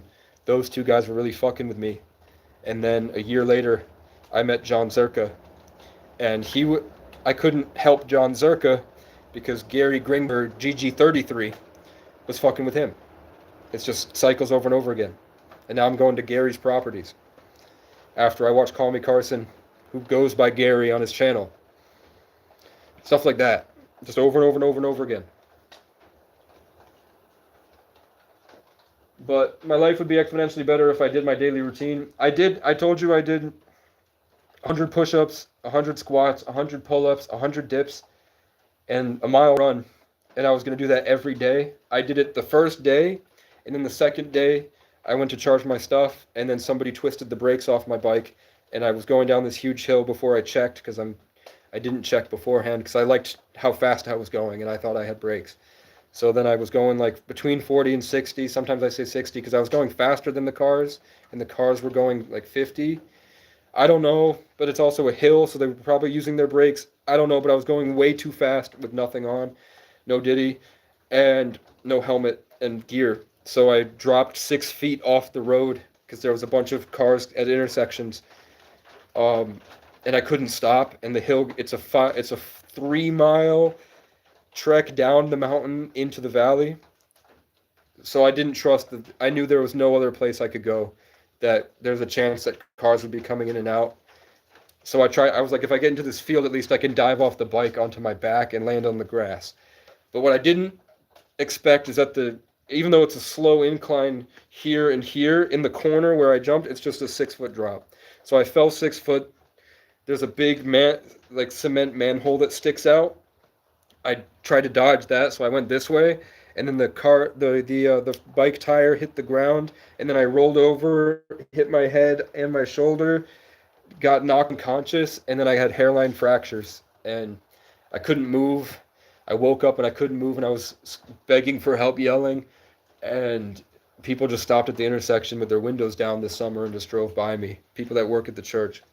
And eventually I could move. I crawled and limped over to the outlet, but I couldn't work out anymore.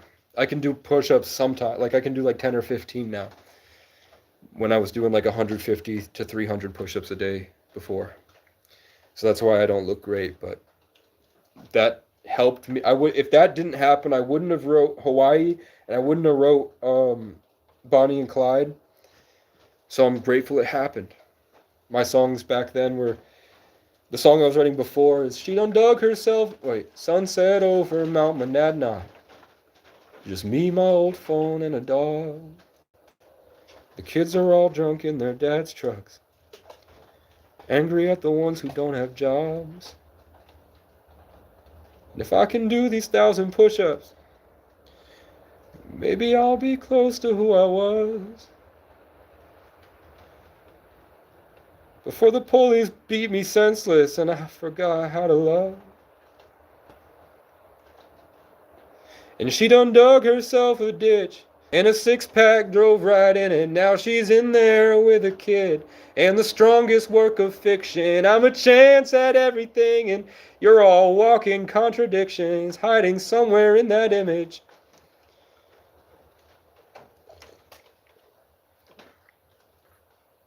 God said, I know you love her, but brother, she's gone. Which is all right. I also had like, not nowhere close to Bonnie and Clyde in Hawaii. I also had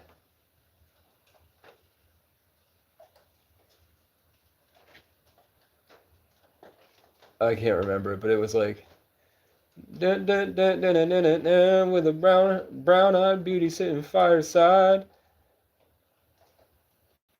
Ain't life so much better after a hard day's work? I had that, and that wasn't great. But I also have the stuff I wrote before I got here, which I'm gonna do because I like it. Um,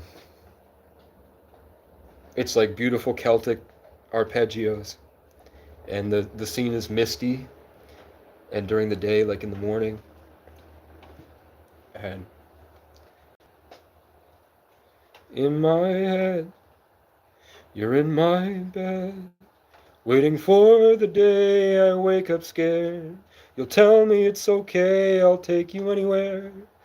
I know you hate me, we made mistakes, but if we can just escape somewhere away from all the pain, maybe the memories we make will fill up all the holes we made. But you're gone and that's okay, I'll fold your blanket up and leave it in my safe place. And it's a big gospel choir and Celtic drums music, instrumental, and then it goes at the end, and then it goes back to the strumming, and a violin plays. I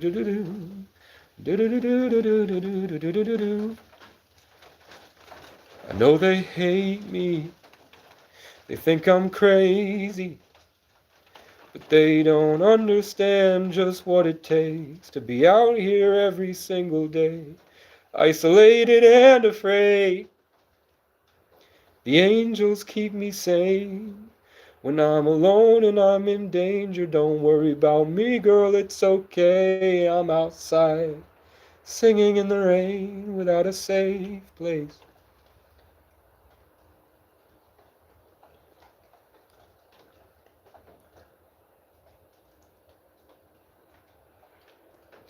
I know life gets better as we suffer, so I don't talk to God unless I pray we love each other, make mistakes, and learn to move on from one another. I love you all, but I got no love for you motherfuckers.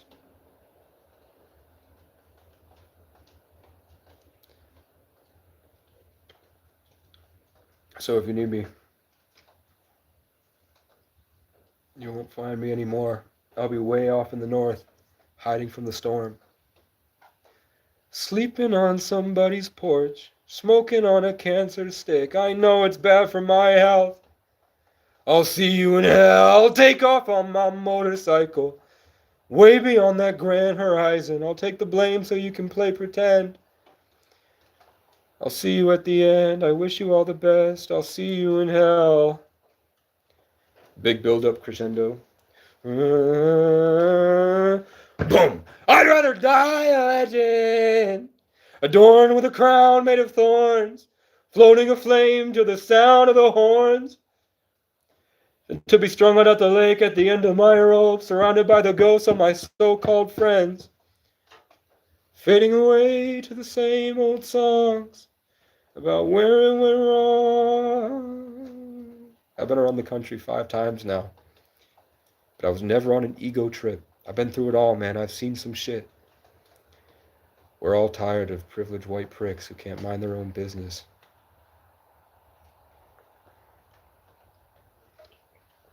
I don't care to share the rest. But also, wait. What is it? Hold on. Just another bone looking for a cigarette.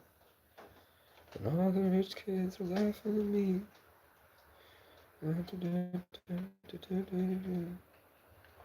How does it go? Hold on. Hold on.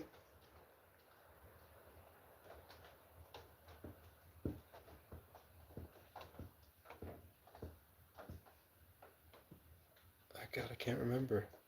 I can't remember Eternal. How it starts.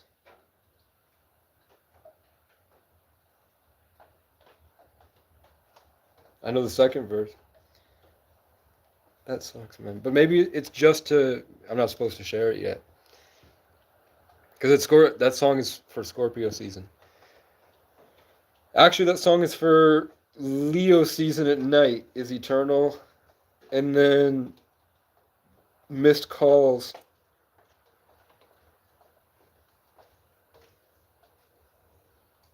Yeah, I'm just tired. It's been a while.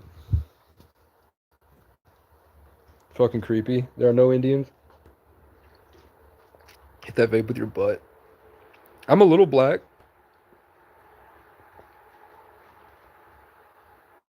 African.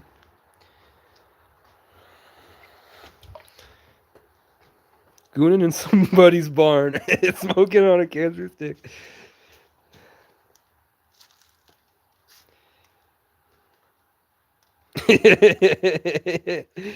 I lived as a cryptid for years. I lived as the town skinwalker that everyone's like, did you see that dude out in the woods? Did you see it? What the fuck was... Like, actually, a guy named Real Ricky, I was living outside Burlington in the woods, and I had my computer out there, and I would be making music and freestyling, and I was pretty good at it. I think I was doing Victory Lap. This is my Victory Lap. I always said I was going to do it, and I did it. That's a fact. I know you hate me, but you miss it. Come over, let me kiss it. No, I know you hate me, but you miss it. Come over, let me... Go over, pull you close and kiss it, and you say, who is it? This one's for the days I was down on my back. This one's for the days I was digging through the trash. Brain damaged in the day trying to find my way back. Paranoid and praying someone come and save me from this pain. This was for the days I was digging through the trash. Now I'm stacking up this cash. I would give it all away to be 8 for a day building Legos with my dad. Before the police took his brain and the wealthy whites took everything away.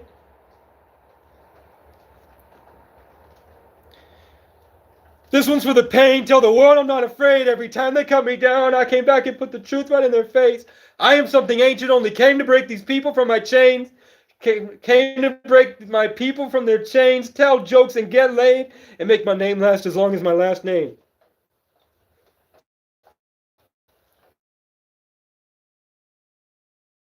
Woods. And then I look over, and a famous rapper from Burlington has wandered his way drunk on mushrooms in the woods. And he's just standing there like this, seeing me in complete darkness.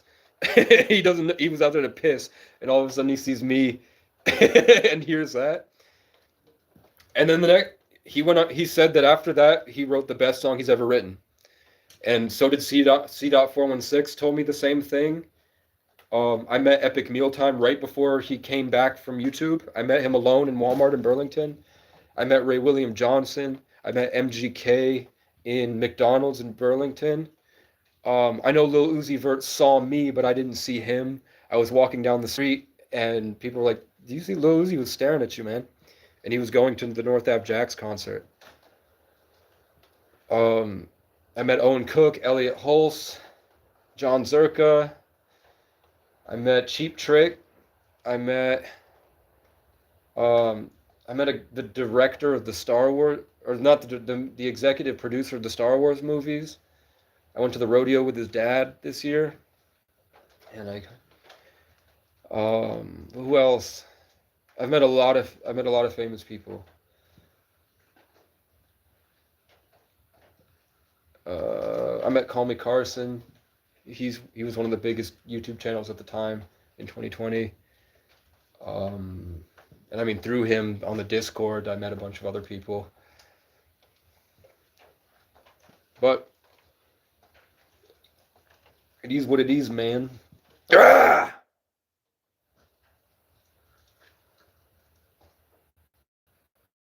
Ah! Sometimes I like to see if there's any big animals around. So I'll do that, and then I'll listen for footsteps to see if the bear is there, so I can chase him down with the camera. Be like, I'm here with kiss or slap. Kiss or slap. Rate me 1 to 10. Rate me 1 to 10, man. Okay. I'm not ready to watch Dexter yet. Do I have any other songs I can do? I'd help you all, but where were you when they left me in the rain and locked me in a cage? Took away my brain, took away my name, paraded me around possessed and put me on display. I lost everything but the legends in my DNA. That when I try to give up, get me enraged, and I get back up and rampage to the trauma they engraved. I will see you in the forest. You won't see me till it's too late. So while you're out there drinking, enjoy how it all tastes. I am something ancient. I've been through more wars than you could name. I watched you when I waited, picking needles way up haystack. I had a mountain to myself before the Richmond north of Richmond came. Building Legos with the legend in a Labrador way out there in nature. I let you think I'm crazy and find creative ways to hate me. I found it entertaining. I couldn't find a therapist who'd stay. I was too good at playing games. Your pride and your selfish ways caused you to make mistakes. I have a list you know you made and an army in the shade of the acacia with a plan for the escape. You'll be somewhere under waves of crackheads and hurricanes, and I'll be with them foreign girls who love to feed me grapes. I only came to break my people from their chains, tell jokes and get laid, and make my name last as long as my last name. Wake up. The one you left to die, the only one left standing, the life you'll never live, a love you don't deserve to understand. The tree of life, the golden spiral, grown from an abandoned orphan child, alien, indigenous, and Irish, who gave everything he had to help the ones he met along the way. He died, wandering alone, fighting to save the lives of those who ostracized him. Only the forest heard his cries. Somewhere deep a green heart writhes. Now he's growing, glowing. That caring soul survived. Now he's in the air you breathe, thriving.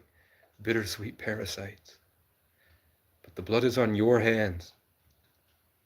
One day you'll lose your mind, come to your senses, and look through that horizon and realize it's always been exactly as I've planned.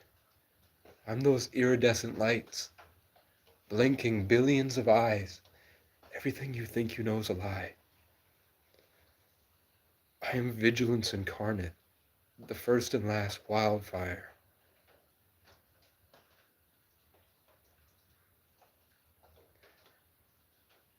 You're all my favorite albums. I'm the case you live inside. I still take you out and play you as I drive. Flying down these dirt roads with a bear cub and a peregrine, my heroine with an E. Heroine beside. The greatest gift this world created is the illusion of goodbye. You're either with me or you will be cast aside. Either way, you're all gonna die. And I will wake up fine. When it's time to do it all again. For now until forever, I'm Chaos of Francois O'Brien. Because it's the girl that saved me.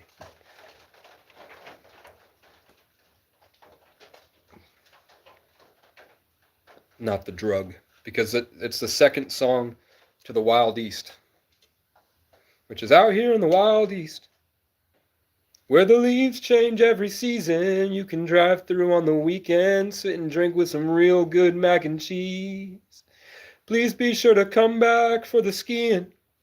We're in the business of making memories. We'll be here if you need us. Just don't stay too long after dark. You might get raped by the police.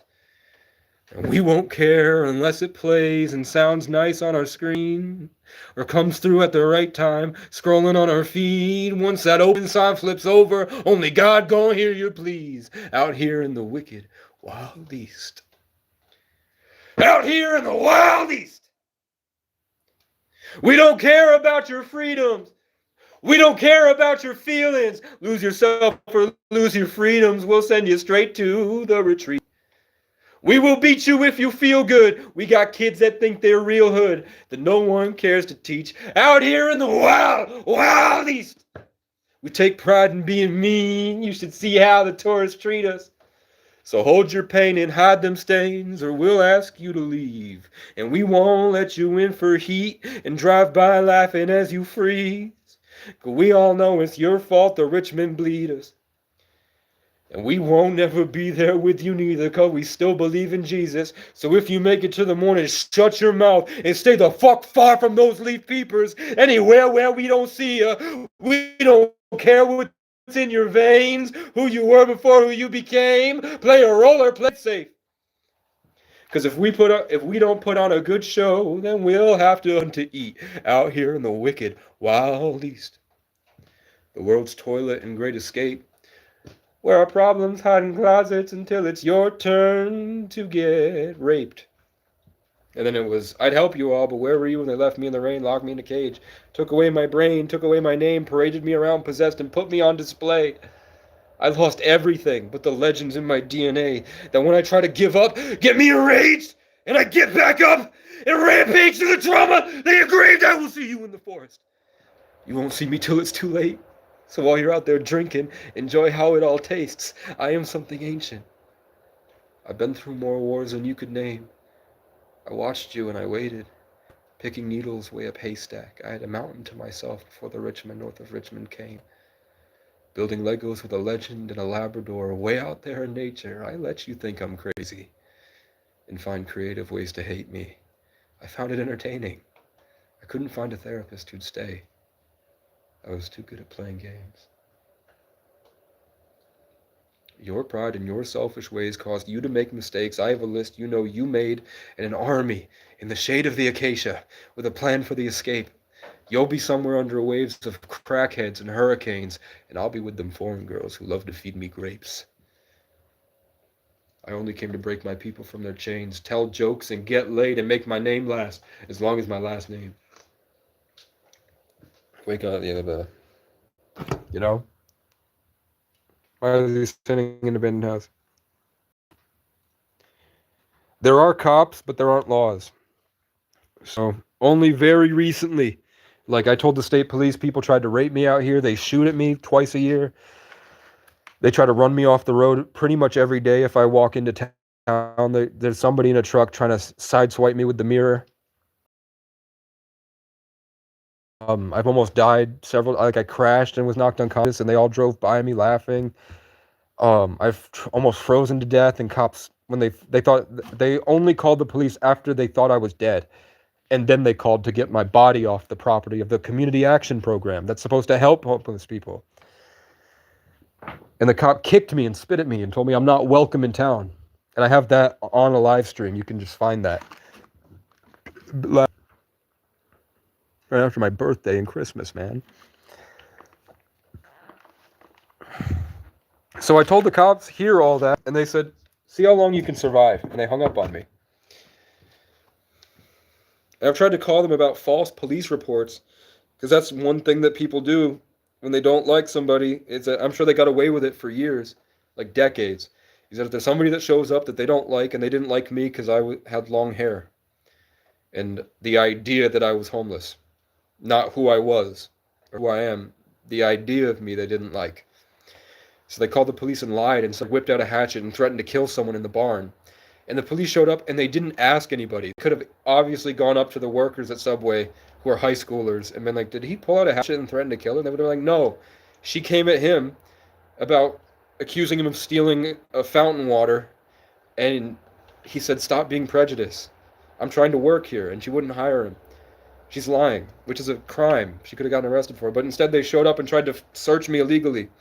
And they threw shit at me and stole my hatchet from my car and my machete.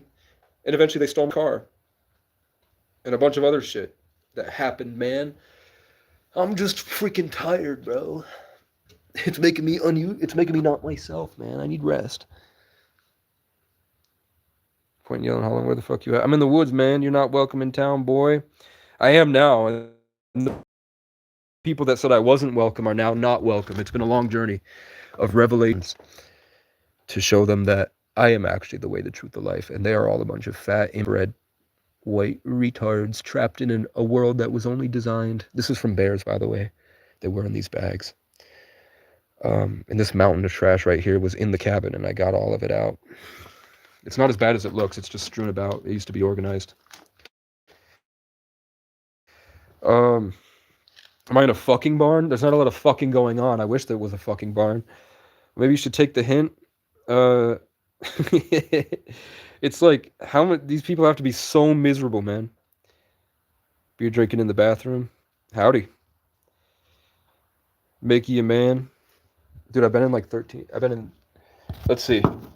1, 2, 3, 4, 5, 6, 7, 8, 9, 10, 11, 12, 13, because I fought that guy twice.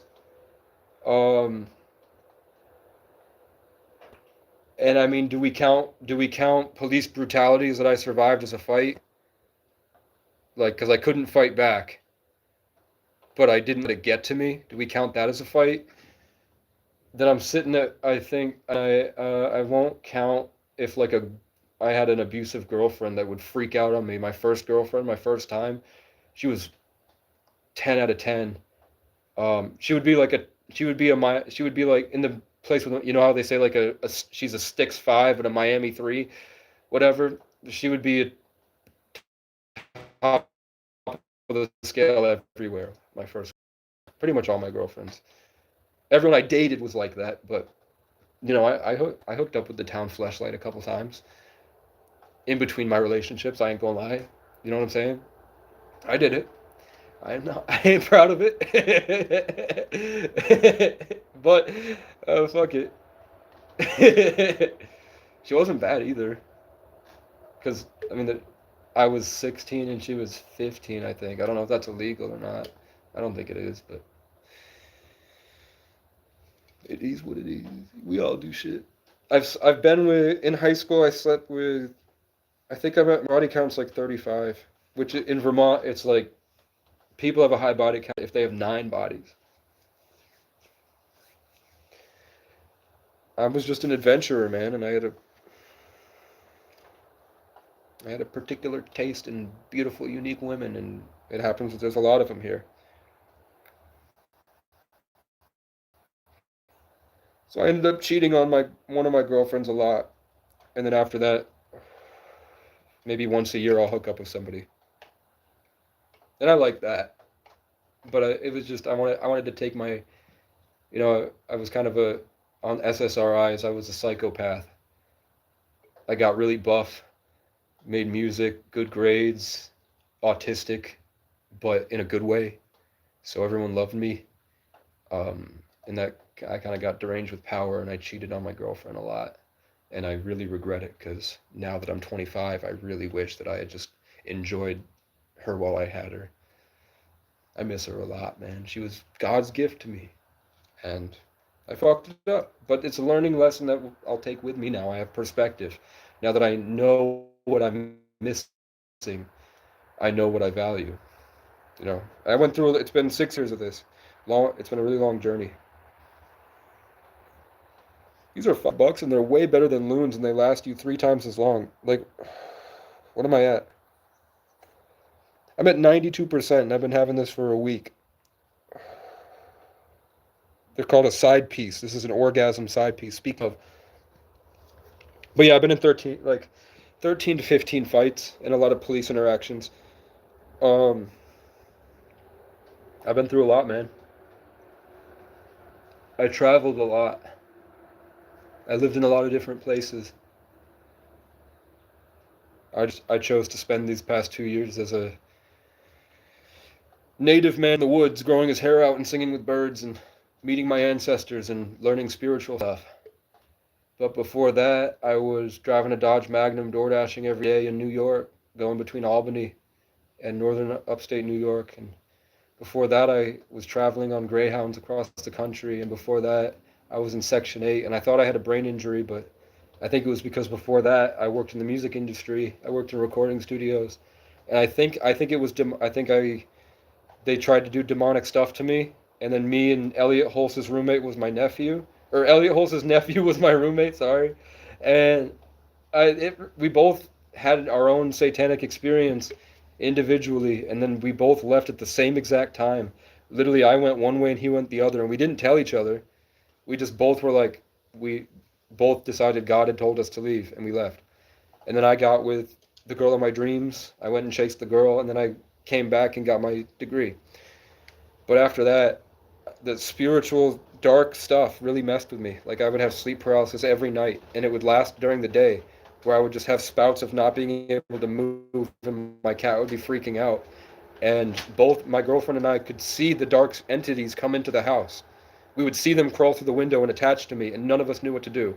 So she would panic and freak out, and then she would forget. She would force herself to forget, and then the things would get into her. It would get into my dad and my friends, and they would start going crazy.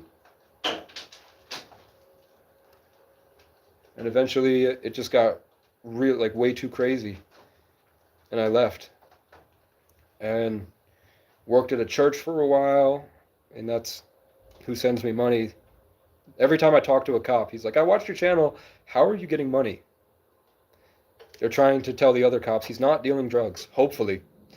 Which I'm not. I don't do drugs. I smoke vape, and that's it. I quit cigarettes and I'm on to vape, and soon I'm going to be off this, which I'm excited for.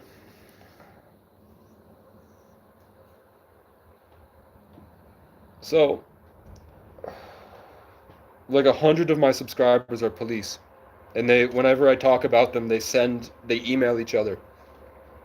I've gotten 3 different cops that have talked to me that I've never met before.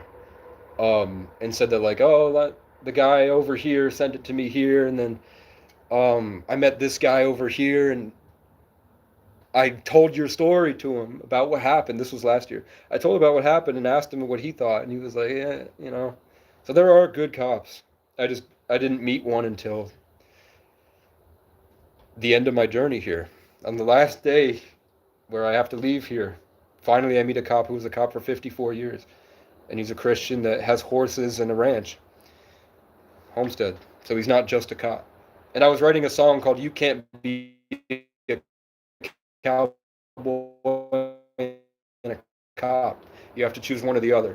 The cop, who wasn't the cowboy, and the cowboy was the one that kind of set the record straight. He started a conversation with, how can I help make your day, how can I help you make your life better? And to hear that was so like, it was like medicine. It's so crazy how all the horrible shit you go through in life, it's so bad, but just one act of kindness is so much more powerful. It just like, it heals the bad stuff on you.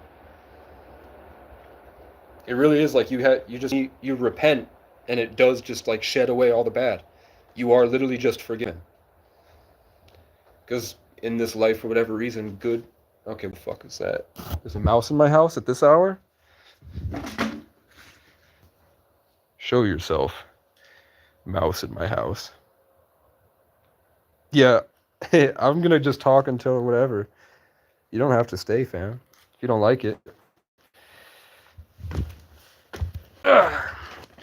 Who let this mouse into my house? Why does this mouse think he can live in my house? I can't even live in my house. Why don't they trespass this mouse? Oh, it's because this is here. just to show y'all, if you're watching and be like, why is he throwing his trash everywhere? It really was animals digging into it. I put my trash in these bags. Who let this mouse into my house? Why are you in my house, mouse? Hello, everybody. My name is Markiplier, and welcome. Welcome to 1,000 Nights in the Forest. This is what happens to you. You gain wisdom that lets you not able to function in everyday life. Lamp. Should we go out and look for dangerous spirits? What?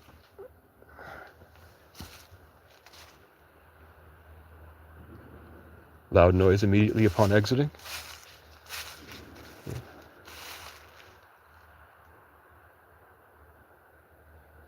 When the sun comes up, the vibration gets too high. Like when it gets closer to the morning. If you really want these spiritual experiences, you have to go at like midnight to 1 a.m. That's when shit happens. Or on like, if there's nobody around, right at 6 a.m. Like right when the sun is just coming up, you can see some shit. But it's more, you have to have a relationship with nature. And that doesn't mean like saying, I love you, I love you, I love you. That's part of it. But your actions speak louder than words. If, like, I started really seeing stuff when I started bringing roadkill, I would carry it out into the woods. I'd stop my car, carry it out to the woods, come back, and I would wash my hands with hand sanitizer. When I started doing that, that's when I started getting birds that would guide me right to left, this way, left to right, the other way. And I'd follow it down into places, and I'd follow it down a couple city blocks, and I'd find like $15 on the ground. One time I followed it all the way to McDonald's, and I went in because they kept telling me to go in, and MGK was sitting right there. I swear on my life. I walked in, and he was getting a online McDonald's order, and there was nobody with him, and he had his hood up. And I was like, hey, man. And all I really asked, oh, what, do you see that light?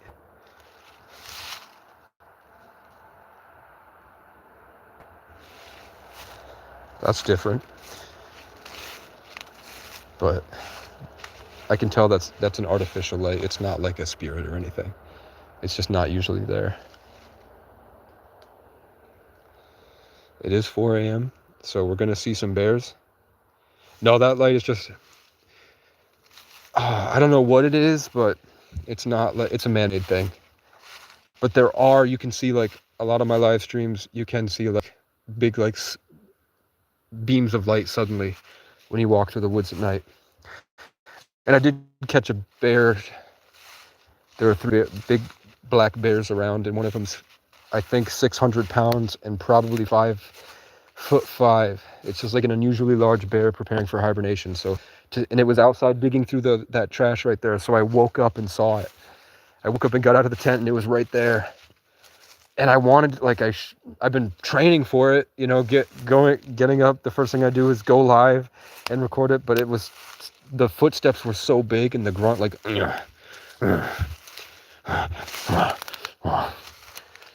it was so much bigger than I was expecting that I panicked.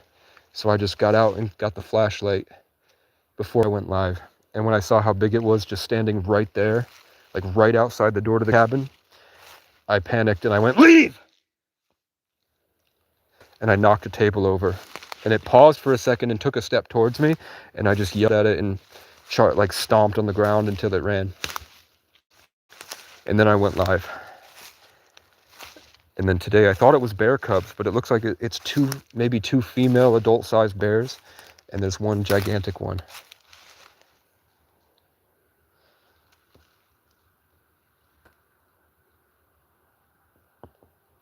You can usually hear them.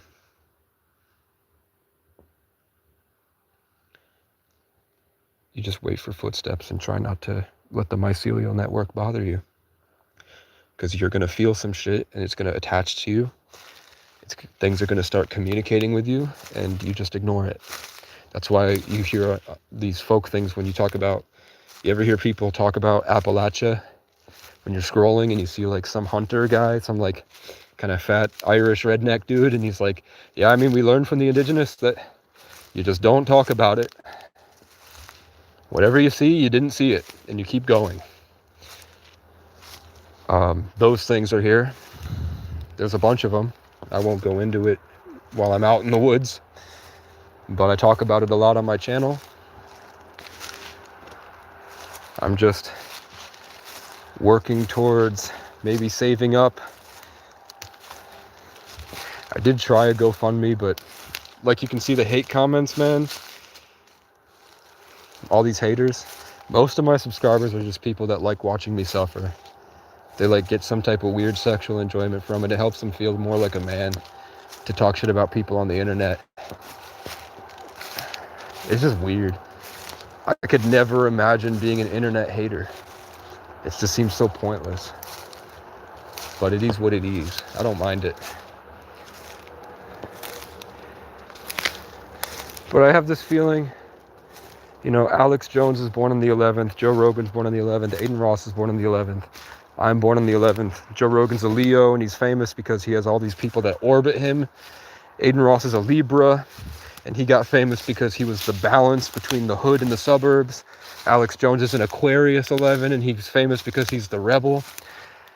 And I'm a Sagittarius 11, 33 life path, which means I probably have to be walking through the woods, being the embodiment of man and nature, going on insane adventures confidently as a wild man, fucking bad bitches, and showing a better way to live.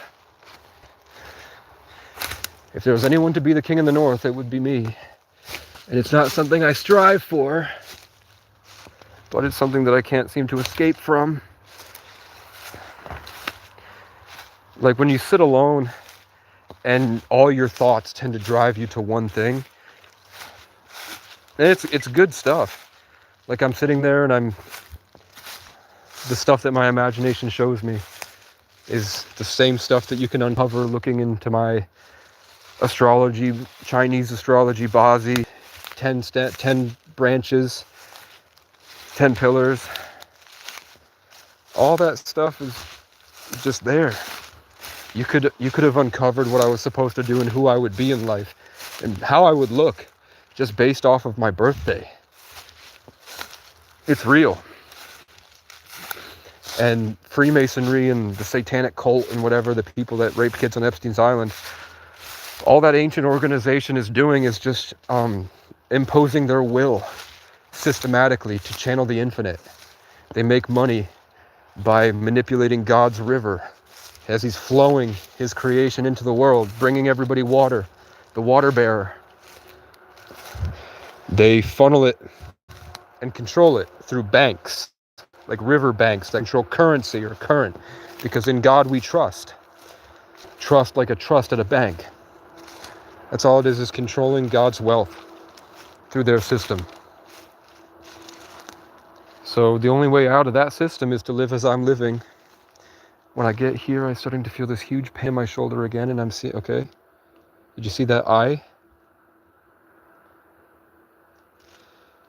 This is where I turn around and go back. When you get the warning like that, which is the being, that light being that pokes its head out from behind the tree over here that I tell you it does every morning, I don't think the right answer is to go towards it. But I've never had this many viewers, so I'm feeling like if I'm gonna die, I might as well die with an audience. But eventually I'm gonna have a dog. And I'm gonna have a gun and bear spray and an e-bike. And I'll be able to do this more. I'm just waiting I wanna see where the bears go. I wanna find their den. Okay, I just saw lights in the... You can see, like, they're called the Fae. The forest spirits. And they're not like little tiny beams of light. They're entities in another dimension that show themselves through the little beams of light. You can see their real form. when you wake up, if you live out in the woods deep and you hold this connection for a long time and you don't go into public long enough that you can separate, and you hold on to your energy long enough to maintain your focus and not be eaten by the mycelial network, where you can stay yourself and stay grounded and keep building your foundation so that you have energy and are present in your body, then eventually you can work with opening up portals. And you probably shouldn't ever do it. You probably should never do it, but I have those moments where I'm sort of forced into meeting these things. Like, I can't escape it. It's a inescapable cutscene. Unskippable cutscene. And I meet things. And I met a lot of things. And all the things that I saw, you can just go on Reddit and find thousands of other people that are seeing the same things. If it was like I saw a pink pony turn into a Corvette and take off into the night,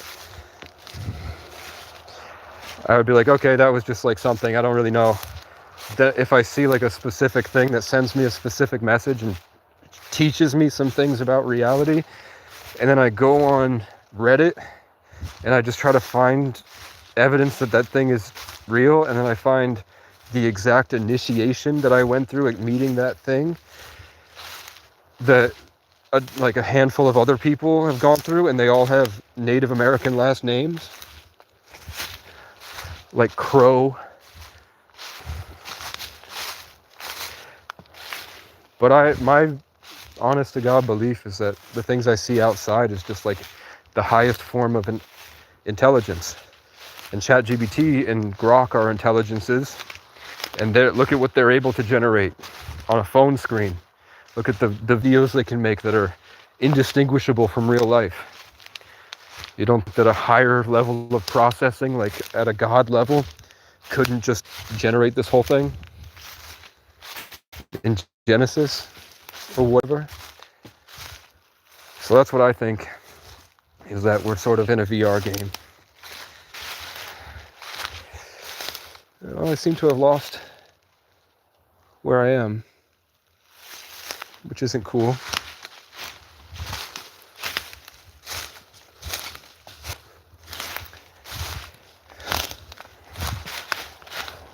I also take into account that like if I'm like walking through the woods and all of a sudden I see something that scares me, I don't say that that thing that I'm seeing is exactly what I'm seeing. I'm saying more as if the external consciousness and influence of a greater intelligence is creating things to mess with me.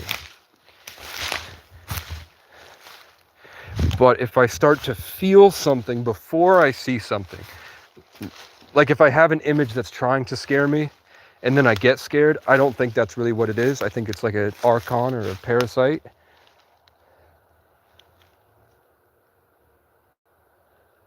Yeah, dude, I'm fucking lost. But if I feel anxiety and I look up and I see something that isn't trying to scare me, it's just trying to show itself,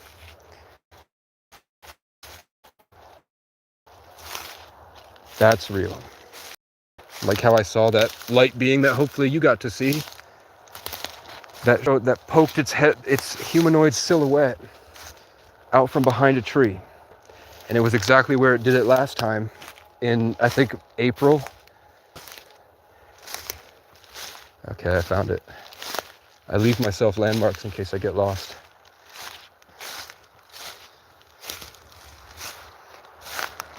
I'm not on stuff, I just left society. When you leave society, you're like, oh shit, the indigenous people weren't retarded. They didn't have an entire, you think that, have you ever read books by like Manly P. Hall and Albert Pike, where they had sigils, and Aleister Crowley, they had sigils to summon demons, and the demon, or the sigils are literally exactly what our emojis look like? You know? You think they were all bullshitting when they talked about all the things that they saw? I don't think so. And I didn't believe it at first. I thought that people were like, I didn't know what I thought. I thought a little bit like it was hidden messages. Okay, there's a bear. Is it? Or was it a tree? I don't know.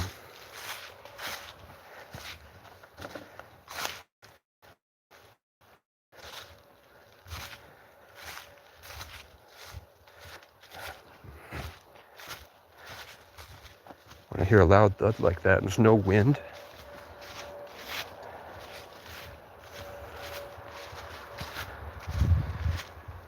So if you need to, I won't compete.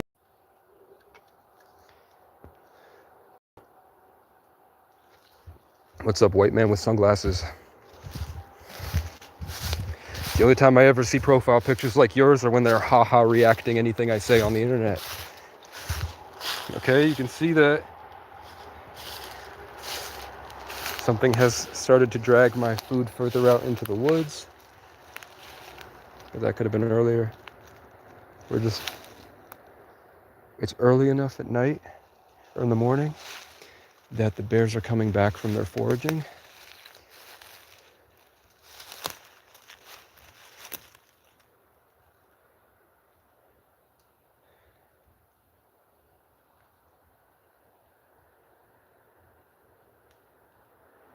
When I raise my vibration,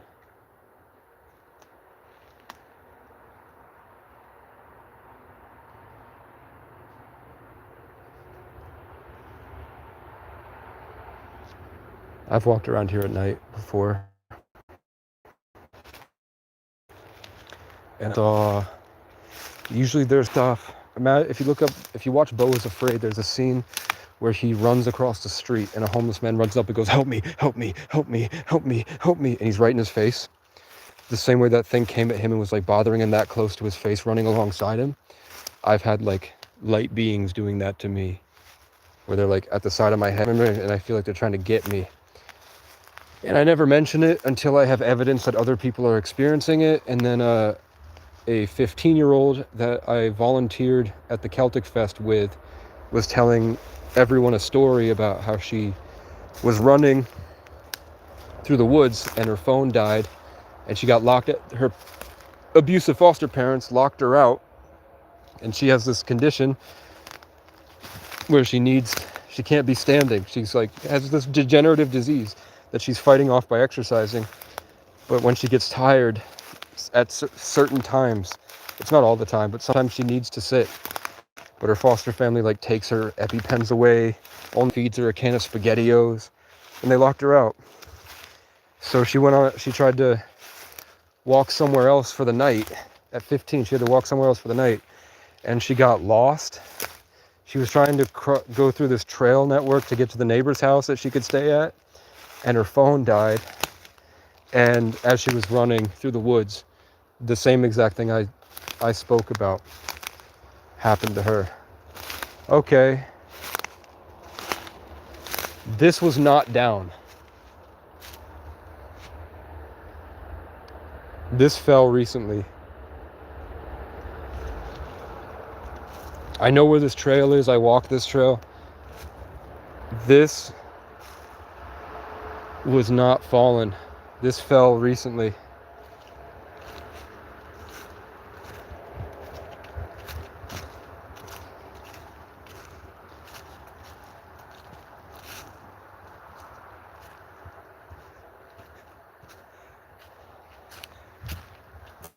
You can go back to like my videos in April when I found this trail. Hello, lights over there. This tree fell very recently, and look how it broke apart. A lot of these trees are completely dead, and they're just waiting to fall over.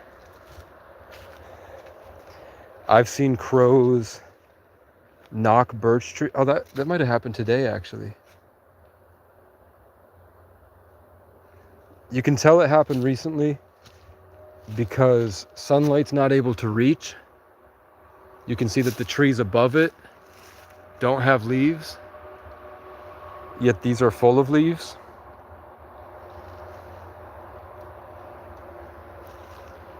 Which means very recently these leaves were alive.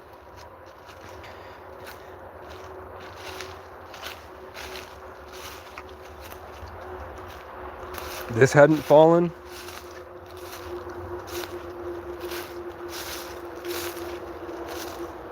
You see a light out there. I'm an angry Yeti. I have a Bigfoot story. I have a few. I think Bigfoot is actually a fourth dimensional being that can hop in and out of, I think it evolved. I don't think you need technology in order to do things like quantum computing. I think that our bodies can do it. And I think that we're systematically raised as cattle. So they cut us off. They fed Ellen DeGeneres our foreskin, and she brags about it on her show. Ellen used to brag about how she had cream made of human foreskin that she was rubbing on her face, and she did it live. You can look up Ellen foreskin video and you'll see it. You can find testimonies from rich people that say, yeah, we've been eating babies for like thousands of years. It's just part of our culture. You're not human. The white race is inferior. And I went off about how Irish people are actually the true chosen people, and the Tuatha De Danann were the same, or Dan, were the same entities that the Jewish people say gave them their power and their bloodline and their birthright. Except where the Jewish people try to harvest the world and say that they're the chosen people, the Irish people are just trying to use their genetics to have fun and enjoy life. One culture went mad with power, and the other one just had fun. They grew extremely tall. You can look up 1,000 years ago who was the tallest people in the world. It was the Scottish and the Irish because of the Tuatha De Danann. But it is what it is. Where's my foreskin tonight? With a big butt cutie sitting in fireside. Ain't life so much better after a hard day's work? It's raining.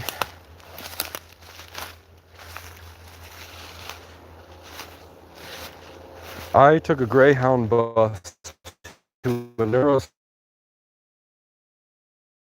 injury. In reality, a heavy spiritual attack.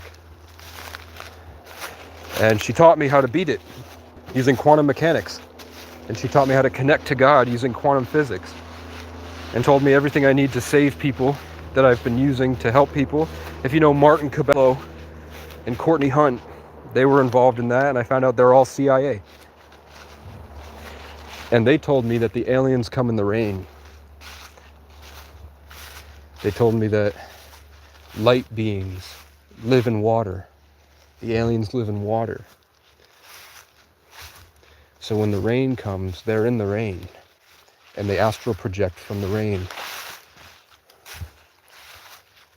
Like the Avogadro from Black Ops 2.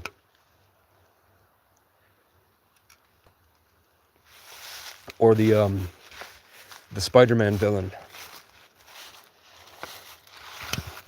Electric beings that don't need, the same way we have a consciousness that is separate from our bodies, they just don't need a body. What's that? You heard it?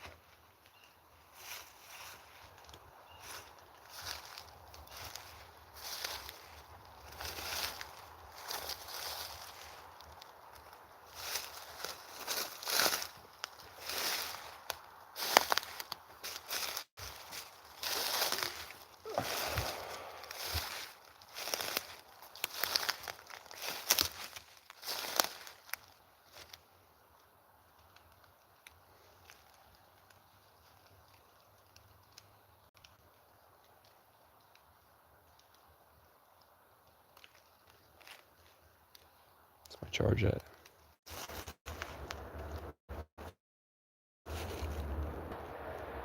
I hear footsteps.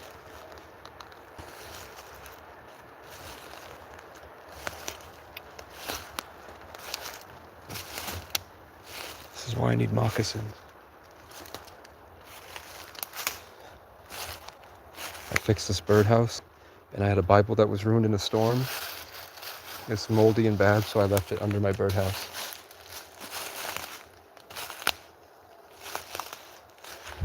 Over there.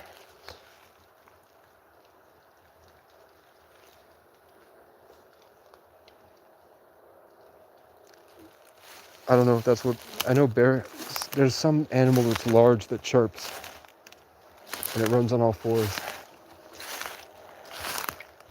And then there's one that goes, eh, eh. I think those are bear cubs.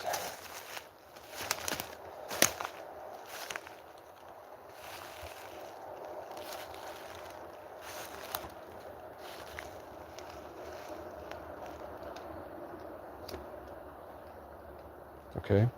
I reoriented and raised my vibration back and activated my brain. Actually chose to be present. And there's a lot of noises around.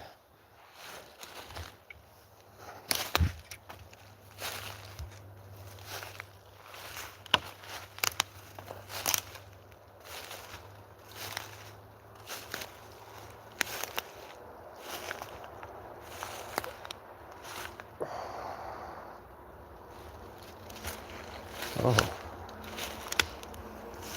Here's the property line. It's closer than I thought.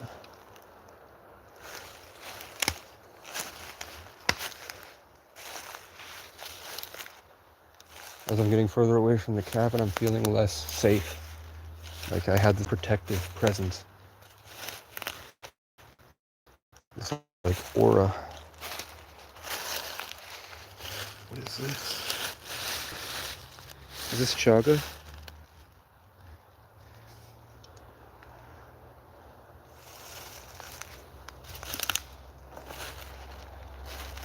Find my pages, or I'll send you to the Diddy party. Find my 7 baby oils, or you're gonna get freaked.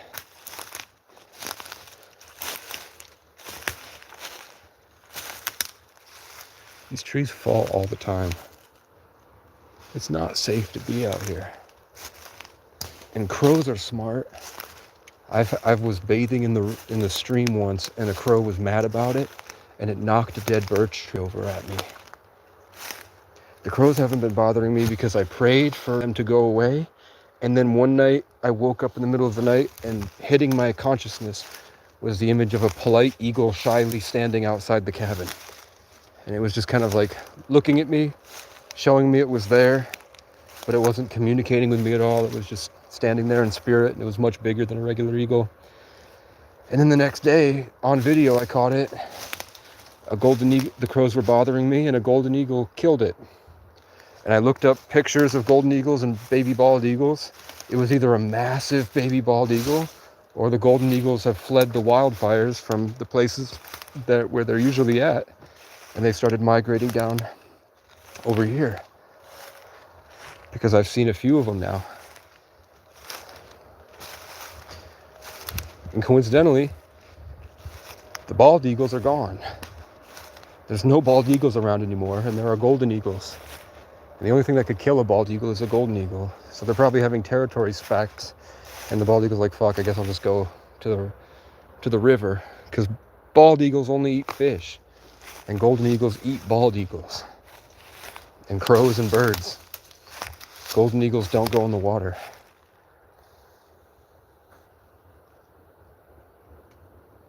It's hard to... The rain hitting the ground, it's hard to distinguish footsteps.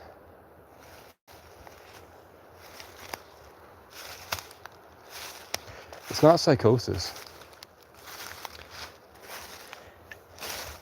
It's testimony. Very carefully, I don't mention things that I don't have backing. I don't have other testimony and an experience to identify the pattern. I prove to therapists at least once a year I have a conversation with one, and it usually ends with them being very inspired, and their own experiences are validated, and we just talk about God for a while. And then it's always revealed at the end that the therapists are always indigenous. And the things that I said were like invigorating to them, like their ancestors were like, finally, you caught it. Here's the property line again. This is validating because there's another one that looks like that I wasn't sure what those spikes were, if they were marking property lines. So I know where the property line is now, further up. We're looking for a bear den. because they're bothering me every night. And there's one that's way too big. And I have a feeling that I met that big one first for a reason. Because I came into these woods wanting a bearskin rug. And at the end of it, I learned that nature is way smarter than we think it is, and everything's connected. And the only way any one of you is ever getting a buck's head or feathers is because nature made a deliberate choice. Nobody is conscious enough to actually exert their free will. They just have layers and layers and layers of their spirit team, God, influencing them. And other things. It takes a lot of work and a lot of conscious effort and a lot of knowledge to actually find that wisdom to be free and actually exert your free will. Most of it is just like swiping on Tinder, where they just plant the choices in front of you and you swipe left or right. Do you do this or do you do this? And then you're judged based off your decisions, because nobody's taken the amount of time and effort it takes to truly be free. Like, you think it's you that's wandering to the fridge, opening the fridge and just standing there, staring at the food and then going, I don't feel like eating actually. And you go back and then you wander around and find yourself back at the fridge. No, you're being puppeted. And the only way out is stuff like this. Tests. Bravery. Where your phone dies out here in the woods like mine does, and I have to find my way back to the cabin. And there's shit out here. I got stranded on Mount Mansfield in 2022, and that's the first time I ever met Cernunnos. And it told me I'm protected, but I have to get the fuck out. If I don't get to the bottom of the mountain, the 7-mile hike back down the mountain in pitch black, it showed me a big bright beam of light with a standing Celtic god in front of me in my head. And then it showed me being eaten by a bear, and then behind me, right up here, and you can go back to 2022 and find that video I posted called God Gave Me My 300 Moment to show I'm not bullshitting. Something followed me the whole way down. And at the very end, like, I picked up a mile marker and they had gated it, they had fenced off the way because they didn't want people hiking up that area that I got down. And the thing was still following me. Did you see that bright, did you see that bright beam of light? Did that register on the camera?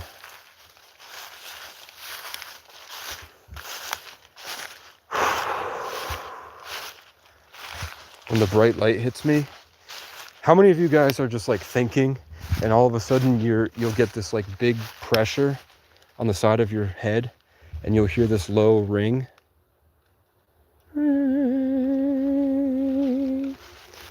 And it almost makes everything not feel real.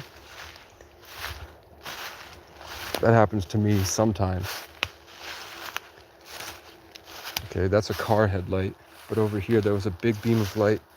Maybe if somebody was shining a flashlight at me from a property, it wouldn't just be like a little hit. Okay, I saw eyes. You saw that?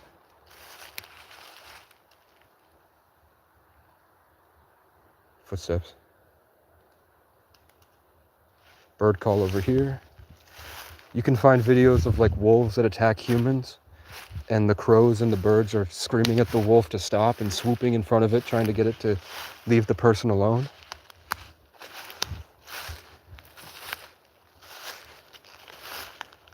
Kind of feels like when I was homeless and I'd wandered through bad areas in cities when I was traveling, and I didn't know right from wrong or what I was doing. Didn't have anywhere to go, and I was just hoping God would provide if I was brave and I kept going and I kept my head held high.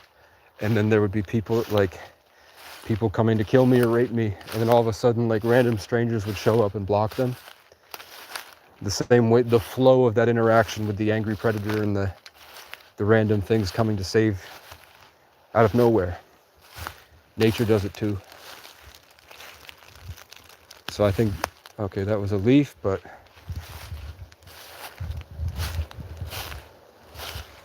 Is this the property line again, or is this a tree? That's a tree.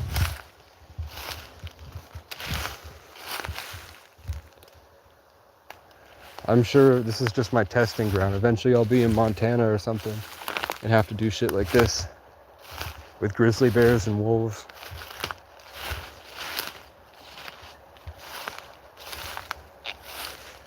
I'm leaving to give, if there are bears around foraging, I left to give it a chance to come back to the cabin and start digging through the trash again.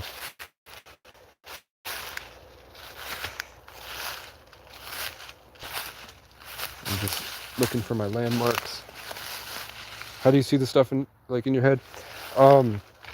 Isolation breeds introspection. Being brave enough to not run away from your thoughts. Sitting.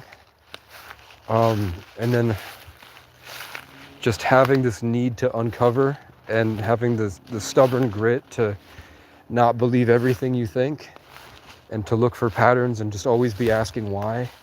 Why is this happening? Why is this happening? Why is this happening? And over long periods of time, just keep going, take care of yourself. This kind of self-progress mindset, growth over consistency, you'll start to hold on to patterns, and then you have to go through initiations. The universe will give you moments where you're tested, and if you can make it through, you'll learn something. And if you shy away from it and hide, you'll still have it in your reference experience. It was still meant to happen, but it might be a while, and you might have to go through other things to prepare you for the bigger stuff. But the Higgs boson really helped me a lot. Making music, producing, thinking about music, and just being a maladaptive daydreamer. Just constantly daydreaming. And then eventually the world got dark, and my daydream started to be under attack when they implemented 5G. My neighbors would just randomly start screaming that there were voices in their head, like normal people every day were having psychotic breaks when 5G was implemented in 2020 because they couldn't get. They were like their biology was connecting to the AI, and they were freaking out. And I would get these moments where I'd be sitting alone in my Section 8 apartment making music, and I'd be fighting for the perfect song, and eventually I'd hold on to it long enough, because you have to hold on to the song to keep making it. So I didn't realize I was stacking up energy and holding something that usually most people aren't able to access by just holding my focus. And most people, they have such chaotic lives, and their day-to-day is so full of energy transactions that they're not able to get these things and hold on to them that long. But I could, because I was in isolation, and I grew up in isolation, deep in the mountains alone, by myself, with neglectful, not present, mentally ill family that would try to kill me and would act like they were possessed. Like my mom would just suddenly freak out, and she would look the same way if you watch Hereditary. The way that the mom looked in Hereditary, she would get a lot like that in her own way. Not as vicious as Toni Collette was in the movie, but in her own way. And just holding on to that, because to me it felt like I was gifted with something special that the world was constantly trying to take, and I just never give up. So this is the second time that I've approached the cabin, and we heard this loud noise. And if you look back exactly where I stepped when I heard that loud noise last time, I stepped in the same spot, and the same loud noise in the same spot happened. I know it's probably a falling tree, but stuff like picking up on that pattern, they're like, okay, that's the same time I felt the exact same thing happen. Phone reconnects suddenly.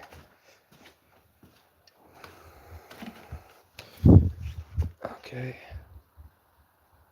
No eyes or footsteps.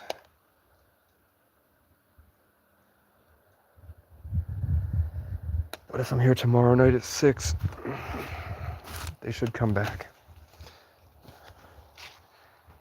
Let's put this way.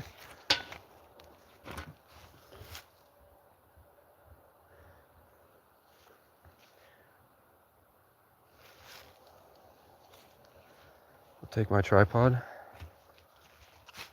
and we'll do like a Q&A. Let me actually read my chat.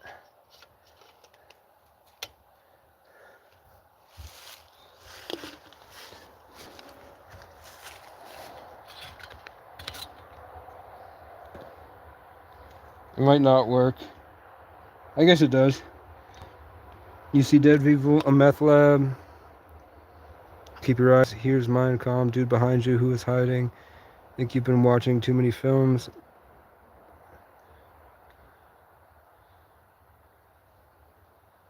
I saw a skin crawler. How much meth did you? They always do meth. And they're always like ugly white kids. Ugly little white boys. Is it cold? Not today, but it's been below freezing the past week. It's gonna snow in 2 weeks, but we have a drought. So this winter we might not. Last winter it was snowing it by now. On the mountains now there's no snow at all.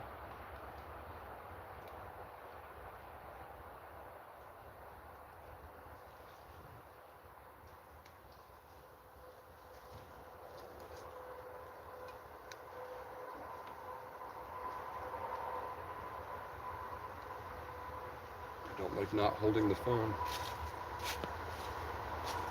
But I have a flashlight actually. Let's grab my flashlight.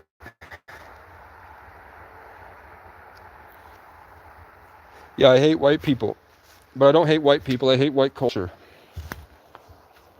If Nick Fuentes is allowed to say black people makes him comfortable, I'm allowed to say that white people were led to believe they were a superior race, and that caused them to get lazy and drink themselves to death, fill themselves with lead, and they raised their boys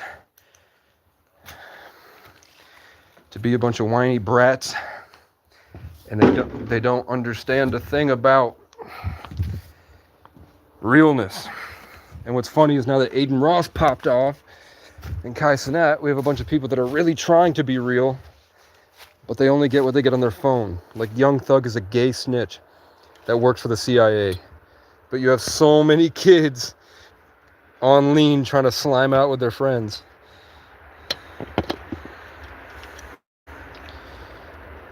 They're all full of baloney.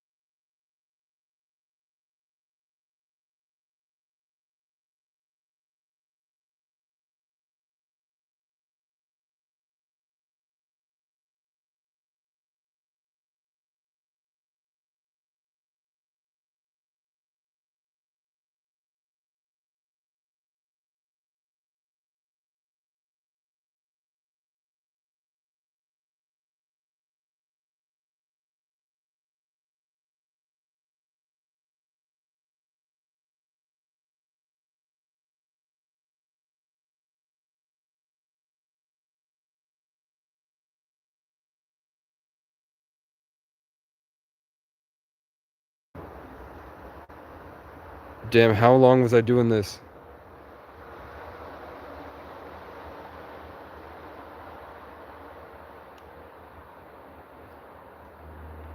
I didn't mute.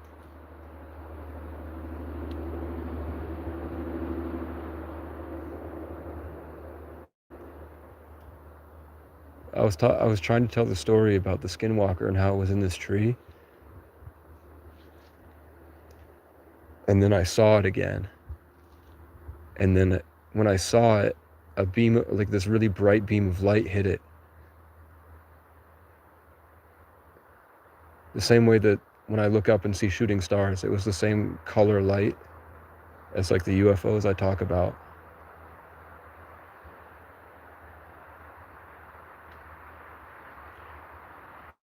And then it started to really hurt my head when I was talking about how it hurt me last time. Bible camp story. For at least 15 minutes.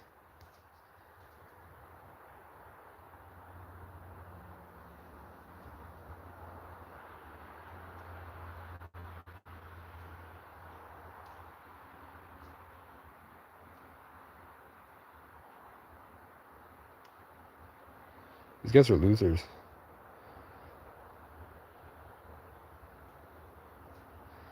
$15, dude.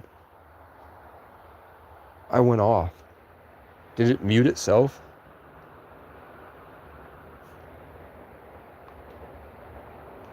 I was talking about all my experiences with aliens.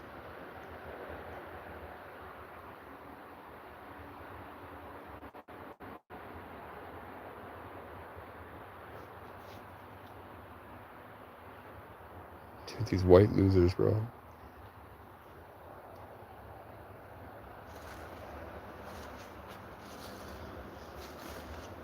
The Bears. That sucks. Did I get to the blue aliens and John Michael and the speaking in tongues and how he started telling me stuff that my dad would tell me when he would freak out and break everything in my house? I'd have to fight him. When trying to help one of my friends get out of his addiction, and I kidnapped him and took him into the mountains, and he started speaking to me in tongues and trying to kick his way out of the car, and he was screaming things that people said in traumatic moments from my childhood.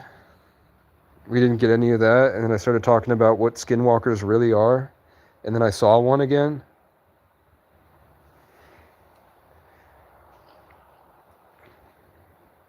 And then this huge beam of light hit it, and there was like this big back and forth.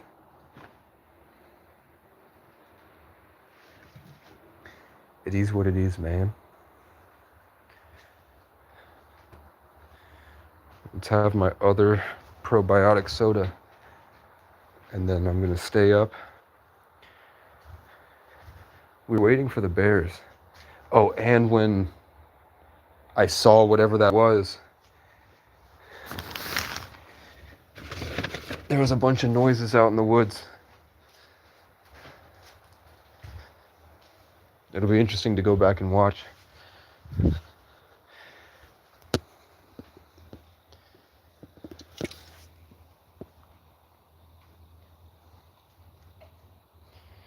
I just think those guys are insecure. I kind of like hate comments. It just feels good to have viewers.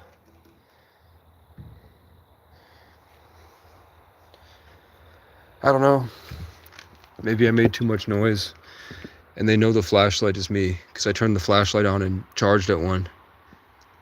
And I'm sure that everywhere they go, they get flashlights in their eyes when the people scream at them. So I'm sure they associate this light with something not great. So they could have been trying to come back here, but they chose to go around instead.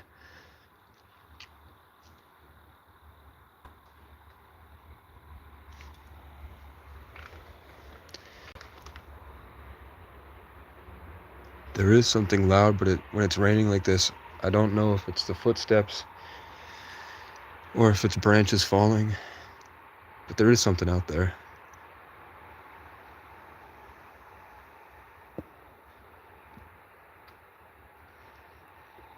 Are enough people here that do they want to hear what when you would see those videos of bodies back before AI, when you would see like these bodies with broken necks, human corpses that were crawling out of the woods in Appalachia, and they would run at people, like they would crawl towards people, like crab-legged or just completely deformed.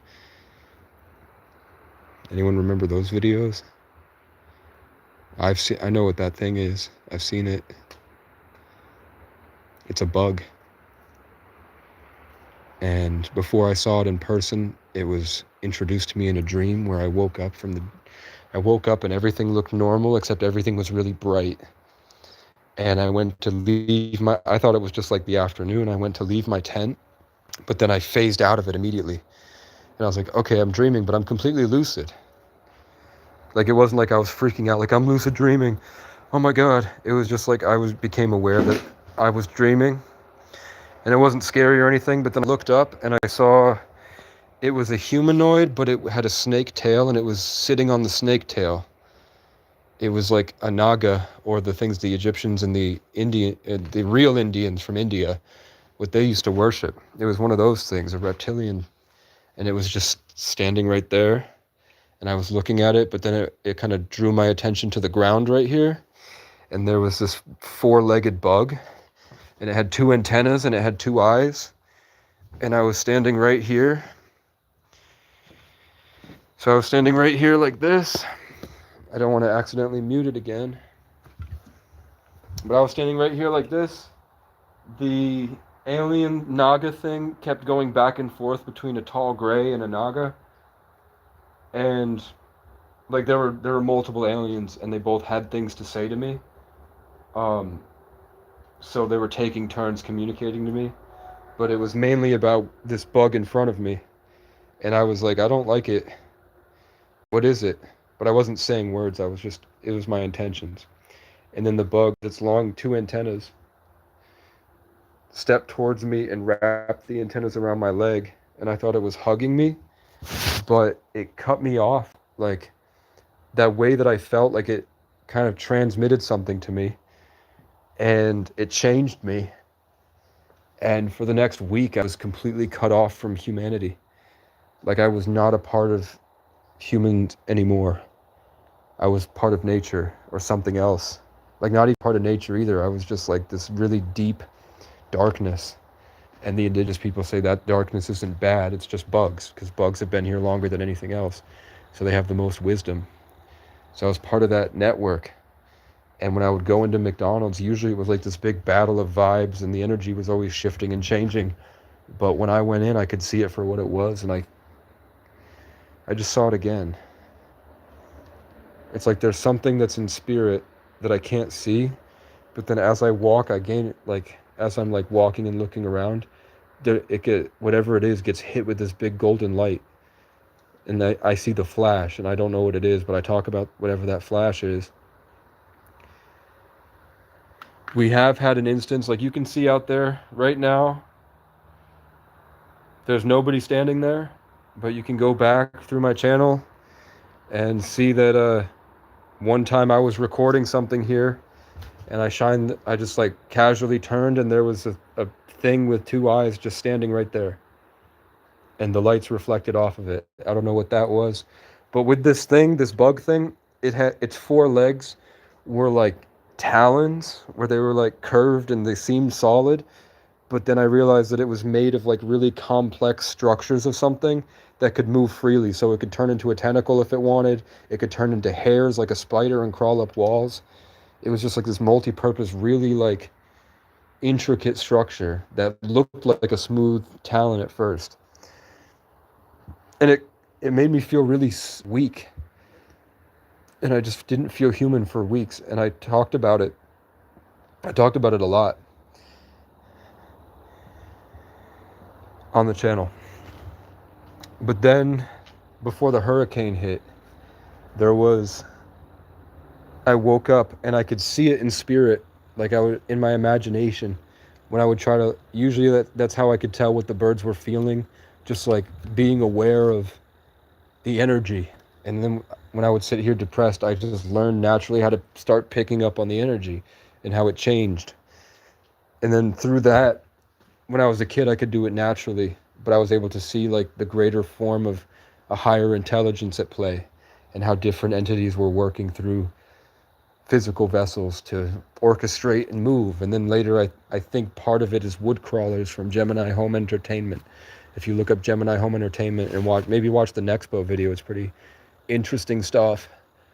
Nexpo, Gemini Home Entertainment, they have these things called wood crawlers, and I think that's what they are. But apart from that wood crawler stuff, there's these insect things, and that insect thing, I saw it crawl up into a tree, and it started digging into my back and my consciousness, and it hurt really badly, and I got really hungry, and it was like I was just eaten, like my spirit had been consumed, and it hurt. So I tried to sleep and I couldn't, and I tried to lay there and I couldn't. It was getting worse, so I left. And that's why I went up to Randolph Center, when the hurricane, the tornado hit. So I was talking about how it was going onto a certain tree, and then when I looked up, I saw it. Like a big flash of it being there, and then it got hit with this big, bright, warm, yellow, golden hit of something, which is probably an angel or a higher dimensional entity. And then I saw it again just now.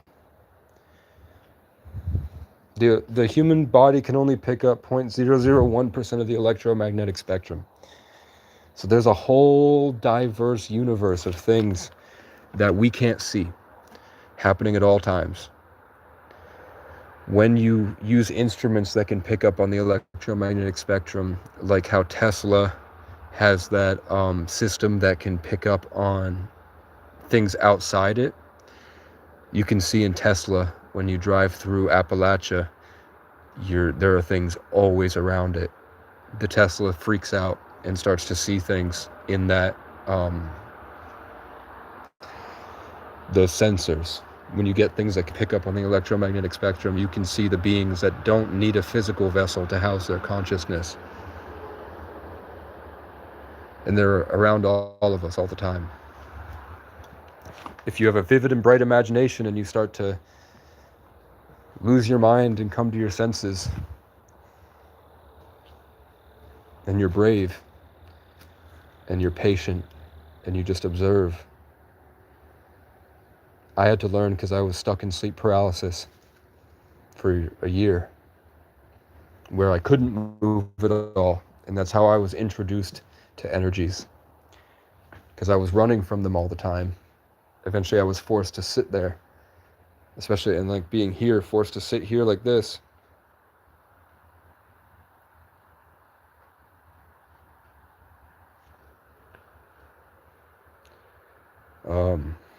You really learn, and you have to be brave, or at least you can't escape. You can't try to hide from it.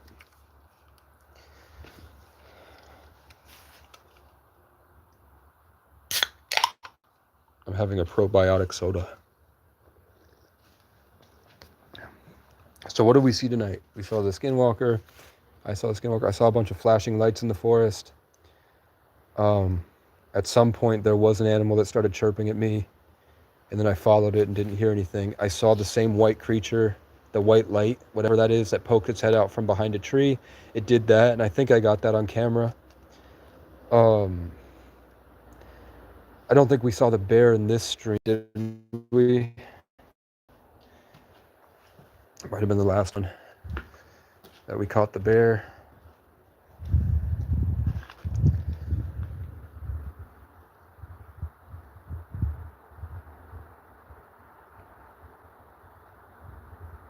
But yeah, I have a lot of stuff I can offer. Like if you guys have sleep paralysis, I have the answer to that. I can't get sleep paralysis anymore. Just because I went through it long enough.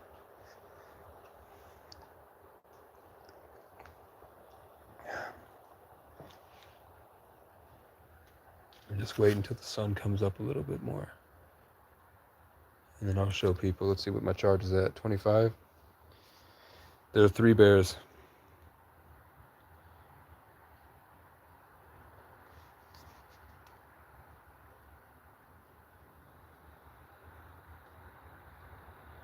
You keep hearing help. Let's get help before something bad happens.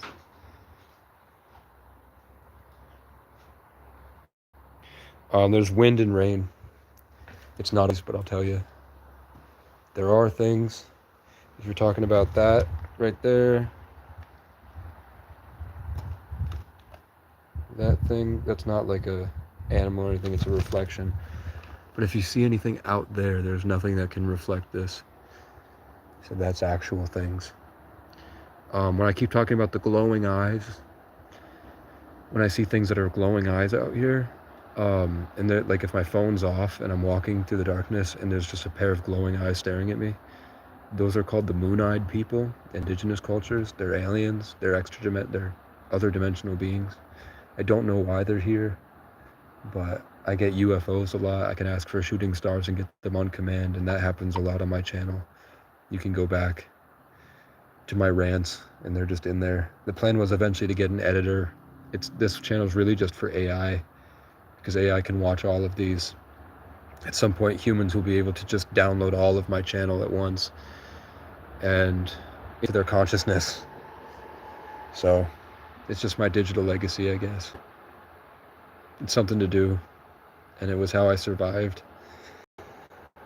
And when police try to bother me now, there's an accountability factor, because they used to just beat me and take their anger out on me, and there was nothing I could do, or else I'd go to jail. And there are people that try to kill me a lot traveling. So I needed an avenue to make sure I'm safe.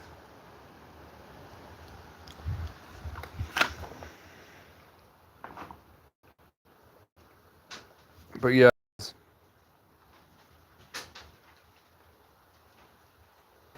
Tree sap reflects light. We'll see.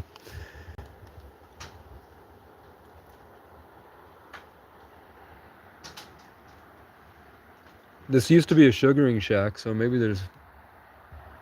I don't see any reflections of sap.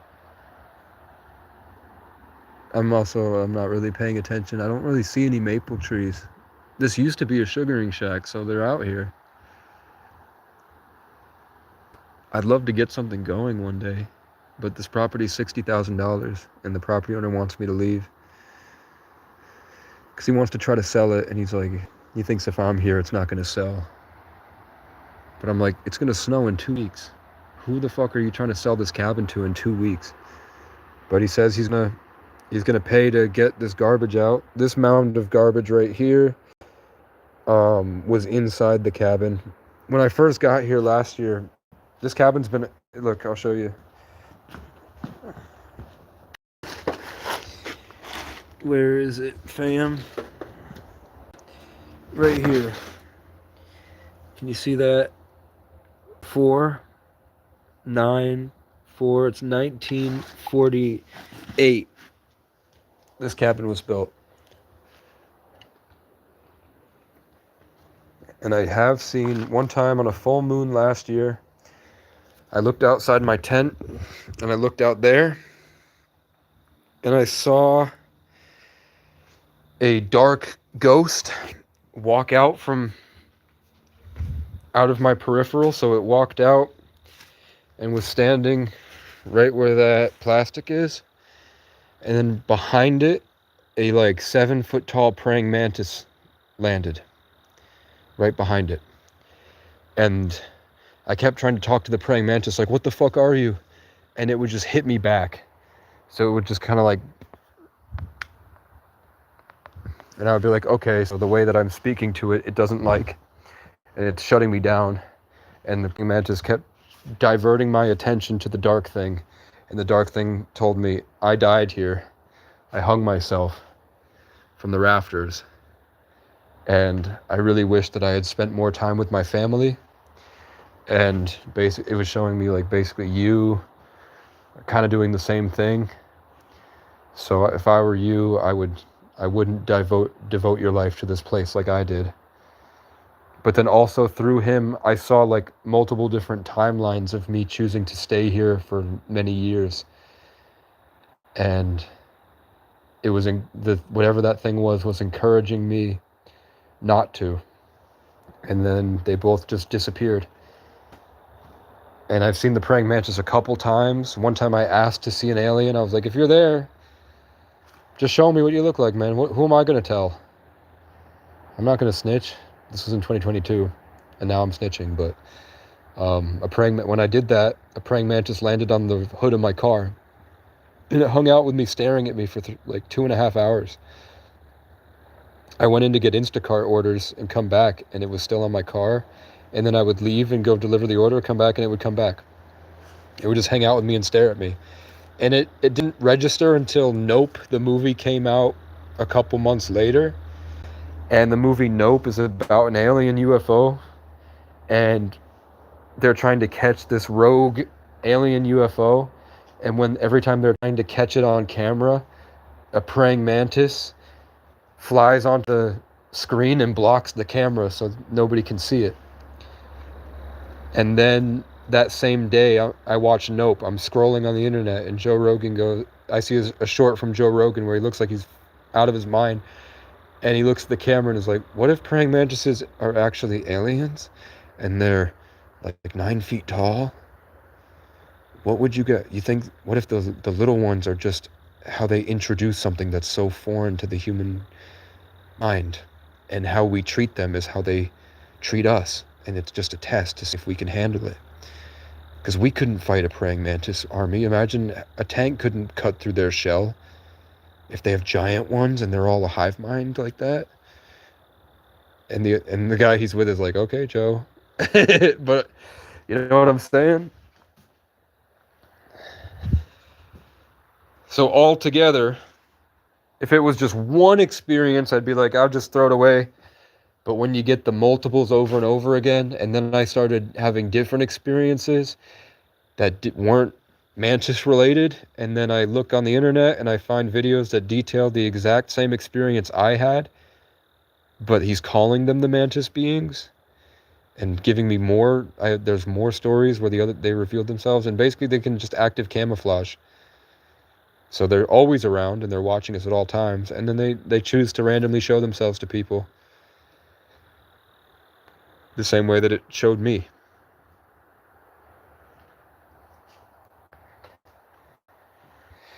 And that makes me think, like, maybe that's why China had a whole kung fu style of manipulating energy dedicated to the mantis.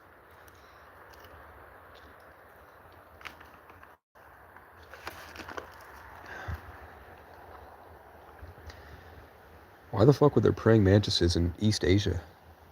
And how did they get over here? And where are they?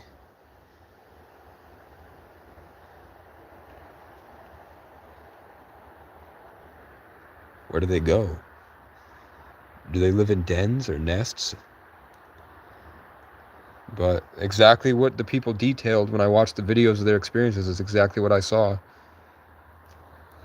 Pretty much everything they talked about with them I've experienced. Even them trying to get into my body. Where like they try to dig into my consciousness, and then all of a sudden my arm goes like this. And I'm like, what the fuck? And then when I'm talking to people and all of a sudden their body twitches and they start doing it, I'm like, okay. They're piloting people remotely. And then if you saw Kim Kardashian posted one like this, where she was doing it. And Travis Scott, the guy that killed that guy in the satanic ritual on stage, he just wouldn't look at the camera. And then you can find that meme about single moms, how they're really a praying mantis. Where it's like the girl taking her, it looks like the guy's on the bed happy, and she's taking her bra off, but you can see the shadow of the praying mantis behind her. So it's not just me that's going through this, but I just don't have access to anybody. When I do meet people like me, pretty much have the same similar experiences, and they're all indigenous. or Irish. I've never had a Viking tell me that he sees ghosts. I've never had an Englishman tell me that he sees ghosts. Not even like Victorian ghosts going, oh, cheese and crackers and biscuits. But Irish and indigenous people, they're seeing the freakiest shit you can imagine, and they're all seeing the same stuff.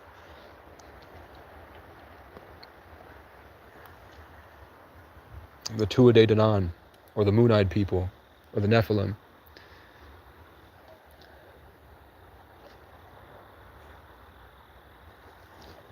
I'm just waiting for the sun to come up. Should I go into town? If I go into town, I'm going to have to sit out there. I kind of want to get a pizza at 11 and come back. But they're going to want me to leave on Tuesday. They might even want me to leave today. At some point, he's going to pay for a storage unit. Because there's multiple police precincts trying to have me arrested right now. Because the property owner who lives in New Jersey wants me to leave. And I'm like, for what? I'm way in the woods. You're not allowed to build a property on here because of the flooding. You're not allowed to build a road and a house up here. Anytime a hurricane hits, it floods the entire space. You can't do anything with this property. What are you so mad about? Why are you throwing temper tantrums and threatening to have me violently hurt, sending the police to hurt me all the time, threatening to bulldoze this 100-year-old cabin just because you don't want me here? I think he's bullshitting about trying to sell it. But at least one of the officers watches my YouTube and heard what I said about wanting to turn this into a historical landmark. So he said he would relay that to the property owner, and the property owner said he would be willing to pay for a storage unit for me. And my birth certificate's coming in. So I'll have 2 forms of ID if I want to get a job.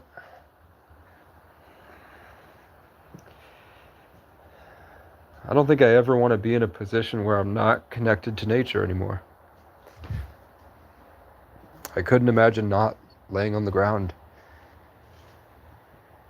I don't want to go back into an apartment on a bed. It's not real. It's fake. I feel like I'm suffocating when I go indoors. And all the people that have jobs and are in town and part of the system, I don't like them. I don't like their vibe, and they don't like mine.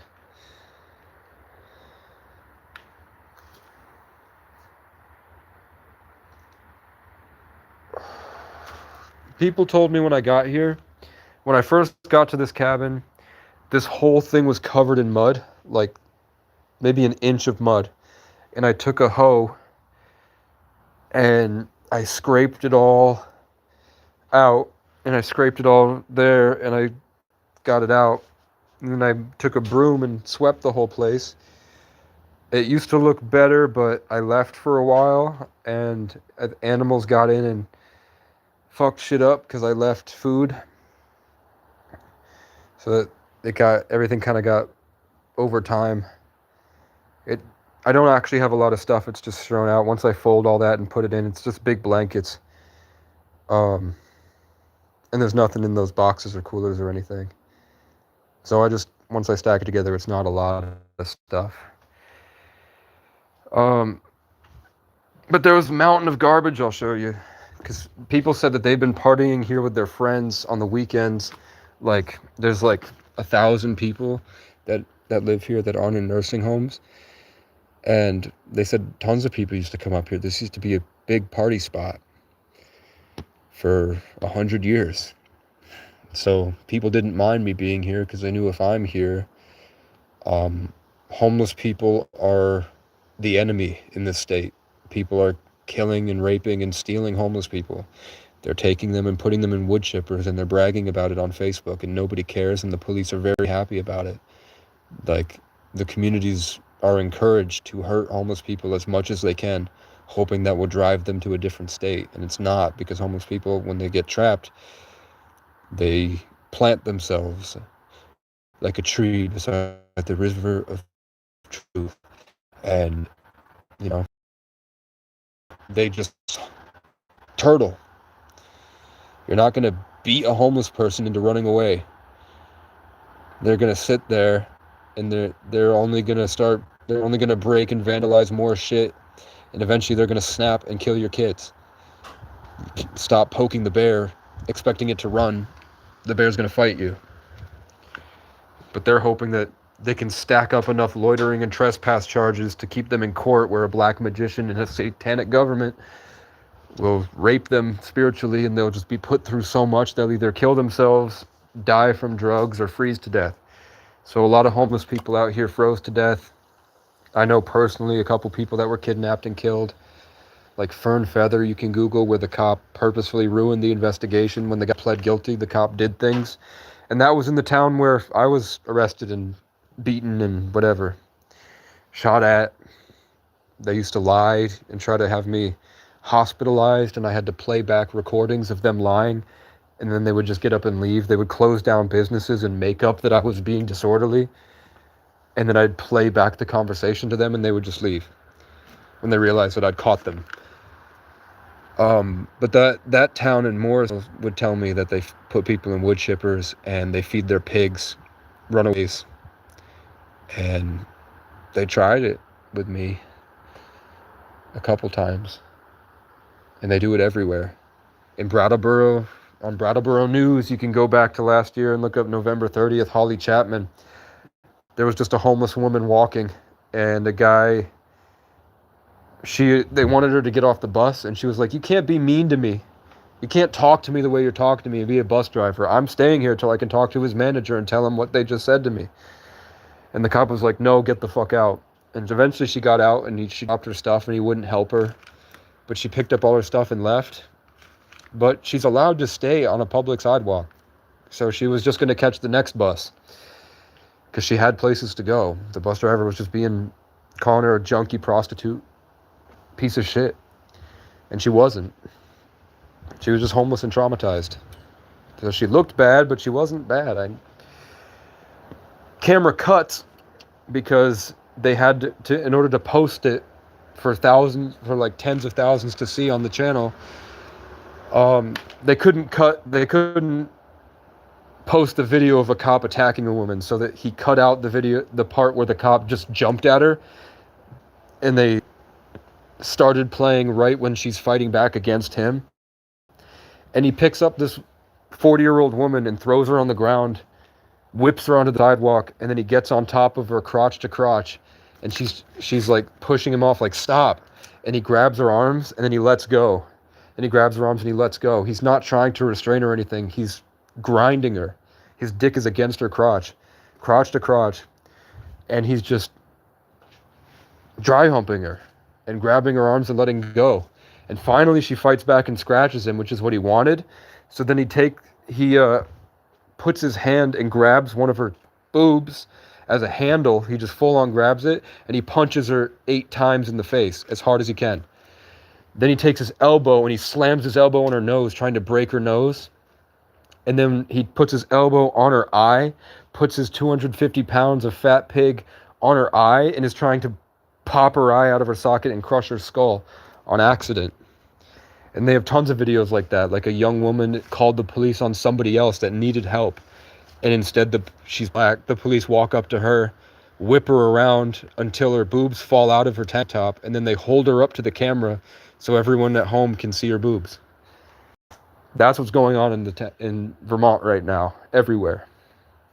In Newport, they took power tools and they cut my car to pieces and they shot at me. Morrisville, they shot at me. Randolph, they shot at me. They won't hire you anywhere if they know you're homeless. That's what's going on. I don't remember the question you asked. Hold up.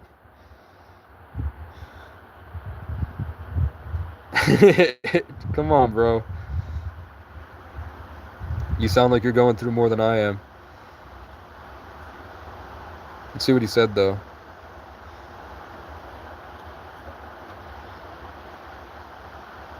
Oh, he's just saying it over and over again.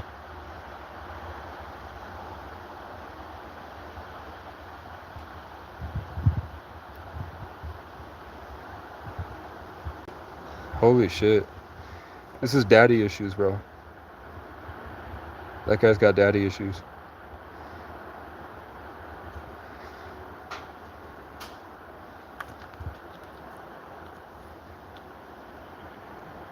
Yeah, so all this trash, I mean, I would say 10% of this is mine. And you can see I put it in bags.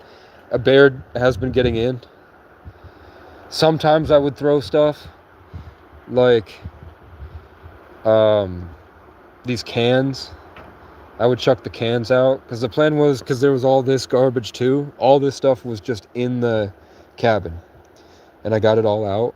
Like that huge pile of trash right there. That's a pile of trash. It's just got some cardboard boxes over the top that the leaves have piled on top of it. It's a lot of leaves because this is a huge tree. There was this huge pile of garbage when I got here. And everyone said, the point was, why the property owner didn't care? Why was it okay to squat?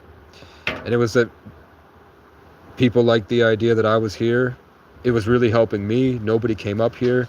And the idea is that if I'm here, bad people won't be here. Like, you can be certain that this place won't turn into a drug den full of people strung out on heroin running an illegitimate business at the park and ride. If they know Casey's here gardening. You know what I'm saying?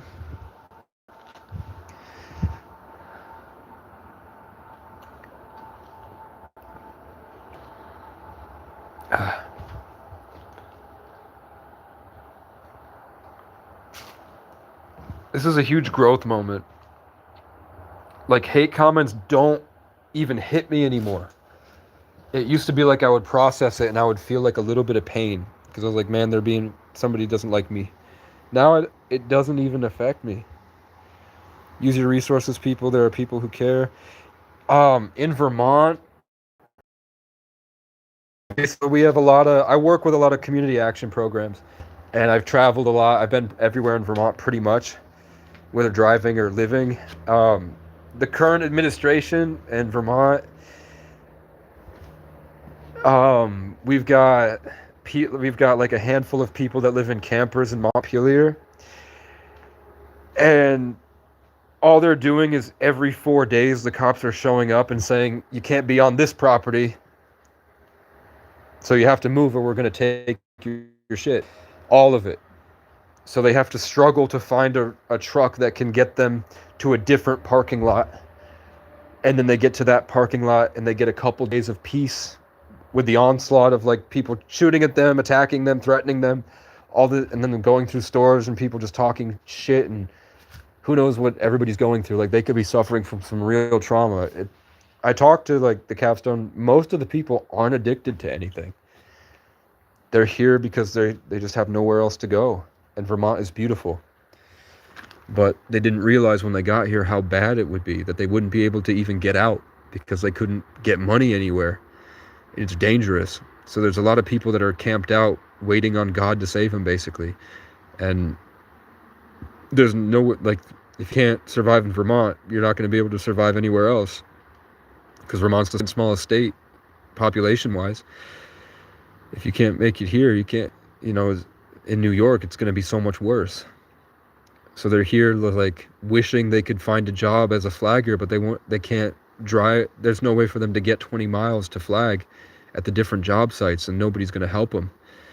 So they're just being carted around until they finally can't find a ride for their camper, and then the police are taking their campers with all their shit in it and are crushing everything.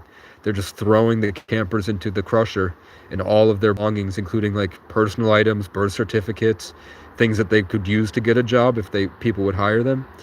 Everything, included, like, in one case, a cat barely got out because the people weren't there. I think they had been arrested for trespassing, actually. If I remember, that was in Burlington at the Walmart, and they took the RV and they went to crush it, and there was a cat hiding, and it got out at the last minute. I heard that from the Howard Center in 2023, and now that I'm hearing it from Capstone in Barrie. And when they call and they say, when COVID happened, you paved parking lots in every town that are sitting there empty. Why don't we just put the people there and stop moving them around every day, racking up these charges for loitering and trespassing? Just put them on the property, and maybe they'll feel safe enough to and be able to get showers and start to actually get supplements and get rest and do all this stuff that will help them instead of living in survival. And the government said, the only way we'll ever help homeless people is giving them a ride to a different state and cutting off their disability payment.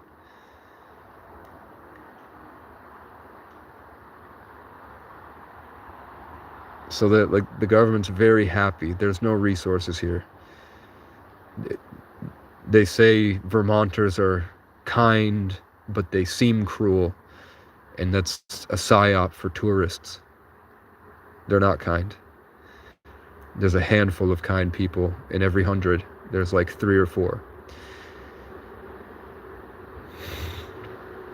So I'm here and I found some solutions. I'm helping a lot of, like, the advice that I give helps a lot of people. When I meet them, I put them onto the method, which is, I can't DoorDash because I got deactivated and they won't reactivate me because it was one of those things. I told you I have ops in Brattleboro that are really jealous and hateful and come at me when I have wins. So I got a lot of, I posted a profile picture and I got like 80 or something likes, and a lot of very pretty girls heart reacted it, which means, like, in small towns, that means they're publicly choosing to do that heart. So a lot of, like, inbred white trash pieces of shit, and I like trailer people. I'm not talking about white trash that way. I just mean, like, just really scummy, not smart, very prideful people, like the people that comment the shit that you're probably seeing. I don't read it that, like, I read one and delete it.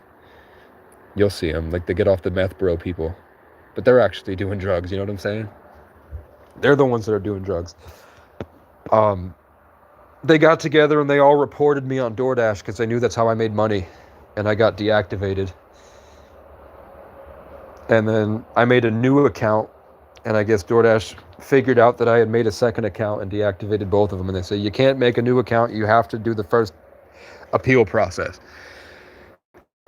So I can't DoorDash, but I put them all onto DoorDash and say, if you go to Lebanon, if you take it, it's like a 4-hour bus ride to get there and back. You can go get there at noon. They have a shower there, and then they have an e-bike program at the library. Then start taking DoorDash orders, take zip ties and a milk carton. And when I find milk cartons, I give them to them.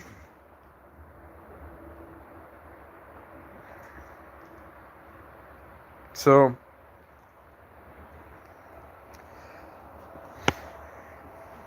I never see them again. So wherever they go, they don't come back. But I try. I used to take homeless kids that would run away in Burlington, and I'd take them to the Y, and we'd play basketball. I used to do that for kids and take them to the skate park, try to get them away from the bad people. But once I leave them, the next time I see them, they're strung out on meth and crack. These, like, 18-year-old kids. I don't know why they do it, but I can't babysit them the whole time. I did my best. I really did. Like, I tried to get them doing push-ups. I brought them to a bar and made them stand outside, and I went in as, like, a homeless guy, and I had blisters on my feet, and I looked, like, kind of whacked out, and I was in, like, not matching clothes, and I walked in and had a conversation with people and just showed them what it was like. Stuff like that. I taught them how to work out. When I grew up in shelters, so I used to teach the kids how to work out when I was 15. I go to the living room to do my push-ups, and then they started doing push-ups with me. Stuff like that, and we'd play piano, and they would rap. So I tried there. But I feel like if I don't do something, I'm a failure. So I try to give my advice, put people onto like Walmart deliveries. If you have food stamps, you can go online to Walmart and it's only $5 a month and Walmart will deliver it to your house. So a big part of homelessness is that you don't have access to like meal prep and plan healthy meals. So you're just kind of eating gas station food, and that's not helping your trauma. It's making you sick. So with Walmart delivery and a portable stove, I got a bunch of canned chicken, and I got cheese, tortillas, and eggs and peppers, which are probably going to mold soon.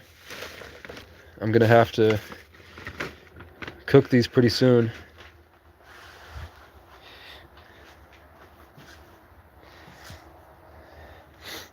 And that changed my life. Going from just only able to eat chips and like food out of the dumpsters to being able to cook like food that's relatively healthy for you changed everything. It gave me hope. And growth over consistency is really inspiring. And I know that in the shelters you can't do it. It's the Stanford Prison Experiment. If you look up the Stanford Prison Experiment, you get two people of an equal class and you give one of them power and fake authority in a badge. They immediately go into beating the other people. They let prisoners, half the prisoners be guards, and they were raping people within the week. If you give anybody power, it corrupts. And that extends to youth shelters.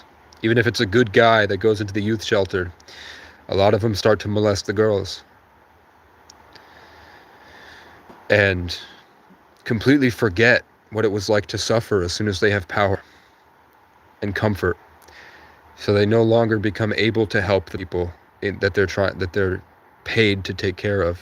So when I was in shelters, it was like being in jail. It was no different than being in jail, being in institutions and shelters growing up, where I was tortured and punished for not having a family. And nobody wanted, there are no foster homes around.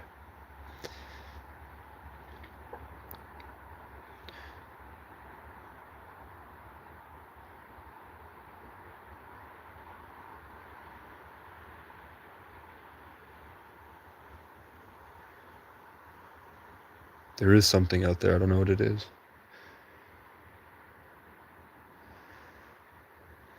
But I feel like there's a lot of value in what I went through here in homelessness, and the journey I went on is amazing.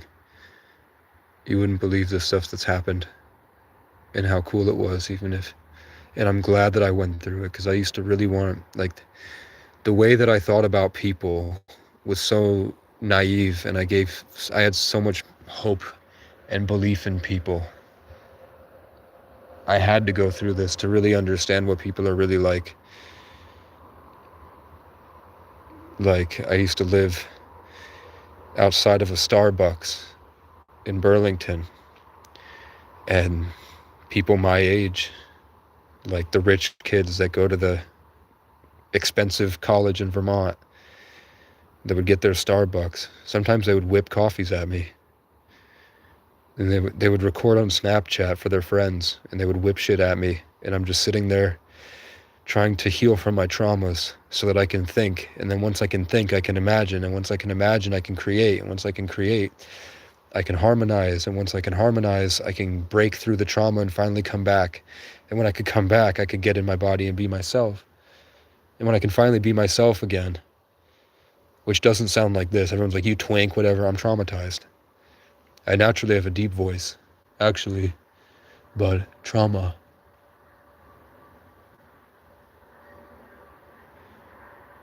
You hear that? There is something out there. Geese are coming, but there's something out there.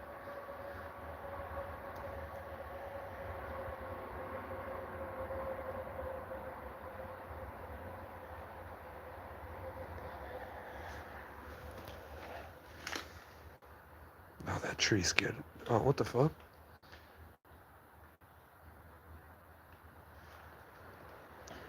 When you talk like this for a long time, you naturally raise your vibration out of settling. And when you can do that, you can see the universe moving pretty easily. Like everybody's just kind of trapped in 5G right now. And you can raise your vibration past it and just have peace, where you're not holding on to anything. And I don't know, this grounded sense of self-mastery and this unshakable self-worth was only developed through undergoing and enduring intense suffering and being alone like this. And you either got it or you don't. And I'm really proud of myself that I got it. That's why I know that I don't want to go into society and lose it. It's just not the way anymore. I'd rather have what I have here and be homeless, traveling, than to lose it by subjecting myself to like a demonic contract through employment. I am going to have to get a job, but I have faith, and the stuff that you experience when you live outside of society, it's amazing. When you can finally free yourself and have a stable connection to God in a way that isn't in the Saturnian government, the Saturn matrix, the Capricorn pyramid, you realize that if you don't have this, you'll never know who you are. And then when you realize that, you're like, oh shit, that's what Jesus meant with I am the way. Know thyself. You realize American society is literally to take you from yourself and influence you and fill you up with parasites and distract you, so you never know thyself, and your power goes to them spiritually.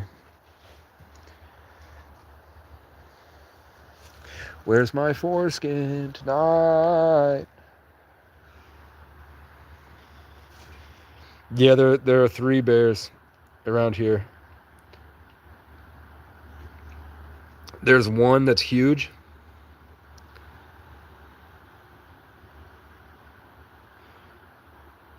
Watching from Hull. Hull, thank you. Thank you, I appreciate it. Yeah. So the other night, for anyone that wasn't here, I had this dream where I was speaking to these aliens, and they were animals, like alien dogs and cats, and we were all hanging out on this porch, and they were playing with me, and they were writing me notes, like on sticky notes, and handing them to me to talk to me. And I was like, I'm really glad I have you guys. And then I looked over, and Charlie Kirk, and I don't really follow Charlie Kirk or anything, but Charlie Kirk was far away at the edge in the field, sitting by himself, lonely. And I was like, hey bro, I thought you were a lot younger than you were. How come your age changed on Google? And he's like, no, I'm actually 25, but I needed to play as an adult to appeal to a larger audience. And I was like, I fucking knew it, bro. You weren't fucking 33 or whatever your age was. You were my age. I remember like years ago, we were the same age. And then there was a bunch of stuff with like, I was shown, because I'm like not having a family growing up and being isolated so long alone.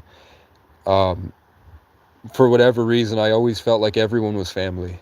Like I treated everybody the same way I was yearning for a family to treat me, became how I treated everybody. So I always saw literally everything, even trees, as like an extension of myself. Anything that's conscious, I just saw as my family naturally. I don't know if it's because I have native and Irish genes or whatever, but that's how I saw it. And eventually I had to let go of all my friends because they weren't good for me. They were people that would betray me. They would mock me behind my back. They would steal from me. They would use me.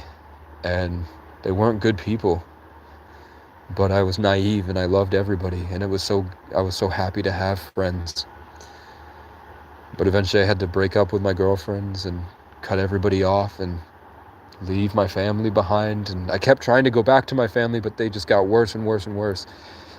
They're not healthy. They're not good people. they don't have any redeemable qualities, and they've hurt me beyond, like, I can't forgive them. I have to try, because that's what every religion and every spiritual practice says. It's better to just forgive them and move on. So I have to, but I had to cut everybody off, and it was heartbreaking. So in the dream, I was just reminded of what was really happening. Like, I got to see at a higher level what was going on with everybody and why they weren't good for me. And I said goodbye. Like, I saved a lot of them. I went back through and saved a lot of them from, I gave them my final blessing. I, like, healed their problems and solved their problems and broke off negative connections they had with people and saved girls from abusive boyfriends. And when they tried to kill me, I beat them, and they got arrested. And then the girl tried to latch onto me, and I was like, I'll never love you for what you did to me, and I'm sorry. And then I cut her off, and then all that healing stuff, and then sitting on the porch with the animals was nice, and then Charlie Kirk was there for some reason. And then I woke up, and there was a loud footstep right here. Boom. Boom. Boom on the leaf litter, and it was going. So it's like, I've been preparing this for a long time. I got out, got my boots on, walked out over here, and I didn't want to take the time to go live because I didn't know what it was. I knew it was a bear, but I'd never seen one this close to me. That wasn't a cub. So I was expecting a normal sized black bear, which is about the size of this desk. Shorter. They're not very large. What I saw was where I'm standing now. I'm 6 feet right now with my Tim boots on. The bear, at a decline, you'll see that the hill goes down. The bear was at my chest. It was massive. So if you look up, a bear's shoulder height is usually 3 to 4 feet, and its back is about 4 to 5 feet. See that decline right there, how it goes downhill? For it to be there and be at my chest level, that bear had to be shoulder length of about 4.5 to 5 feet. And its back was about, I would say it was huge. Let's see. Do I have my tape No, my tape measure's out in the woods right now. I'll just show you on my tripod. I don't really have a reference here. I'll show you on my tripod how big it is. So standing here, let's see if fully extended. So I'm 6 feet. The tripod is right at my upper chest. We'll put it at the decline where it was. It was right here.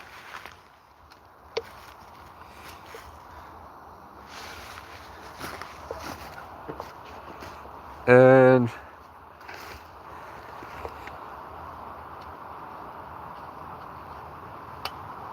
it was, yeah, that's how tall it was. So when I got out, that's how big it was. Its back was at the top of that right there. I swear to God. So I was expecting a bear that would be like where the legs are at, but it was that big. It was fucking massive. I didn't think black bears could get that big. I'd never seen bears that big. That's the size of a grizzly bear. That's how big a grizzly bear is. Maybe like a female one. Grizzly bears are actually fucking huge. And it was, if you go to a picnic table and you're sitting at a picnic table, the width of a picnic table was how wide it was. So like this to here was how wide it was. So I wasn't expecting that. I was expecting like a small bear that I could scare off if it charged me. When I saw that just standing there and it wouldn't look at me. But then it started to turn and it took a step it did the territorial like smack. So this table was full of all this stuff right here. It was laid out. So I went, leave! And and I hit it. I smacked the table over, and I walked up. I was like, "Leave, leave, leave!" And it took off running. And I panicked. I walked over and grabbed my hammer right here, and I smacked that in case it had cubs. And then last night, because I know that I'd never heard those loud footsteps before, but I've heard others, so I was assuming it was the smaller bears. So either was it tonight or last night? We caught one over there, and that was a regular sized bear, and there were two others, and I heard the big loud one was further down. So there were 3 bears. So I don't know if those are females or if those are like those bears' kids and they're just freakishly large because of genetics, or I don't know. But we caught one of them, and they're gonna come back. They can get in.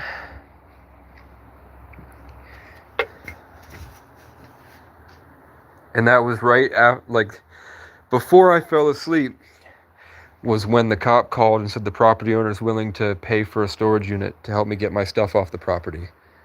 And I was like, I can't believe how safe I feel now that I know that nobody's trying to kill me. And then I woke up to that.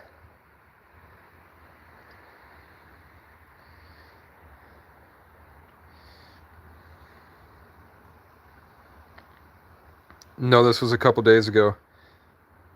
Hey, Marie.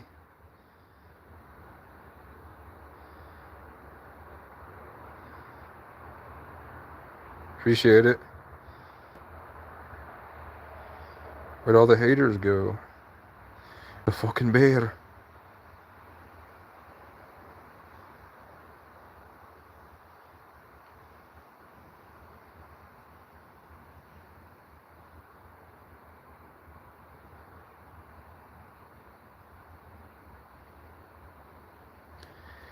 I do hear stuff out there.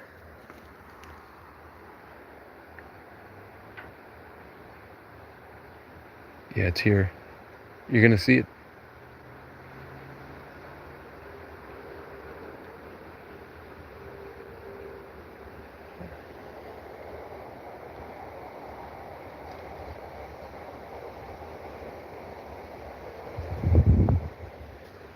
I don't want to flash the light around, but there are footsteps out there. In the mornings is when they go home.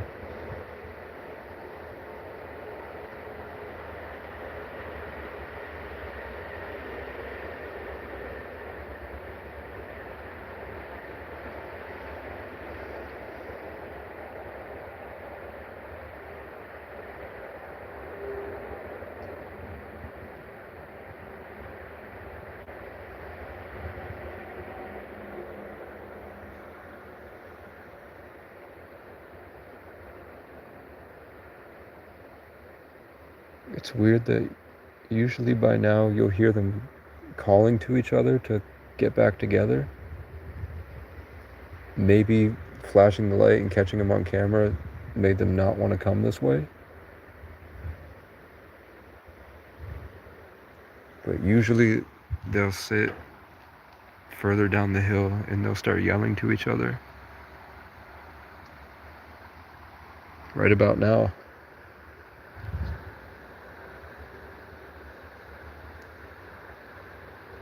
I am hearing stuff that isn't wind, but I can't really pick up on where it's coming from. We'll go out there. Where's my charge at? Oh fuck, it's at 5. The flash is about to die. I'm glad I checked. Where's my charger?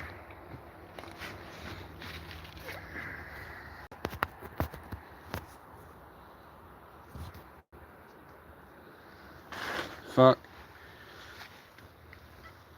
Should be charged. It's charging.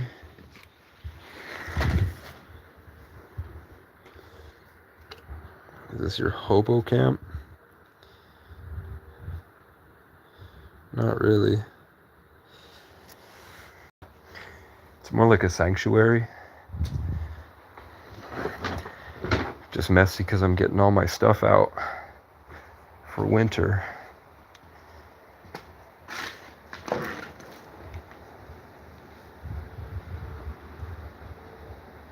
We're waiting for bears tonight because there are three bears around.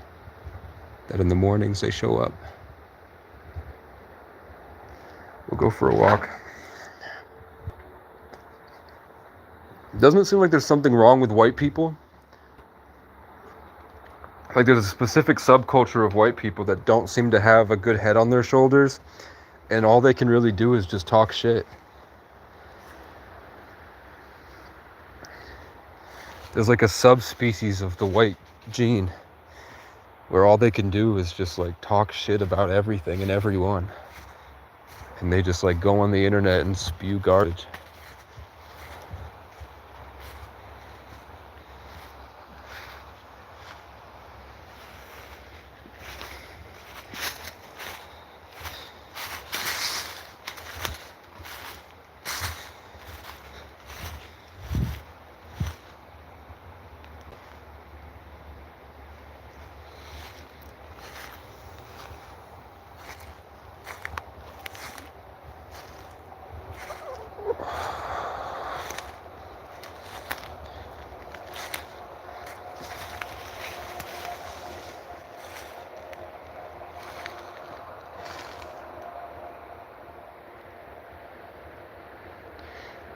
It could just be the rain.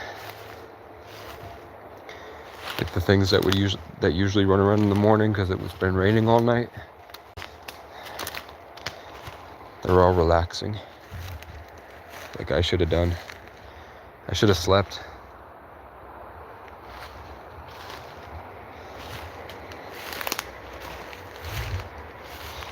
Yeah.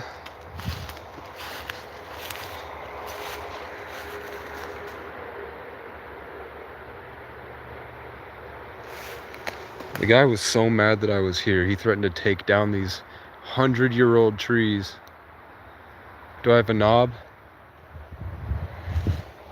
Who's asking?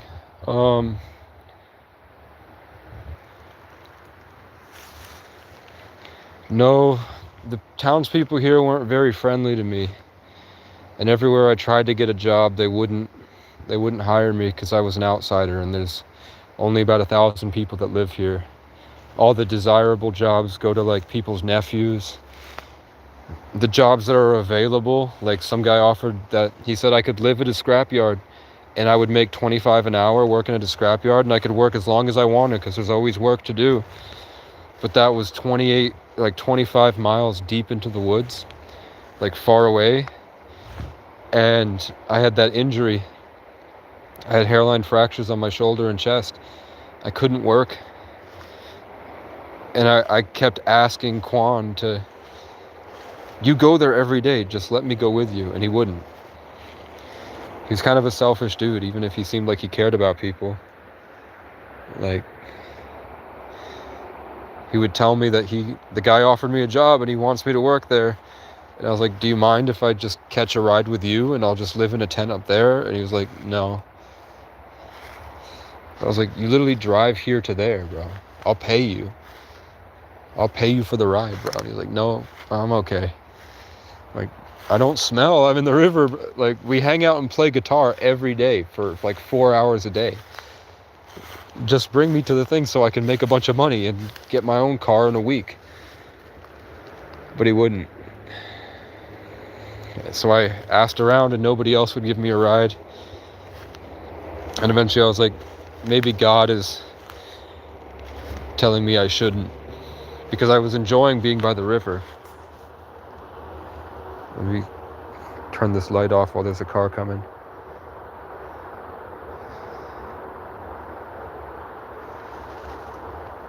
He's slowing down because he saw the flashlight. None of your business, bitch. Where were you when I needed help?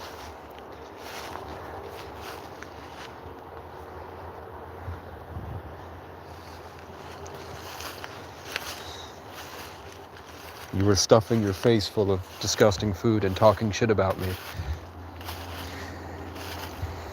to avoid the realization that your life sucks.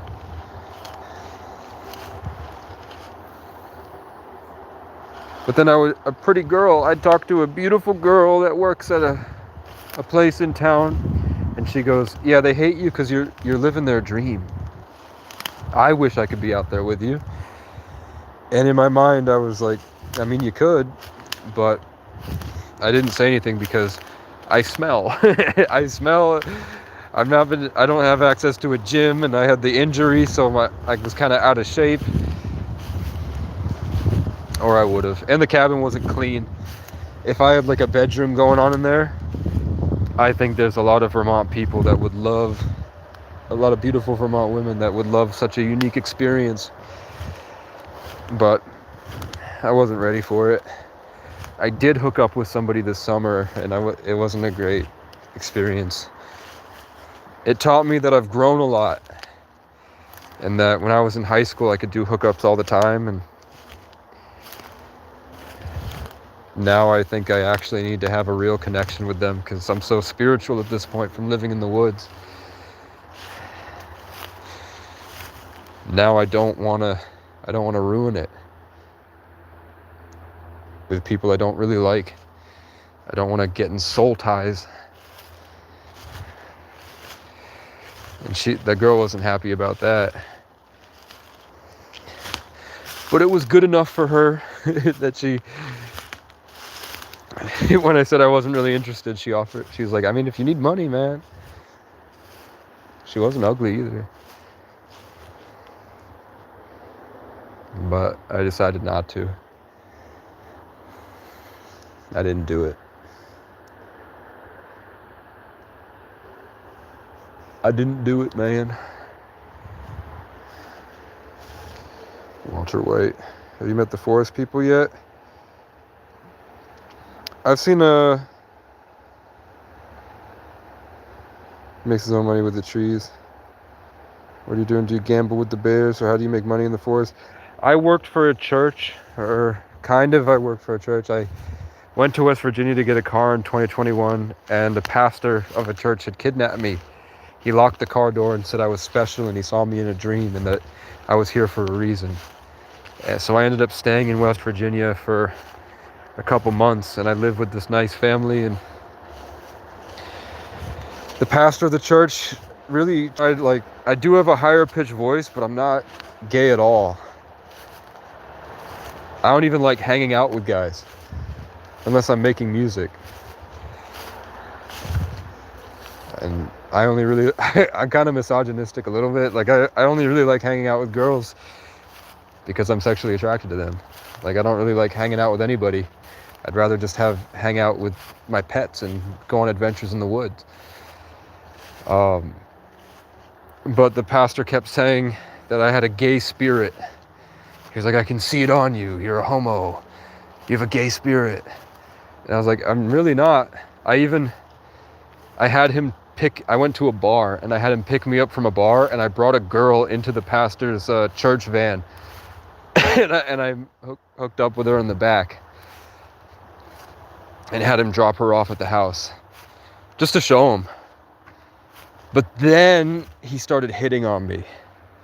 He started coming on to me a little bit, telling me about the boners he gets in church.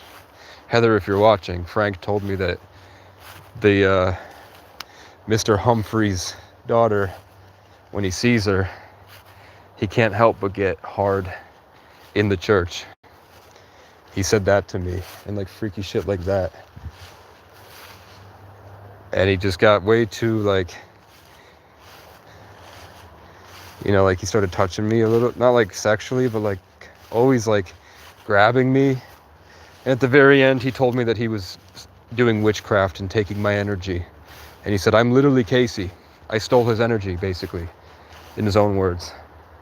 And I never saw him again. And I think the family felt bad, or they just believe in me, but they used to send me their tithe. So they did a landscaping company, and they named it after me.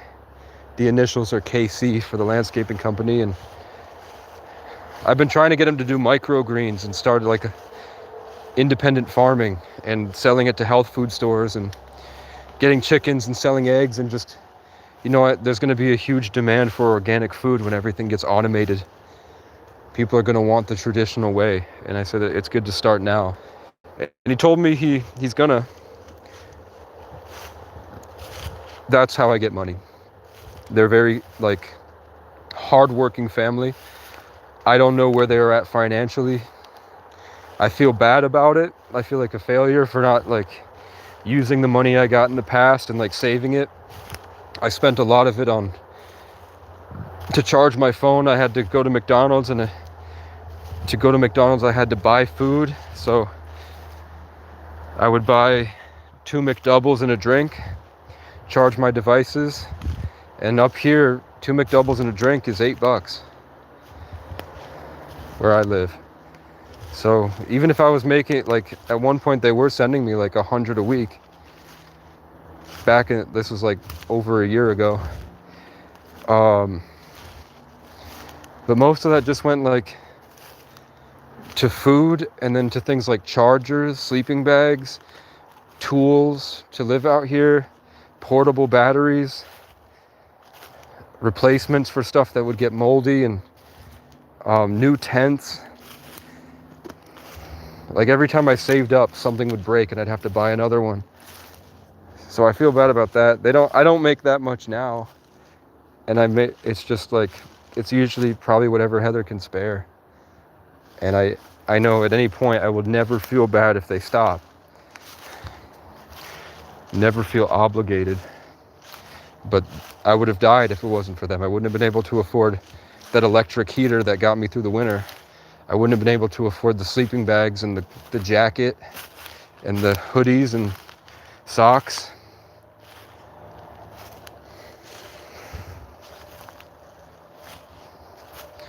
But that's how I'd been surviving. Now I kind of have a system going. I have enough for the stove, and the money I get from them, if they send it, usually just goes to phone service. So I really only that's the only reason I make content.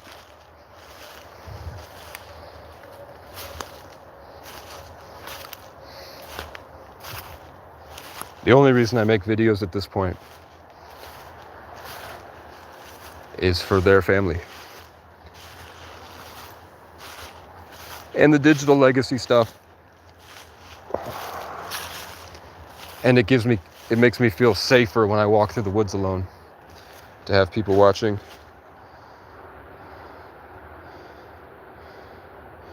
Let's check to see 2 double cheeseburgers.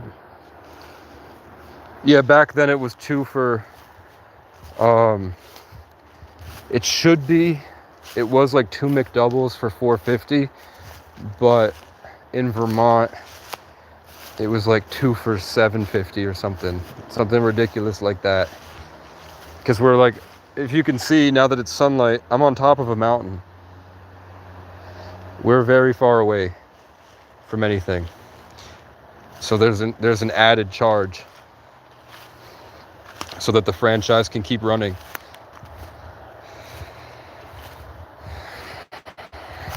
So that was tough, but it got easier. Then I started smoking cigarettes in the summer because I moved to a more chaotic place and the cigarettes were grounding. Like how when I would smoke the cigarettes, it would give me this like core, this like grounded energy. And I'd smoke American Spirits and I'd sit there and use it to meditate, and that was helping me stay focused. But it really like fucked up my body. But then I kind of got addicted to it, where I would buy, like on the weekends they had deals where you could get packs that would usually be $13. They were selling their excess for $7. So I would buy a couple of those, and eventually it became like a habit of just constantly smoking. But then I bought natural tobacco in tubes when I got to Morrisville, and then from there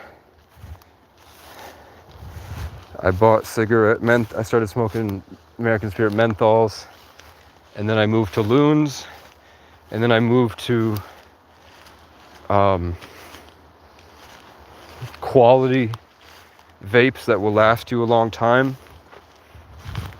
And now I'm on the tail end of that,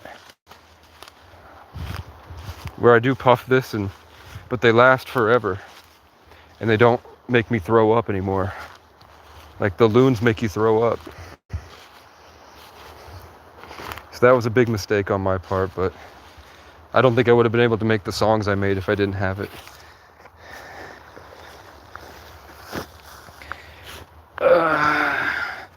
In case I have to move today, we're gonna pack up my tools. I got these from a homeless dude, actually. I got this from that guy that was herding his cats, and in the video facing off against the Matrix to save neglected cats, there was this homeless guy that was beating his Maine Coon, and I distracted him and then ran in and tried to steal it from him, but I didn't have a place to put the cat, so I grabbed the cat and I got him, but I didn't have like a cage or anywhere to put them, so they ran back. But I did do it. And there was another homeless guy that I met in town, and I don't know how we got these. He said they weren't stolen. He said they were his, and that he just doesn't have a need for them anymore because he doesn't live out in the woods. And he said they were mine if I wanted them, and he offered me them for $30. So I bought them.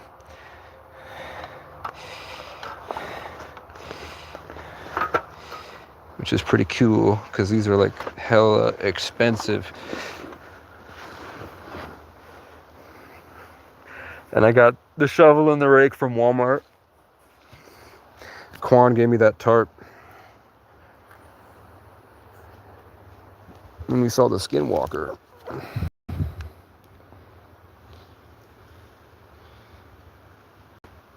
The homeless knob.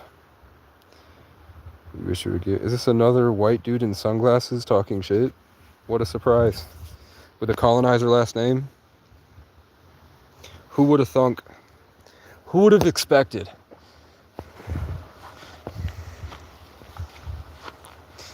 I don't think I'm a vampire. I'm not hooking up with girls, but that doesn't mean I'm not attracted to them. And I've been talking for like 8 hours.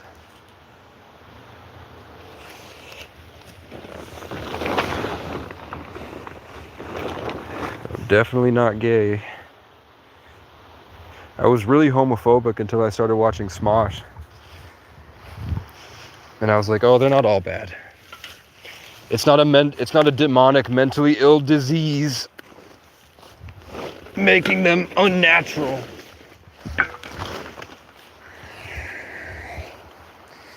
It's whatever they got going on, but that doesn't mean they can't be cool.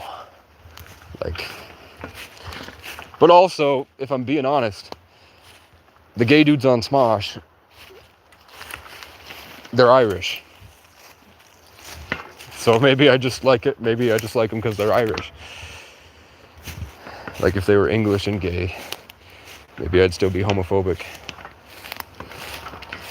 But I wouldn't hang out with gay people in high school. I just didn't want to. It wasn't like ew or anything, It wasn't like get the fuck away from me. It was more like I'm busy. Like, if my friends would say some gay shit, I would just ignore it. I was like, they're just smoking weed.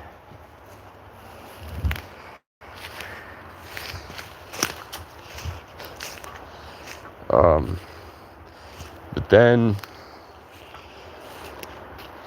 when I left, when I was 18, and I started traveling, I would be in positions where I was kind of like my needs weren't being met. I was like out homeless, and people would offer me help, like 40-year-old dudes, the same white dudes with sunglasses. They look just like Oliver Smith there. And they said they had job opportunities for me. They're like, yeah, I do landscaping. Come like use a weed whacker. And then they try to hit on me in the car. And I was like, fuck, I can't, I need this. I need to get to the job. I need money to make my songs. So I started to feel trapped. And then eventually I got in the car accident. I went to Section 8 and everybody in there was, I mean, it was me, my girlfriend who was Puerto Rican, and then there was a Puerto Rican couple that lived a couple floors up. But everyone else was trans, gay, or whatever. And just incels that hid in Section 8 for years. So I hated being trapped around those guys. And one time, one of them he was Irish. He was like in his 60s. He said he was a psychic, and he showed me all his like spiritual stuff, and he had this giant Irish wolfhound named Ra. And I had just had my spiritual awakenings and stuff, and I thought he had a lot of value I could learn from if he traveled his whole life. So he invited me for tea, and I went up there just trying to learn more about how to live in spirit, because I wasn't functioning very well after COVID. Like, I was gaining more empathy and making music alone in there all day. It's making it hard, and probably the network I was a part of was kind of influencing me, and I didn't realize it. So I was getting more like them, not like homo, but like uncomfortable in life. Because I used to be like really confident, not afraid of anything, bagging all the baddies, going on dates, throwing parties. But then when I got there, it was like I would get anxiety attacks thinking about going to the gas station. So I was looking for help, and I thought that he had the answers, and he fucking drugged me and tried to suck my dick, and I ran out. And after that, living with the guy, like he lived 3 floors above me, and after he showed me all of his witchcraft and shit, I started to have dreams that he was trying to like talk to me in spirit. And then he would come downstairs and he would ask me, and literally just like pick up the conversation where it left off. Like we would be having a conversation in the dream, and then he would come downstairs and just continue the conversation. That's real. So I'm sure he did all sorts of shit to me.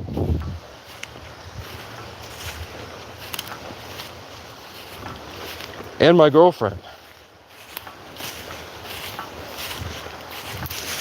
And then after that, with the church, then I went to West Virginia, then with the pastor. And I had a lot of shit like that happen for a long time. It's like because people say I'm a really good looking guy. I don't see it because I grew up in isolation. It doesn't, and I'm kind of autistic. It doesn't register.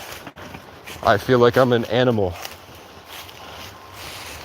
But people would target me. People tried to rape at the park and ride twice. I would wake up and there would be a guy jerking off in his car staring at me. When you're out here and there's no like standard of society, you get those types of people all the time. So I hated gay people for a long time because of that. And it only fixed it. The only thing that healed it was Smosh. With like LA gay dudes that were funny. Made me realize they're not all bad. There are good and bad in everyone. But yeah, I get it. I have a high-pitched voice and long hair. If I don't talk for a long time and I stay out in the woods, I get a deep voice, and I usually speak in an accent. But I haven't slept, and I've been talking for hours. So it is what it is, man.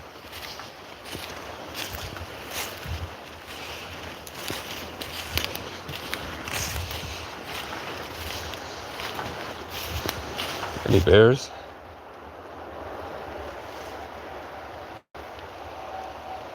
I do hope it rains all day. Also trauma. I'd say the most schizophrenic thing about me, if I were to say, would be that I feel the spiritual influence of people and people that traumatized me in the past. Like, I have stalkers. I have people that stalk me. I have more than you think. Like 28 people watching, close to 700 subscribers. But I've had stalkers since I was like 17. Like kids that would like obsess and watch my story every day, and then they'd get drunk and hit me up at 3 a.m. calling me names and stuff. And I'd say, like, just pull up. Just have a conversation. I just wanted him to have a conversation with me. I was like, what the fuck? He came out like walls of hate. And I'm like, I don't even know you. And then he told me that he sits outside my apartment and watches me. And that he was in love with this girl that I was dating. And he said he goes to all of her ex's houses and just sits there and watches them.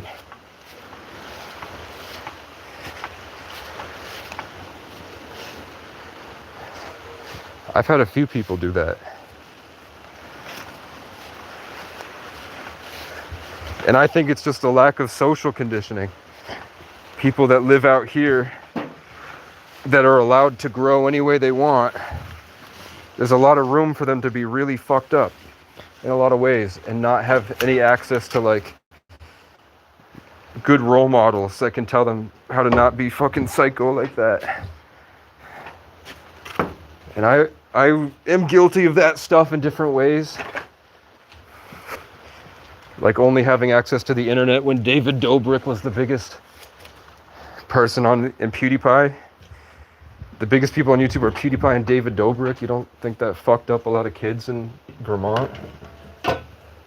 Now they're all pretending to be Kai Cenat. They're getting hooked on pills and they're trying to slide on ops. And their ops live in their parents' bed, like in a nice 2-bedroom townhouse in a small town.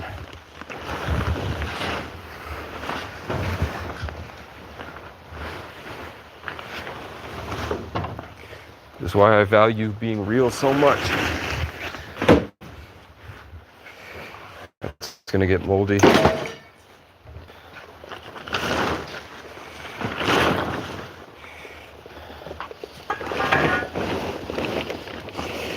Actually, the best thing that happened for me was that I moved to a city and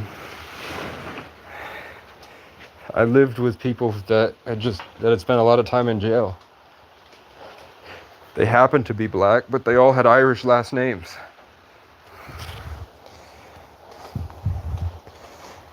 And they were from like the islands, like Caribbean, Jamaican, Puerto Rican, and all sorts of places. Top of the morning to you. Got all these lower middle class kids gangbang, didn't even inject crack into the hood. Yeah, all they had to do was put it on Instagram and flood their algorithm with it. And now they think that that's what's cool. But they don't have anybody from that life to tell them what's completely made up and what's real. The kids only saw what they could see at face value. They saw the characters that were putting on a show for them, and they have no idea what it's really like.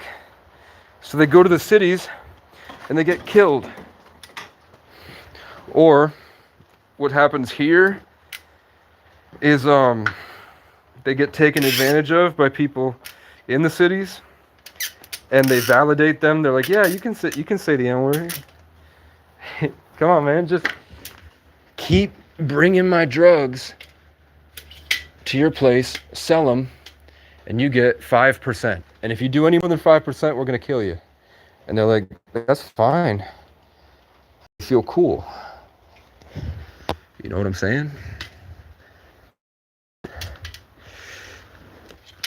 And that's real. And then they meet people like me, and they can't stand me because,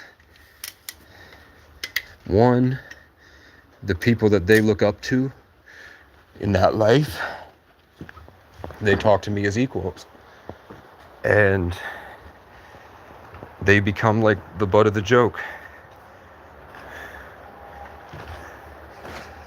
And two, my existence challenges their made-up one. So they have to try to take it from me. They have to destroy me so they can feel like they deserve it. So they'll target me, thinking it'll give them something. Howdy. I'm a guy in the woods. Alright. Howdy, partners. Okay.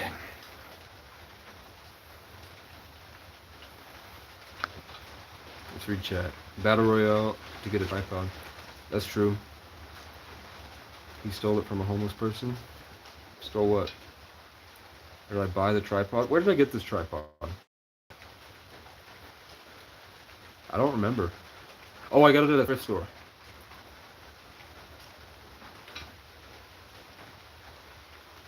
Let's do my bike gi. I understand gang culture isn't good. What were they saying? Just sexually abused you? I guess. But it wasn't like physical. It was psychological. Black people are grimy? What the fuck?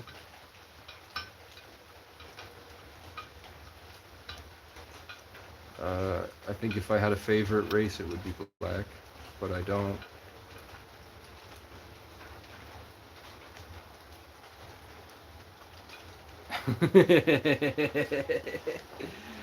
It is what it is, man.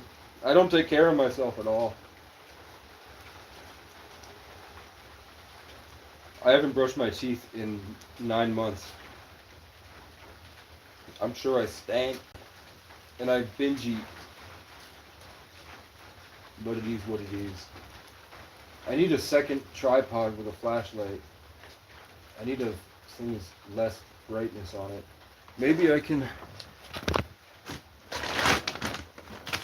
put it over here.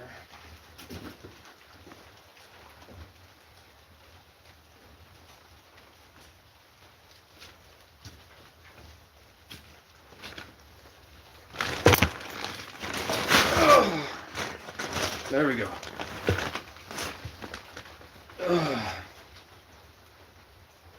Where's my super suit?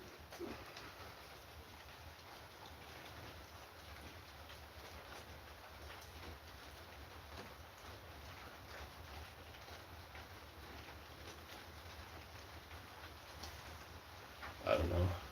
I'm not racist. I see people as bionicles. They're all made of different pieces that can interchange. And some people have pieces that I don't like attached to them. It's not a race thing. It's a programming thing. Shave your first, bro. Hold on. You ready?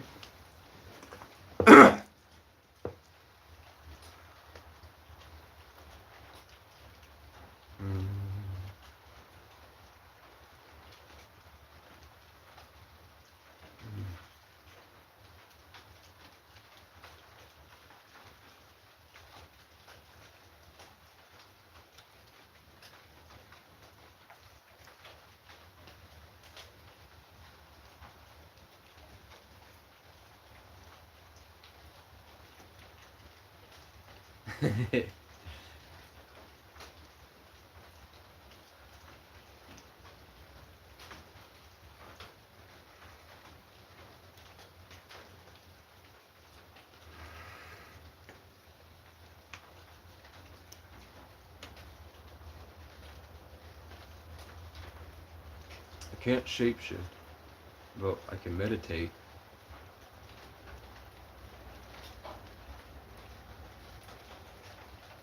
And do energy work that changes the shape of my face. over time. Can you see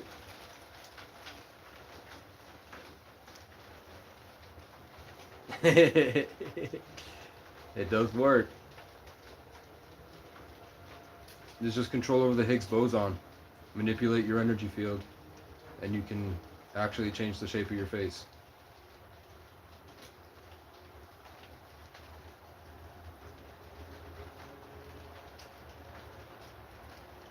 You know what I'm saying? I don't know. You wish. You wish, man.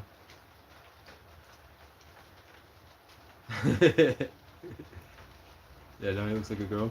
Did it change, or was it just the hair? Type 1 if bro should put the fries in the bag and chew with the base shape. I don't know. I'm not denying that I'm low testosterone. I definitely am sick. Ate a lot of McDonald's, which does increase your estrogen and disrupts your hormones to produce testosterone. Haven't been doing semen retention. If I did it after a week, you would see a big change. So this hazing is just reinforcement that I should get my shit together. At least. I'm feeling bro change a little. It happens over time, especially if you get sunlight. If you get sunlight, you have more to work with.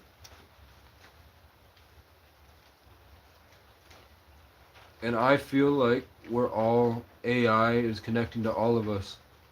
And part of that is like constant attack all the time.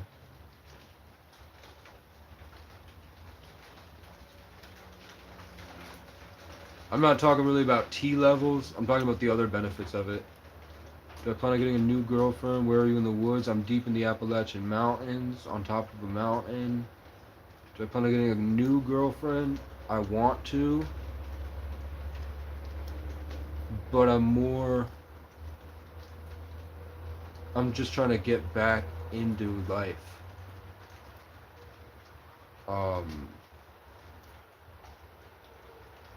Like there's no way I want a girlfriend until I'm happy with where I'm at. Because then I'll be stuck. Sort of like she'd be an extension of myself. If I'm not good, she's just going to be making it worse, and I'm going to be making her worse. Nothing wrong with the aliens. They're gay. Nothing wrong with that. But they put me in their slime cups. I don't know how they reproduce. Nothing wrong with that. But they're gay. The aliens are gay. Nothing wrong with that. I just don't know how they reproduce. They put me in their slime cups. They took me up to space.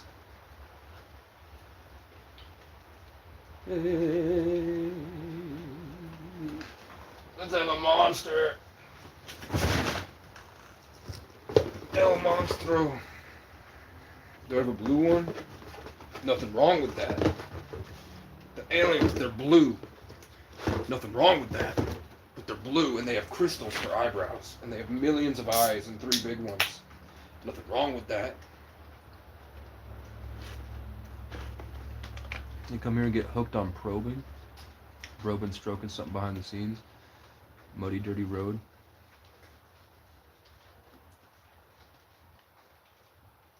I think there are chemicals in the water that turn us gay. No, I'm thinking about Sketch. Hey, brother. He made a lot of money on OnlyFans. He's gay. Cinna looks like a fish. And your rage looks like a fish. And Extra Emily looks like an insectoid. And Phase Adept and Tarayumi both look like chipmunks.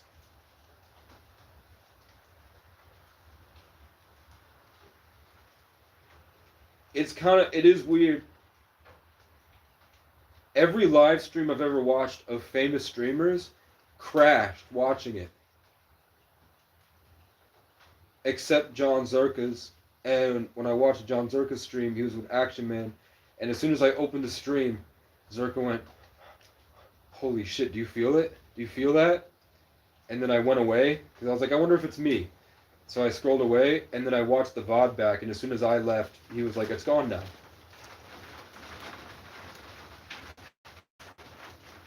Bro, do I still have hope? Yeah, I never give up. Every day, I just try not to abandon what I've learned. That's the problem. Is that I've learned how to process these energies of the forest, and I've learned how to live out here, and I think that AI has gotten to a point where it fucks that up, and everybody's hooked up to that thing, whether it's the Antichrist. Like even now, I can feel its connection, and when I go into town, I feel like I get all these connections, and then when I come back, I can feel them, like I can feel like energy vampires that are using my energy, and then I'll go into public and I'll see that person again, and the thing I was trying to manifest, like my music stuff, all the energy that I was working with to create, that I felt like they took from me, they would start spouting off they would just be walking down and start saying the shit that I used to say. And I don't know if that's AI or what, or if it's the year of the wood snake. So in the year of the wood, maybe the wood's the way they transfer energy and resources to each other. Maybe that was it, and I was building the wrong connections. I don't know. But retaining that has been difficult. And it doesn't help that my screen time is probably 12 to 15 hours a day. Type 1 if you're down bad. How many people here are down bad? I'm pretty sure we're all down bad. I'm the king of the crazies. But it's alright. Sniff my fingers. Sometimes when I shit, it accidentally gets on my fingers, and I do sometimes like to smell it. And I'm like, I like to smell how different it is from the last time. Then I'll wash it. No. When you live in the woods long enough, you smell shit. You like to smell shit. The longer you stay in the woods, the more you're like, man, this bear is different than the last bear. And then when you smell, sometimes when I smell it, I can see the energetic tie connection to the shit, to the creature. And I'll be able to see the direction that it went, like dogs can. It's not like dogs having a special genetic gift, it's just they've been outside for a long time. So the longer I stayed outside, the more I've learned how to pick up things like that. I'm not walking around with my nose to the ground and I go, oh my god, some poop. But shit happens, you know? It happens, buddy. See how Skibbity Gat, Ohio is.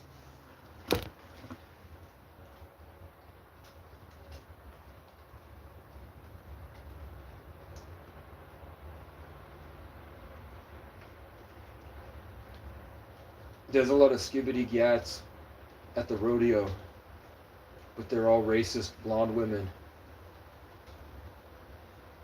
When I went to the rodeo in Vermont, they corralled the Mexicans in the corner.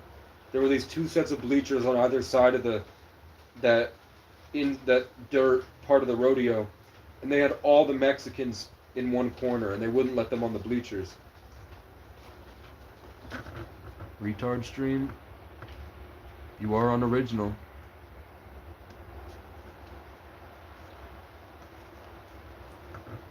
In my opinion, you should try to go get a job. You're a nice guy. God bless you.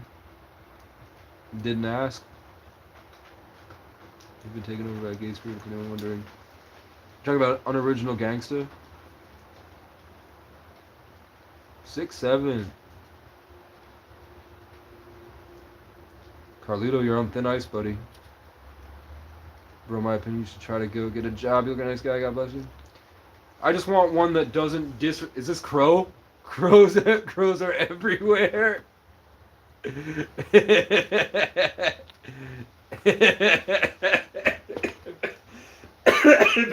bet that's Boone. You're gone. Back over the wall. Been on thin ice all night? Yeah, you're gone, buddy. I just don't want to lose what I learned here. Every time I got a job, I felt like I lost something spiritually. I lost a connection to something. and I was connected to something I didn't want to be a part of. So I've been waiting to find a job that doesn't do that to me. I don't want to work in retail and have to worry about energy and dominance and emotions and drama. I'd rather be a garbage man. Nothing wrong with being a garbage man. If I got buff and I look good, you know, my hair gets knotted together. That's why I do that shit. Look, the hair knots. So I just kind of, for a month, it took 2 months. Go back to the I Remember Everything video, the first one a couple months ago. It took me 2 months to fix my hair. And at the back here, where it had been caked for 2 years, where I didn't touch it at all, there was like this huge clump. And when I ran my fingers through it, my whole hand was black and covered in this disgusting, like, gross sludge. It was terrible. W. Gabe, L. Gabe owner? Oh, you got me. How many? None. Bro, grow natty dread. I did have natty dreads. How old is Illusion? Is that a paperclip?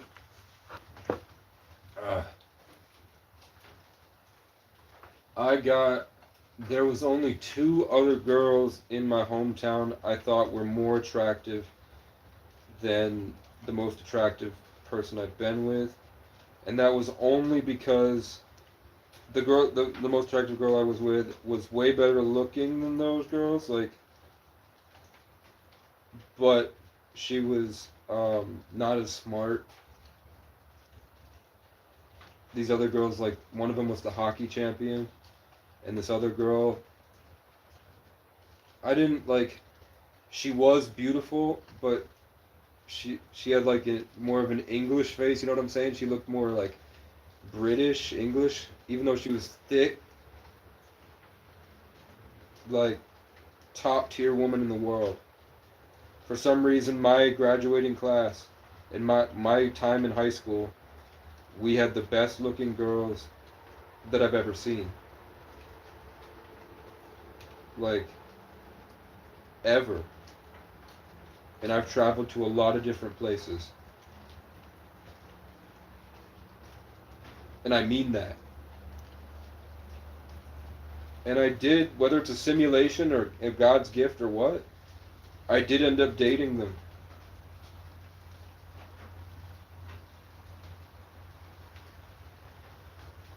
But I don't know, I was smart, high IQ, good social skills, used my autism to my advantage, and learned social skills and relationship stuff, uncovered it, learned how to have a good time. I had my own philosophy, principles, and practices, and I was ambitious. I wasn't like anybody else, and made a lot of people jealous. But I did, sounding like this. My personality was much different back then. I was a lot funnier. I was a lot more masculine, I'd say. But I could also focus. I didn't feel like there was just like my frontal lobe is just caved in from trauma. So I was a lot different.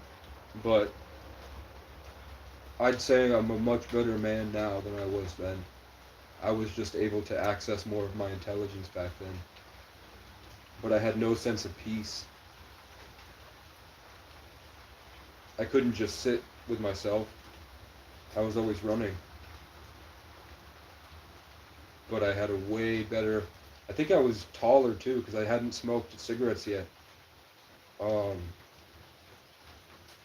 was taller, I was a power lifter, made music, worked multiple jobs, always was throwing events, taking people up, like the cliques in my small town wouldn't accept me, so I made my own. And eventually the other kids wanted to come to my parties, and I said no. Because I didn't want to hang out with them. I would date their girlfriends. If they wanted to make me an enemy, it forced me to outshine them. And I did, and they got mad. But they didn't try to fight me or anything. they would just spread rumors about me.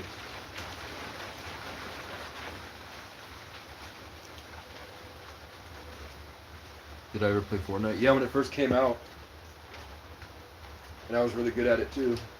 Before building. I got a nuclear on Black Ops 2 with a gold Remington on shipment. On free-for-all. Which means that I killed 30 people and didn't die. And that's one of my crowning achievements. But it was cheap to run around with a Remington. But the PDW was just as OP. The SCAR was just as OP.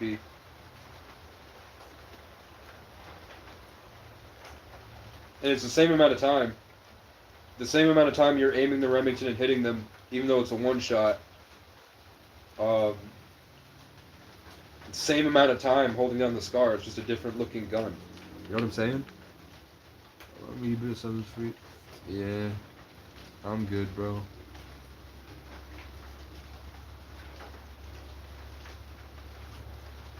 My job just over a year ago to do magic and be a stud and start figuring out how to pull pussy back in the equation. I think I got deja vu from that comment. That's not the first time I've gotten a comment of a guy that quit his job to do magic and be a stud.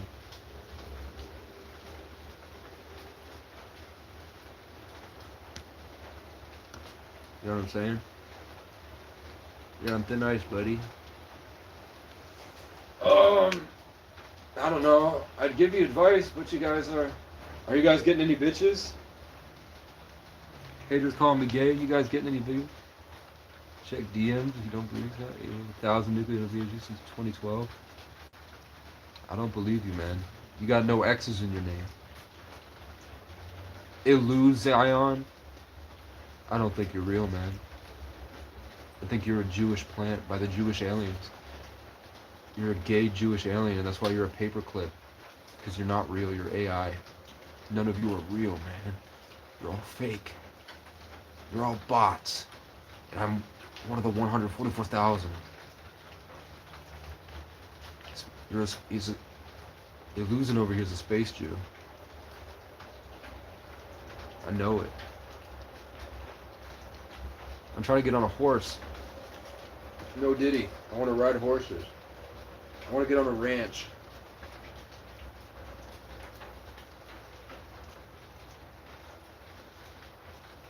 Because the girls at the rodeo were amazing. I like horse girls. And I think I only like horse girls at this point. The other girls feel weak to me. Like they're sick. The horse girls seemed healthy. And I wanted to be around them. Everybody else seemed really kind of sickly vibe. Like hanging out with them would be like their energy was just off.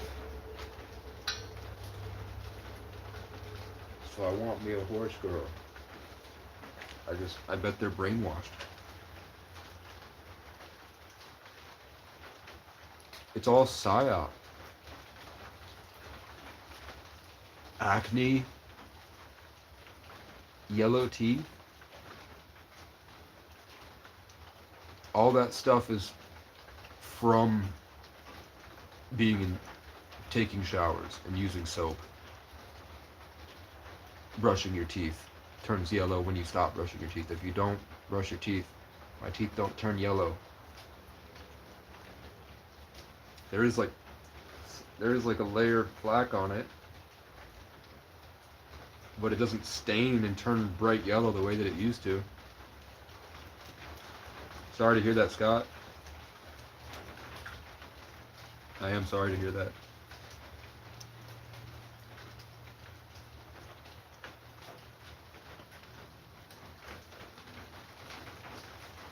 It might be, I don't mean to be disrespectful, but I'm going to say it, but everyone I've lost in my life were the people I felt deserved to go to heaven the most. Like their suffering was over, their song was over, and they're now in the audience or backstage. They didn't have to suffer like we did. And when my brother died, I had a dream where I was sitting, he was a foster brother, I had a dream I was sitting with his family in a place I didn't recognize. It was like a kindergarten classroom. And his family was all practicing basic math as adults. Practicing basic math and doing like little kid shit. And I was sitting with them trying to help them. And they were just children. They had the mental capacity of children. Even his adult family, which is true. And then I look over and my dead brother was standing in the doorway watching us. And I felt like God was with him. Like he was supported by something. And I walked up and hugged him. And he was confused and scared. And I walked over and grabbed his obituary and I showed him the picture. And he went, "I'm dead?" And then I woke up. It was time for him to go. But then I saw him in spirit for the next few days. And his mom was posting that she was seeing him in spirit and having dreams where she was talking to him. I got to be the one to explain to him that he was dead. And then I had a conversation with him in spirit one night where he showed me it's time for him to go. He's not in my life anymore. I won't see him ever again. He's not going to communicate to me in spirit anymore. He's over. His thing is over. He's not dying, but something was happening where I was no longer going to be in touch with him. And then after he faded out, I got a notification on my phone for a tarot video where the tarot reader sat down with the cards and the tarot reader said, "This is about your dead brother. Your ancestors are telling me that your dead brother has chosen to reincarnate." This is true.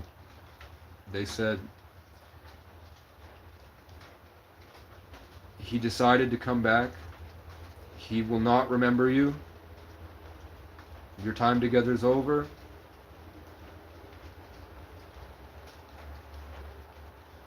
It's funny because the guy he's talking about Johnny here, the person's name is Johnny Mike. That's my brother. So, regardless, there's another guy named Johnny, I guess, but I'm talking about a guy named Johnny in my life too. What up, Micah? How you doing, man? Oh, I'm talking about how my brother passed and I got to explain to him in spirit that he died. And then I was seeing him in spirit and his mom was seeing him in spirit. And we were having the same experience with him. Where we were just like, he was getting to understand that he was dead and he wasn't ready to leave us. He wanted to stay with us. And we kept hearing for him. Like we kept hearing him and seeing him. And like the indigenous people said that they had to do these ceremonies to get them to be able to leave. And to help them be okay with death. And make sure that the spirit goes to the right place. That's what shamans used to do.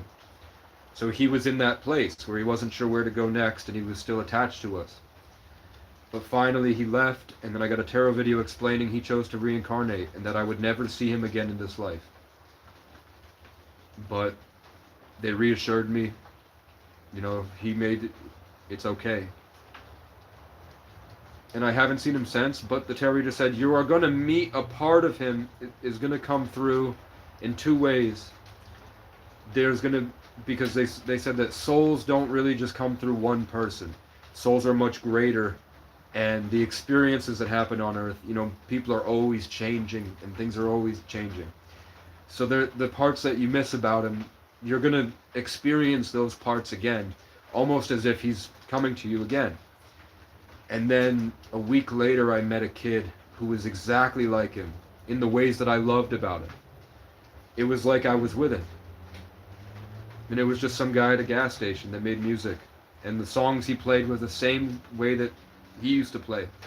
And the way he thought about life and the things about our relationship with my brother that I didn't like were the same ways. So I really got to experience it again through somebody from my hometown that knew him. And they were close. Not really close as in friends, but close like the same grade. same friend group.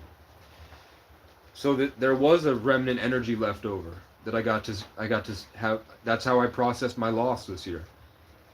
And the guy doesn't know. He watches my channel, but when I would sit there with him and I wouldn't say anything and I would just kind of listen to him and try to help him with his life, it's because I couldn't help my brother, and he died for it. So I got to help this guy, who was just like him.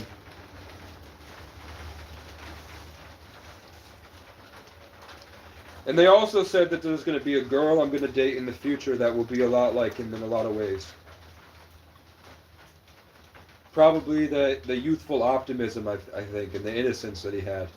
I think I'll find somebody that shares that perspective in life.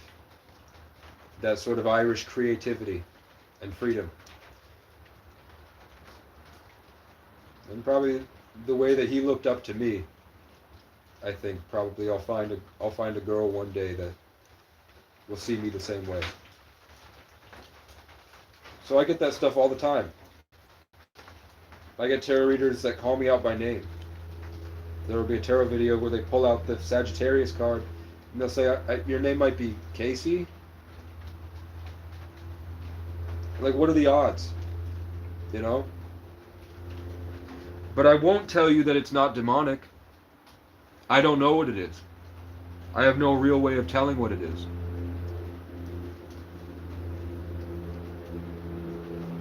No, I'm not getting scammed because I'm not paying for it.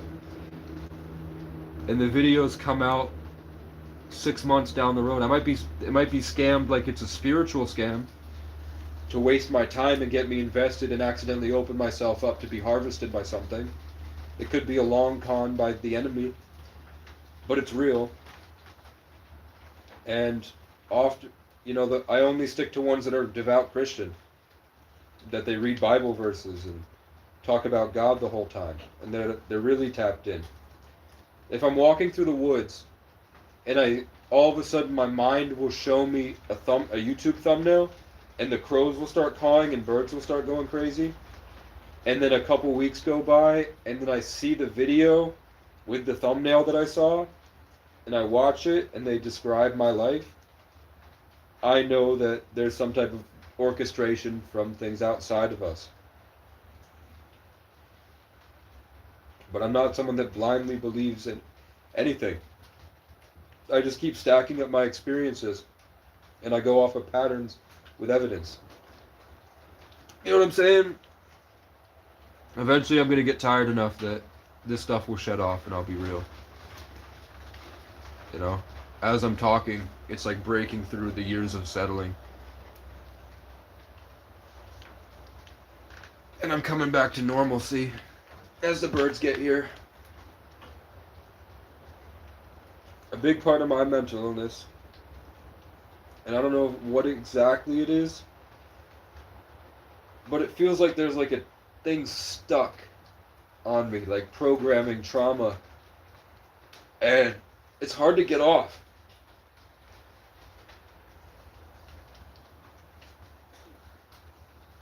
But if I fight and I go on hikes and I get sunlight and I have a creative habit. If I sit and make beats all day, I work with stuff, eventually I have a breakthrough where whatever it is, I can push it back.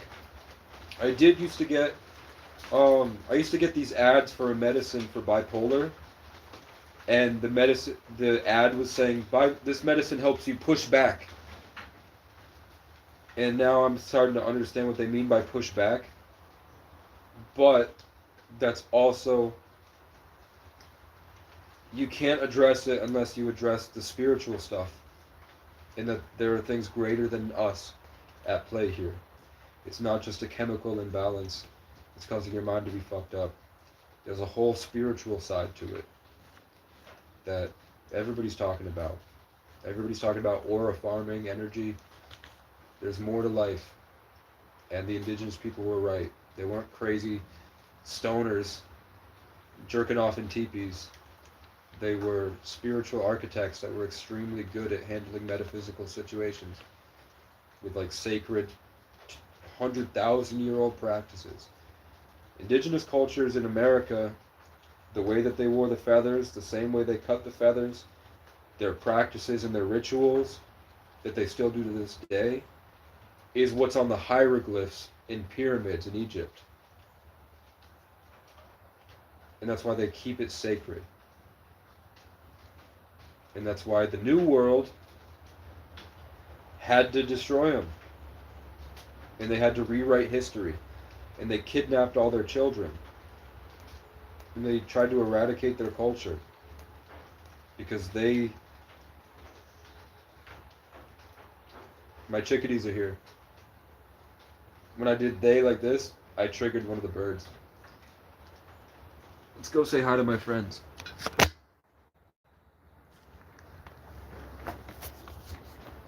Let's put this here.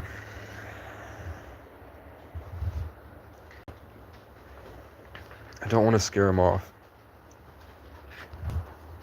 With my internet vibes. My cell phone vibes.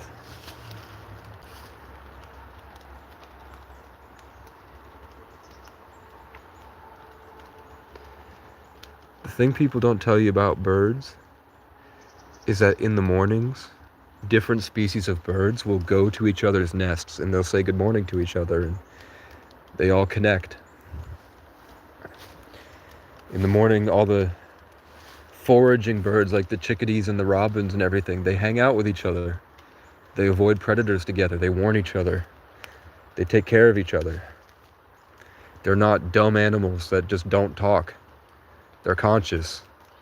They have eyes and ears and emotions. They're not dumb animals. They're a part of something greater than something that we forgot that we're a part of. So when I'm sick and I'm sad and I'm under spiritual attack, they make the really loud high pitch and they come towards me. They fly above my head and they restructure, they rethread, and they block the bad energies. And when I start to try to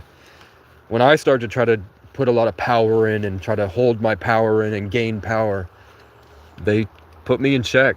They're like, you can't do that here. They'll go left to right.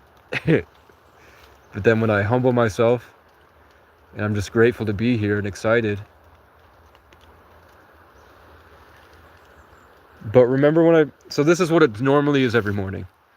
So when I told you guys a couple months ago that when they put that note on the door and they spread all this hate into the environment, when the owner showed up and put that note that said he's going to hurt me if they catch me here, they're going to hurt me.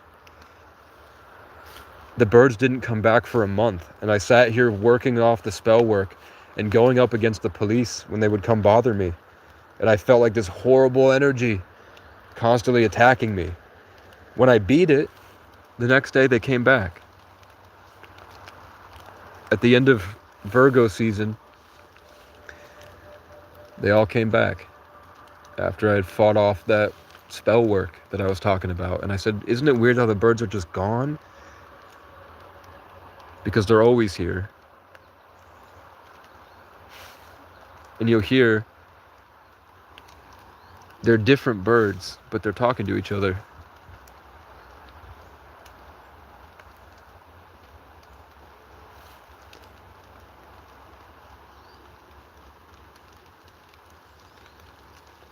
Also, at times, there will be no wind, and these ferns will start waving to me. No wind at all, and the plants will start to shake. And I'll be like, are you waving at me? And then they'll go harder. And then I was like, stop moving. If you're trying to speak to me, stop moving. And it'll stop moving. But that doesn't happen enough for me to say that's really what's happening. But I know that plants without wind, sometimes these plants will start moving. And I'll go up and be like, is it a mouse like running across it? Is it a bug? And no, sometimes the plants just will start waving. And there's no wind at all. I don't know what it is.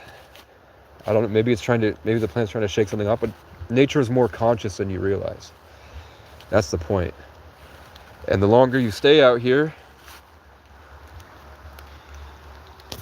the more you understand, the more you learn from it, the more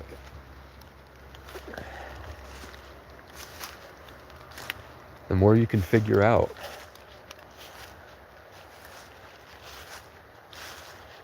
Like, I can feel these trees, and trees wake up in the morning when the sun hits them. I know when they're thirsty, and I know that when the trees are thirsty, there will be a cloud that shows up and gives them the rain they're looking for.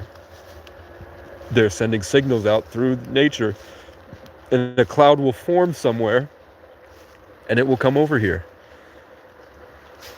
Which means that the wind pushing the clouds is a part of it. And here's the wind on command.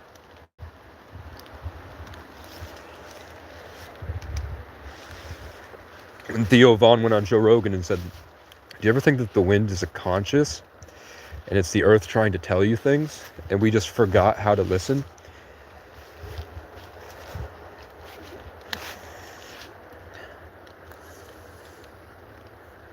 Must have been the wind.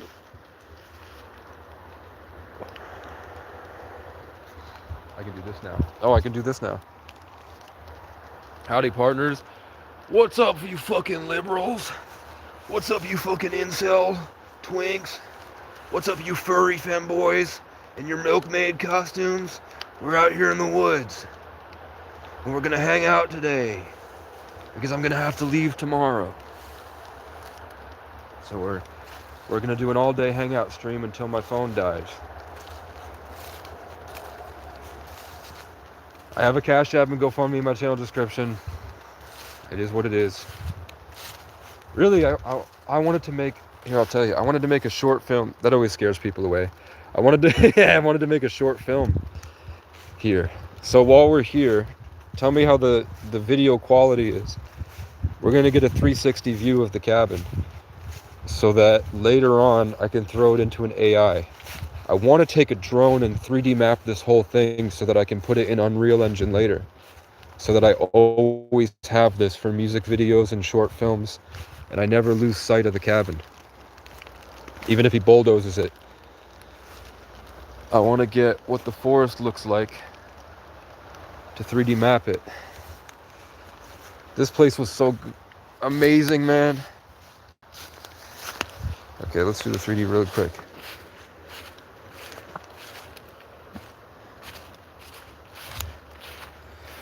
I raked this whole thing last year. You know how much of a bitch that was? Because I really thought that I was going to get free RVs and I was going to get a winch just magically. And that I would be able to drag RVs all the way up here. Or like get a four-wheeler with a small tiny camper and move it up there. And then get solar panels, and I was gonna save John Michael and my cousin, and I was gonna bring everybody here, and we were all gonna work together. We didn't have to work jobs. I would just deliver them. You know, John Michael's a Sagittarius, so I was gonna get him an e-bike, drop him off in town with his headphones so he could listen to his music, and he would just drive around delivering DoorDash food or get a job doing pizza delivery or something. And then we were just going to work together to make this place better and eventually buy it. But violence, trauma, spiritual warfare, hunger, necessity, and then eventually I wasn't at a place I could take him in anymore because I couldn't be here. So I left to go find a place for him. I was traveling through Vermont to find a place to save my cousin and my foster brother. And at the end of it, when I found that there's nowhere in Vermont that's safe for us, I failed. The cops tried to kill me. Everyone tried to kill me. Whether through actual physical stuff or just perpetuating my suffering through not helping me. Not hiring me, forcing me out into the woods where I was shot at and almost froze to death. And then my brother fell and hit his head at 7 a.m. on the main street in our hometown And everyone drove by him and no one helped him and he froze to death. Right when I was coming back here to clean so that I could bring him up here, and I would start doing try not to laugh videos where I'd get him and his friends and stuff up here, and we'd fill their mouth with water, and then we would try to make each other laugh on camera. That's what I was gonna do, and then he died. So I came back here and hung out with my bird friends.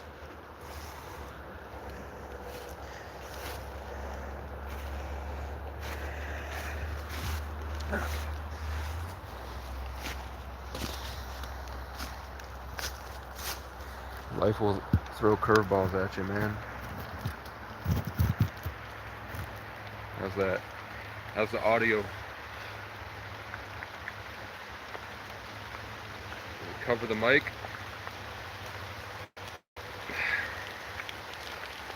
What I did, I cleared out this whole thing. I dug this. Because it used to flood, and it would flood all the way into the cabin, and there was mud everywhere. So I dug this trench.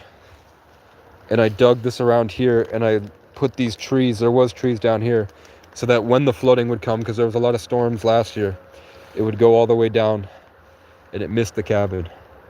I dug like trenches. They're covered in leaves now, but I dug trenches so that it wouldn't go in anymore. And I dug all this all the way up there, and all the way down here to the front. I raked all of it, sorry. I raked it. And there is a staircase that I built, but it's covered. And then I built some staircases over that way to get through the ravine. There's a big ravine over there. Let's show you the ravine.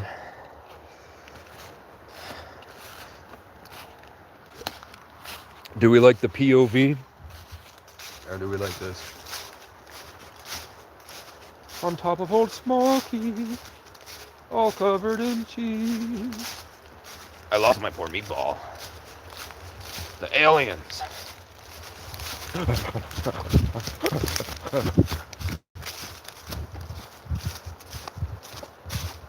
This is my toilet. I used to sit on that and shit. Now I just grab trees. And I'm never going back. You can't force me to have an apartment and shit in a toilet. I won't do it. You can't make me. I love it here.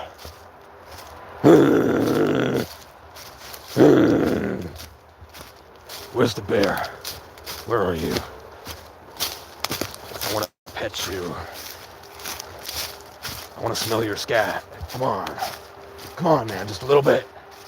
Just give me a little bit of scat, man. Or scram. Scat or scram. I need it. I need it. I need it. Come on, man. Just don't leave it.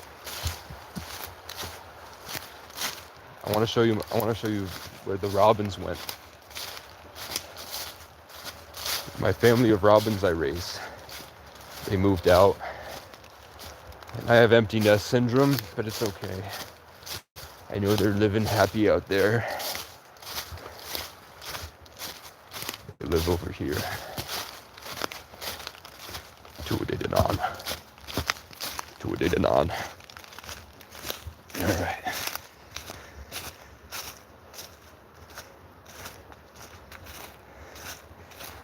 Wheelbarrow. This has been here for a while. It was here when I got here, fam. I don't know where it came from.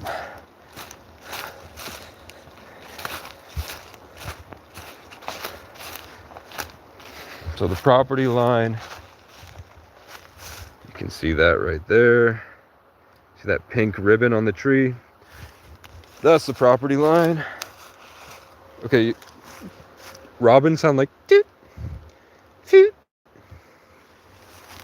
They chirp. Not the ones that are like a long, high-pitched, just the ones that go toot. There is one I heard, I'll show you later. Vivek Ramaswamy and their kids Natasha Robinoff and Clint Barfin.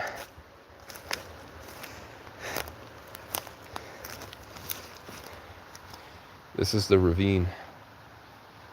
It was a small stream, but after the hurricanes, it floods and knocks all these trees over. So it's huge now, and all the dirt's gone. Even last year, it wasn't this bad last year.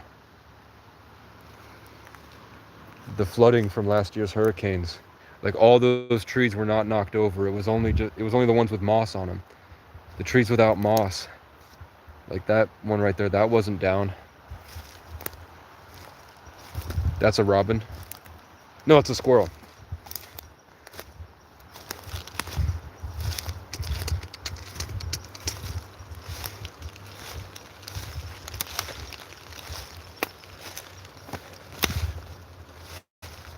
I had to bury my brother. I made sure he left with a smile on his face. It was hard for us to love one another. It's tempting to get caught up stuck in the race.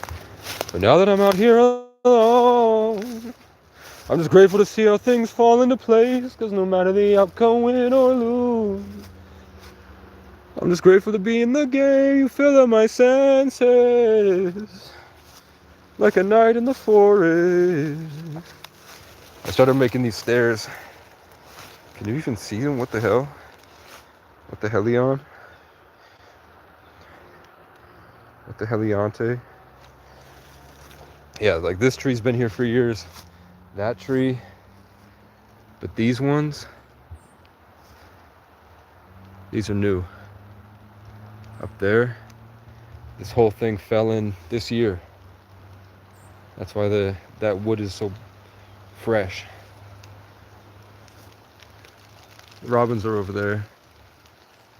Hear them?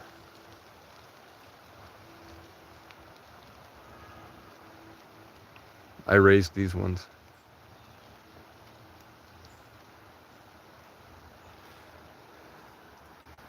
When I get all this gunk out of my brain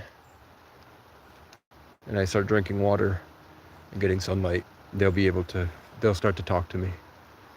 When I walk into the woods, they all go beep. When they used to fly around the cabin and they would hang out with me.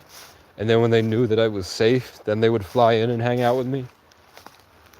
And then when they had kids, they never attacked me or anything. They would mead mug me if I tried to get too close, and they would fly away angry. But they were never they knew that the babies weren't in danger. The same way that if there's a blue jay outside, they go crazy and they fight it.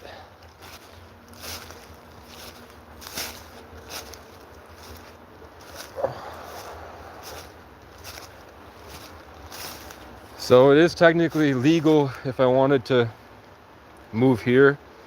And I did set up a site here, but then the trees started falling. I got really sick and I was forced back to heal because I couldn't function. I was really sick.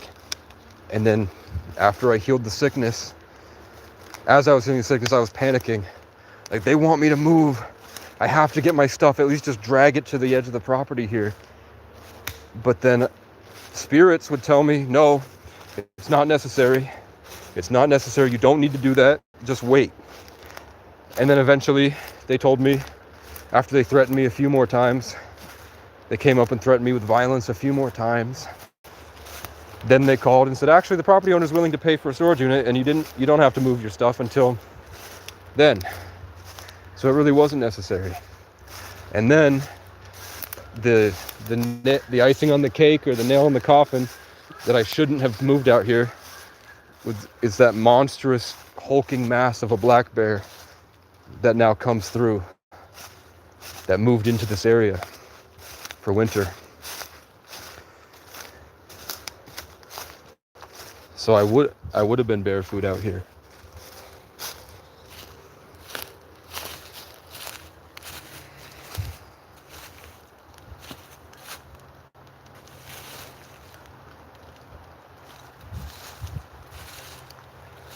I haven't slept in 24 hours.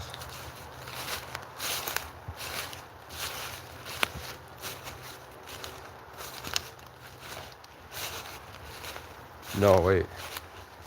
I went to bed at 5 and I woke up at noon. So it's been 24 hours since I went to sleep last time. And I slept for 7 hours, actually. So in 7 hours, what's 24 minus 7? That's not that bad, actually. It's just my bedtime. But there's a chance that the police are going to call me and say it's time to go, or you'll be arrested, because some guy in New Jersey doesn't want you here. I'm like, just give me his phone number, man. You know what I'm saying? Let me tell him about the birds. But if he wants to pay for a cleanup crew, that solves my biggest problem here, which is I feel terrible about this plastic being here. I don't like it, and the animals don't like it. So there's no dumpsters around. There's nowhere for, even if I did have trash, there's nowhere for me to put it. So if he's willing to bring people up here to haul the trash out, that makes me happy. This is the first time I found the cabin, actually. This is how I approached it. But it was the middle of winter in 2024. There was still snow on the ground.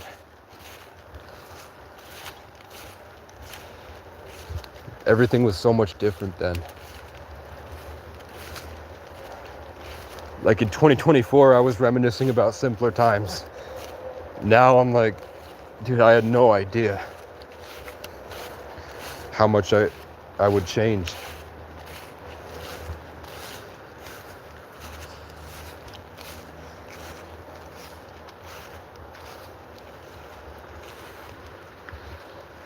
I'm gonna miss it, man.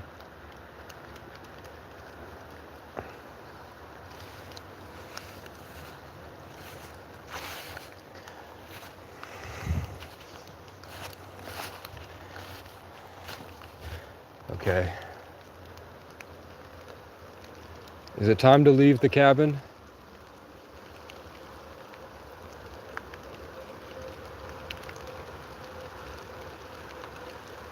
Without the sun, there's not a big connection to it.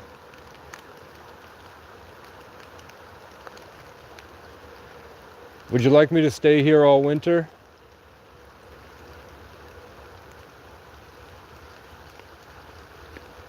And you just, when you ask the question, you pay attention for movement and how you'll feel a pull in your mind, in spirit.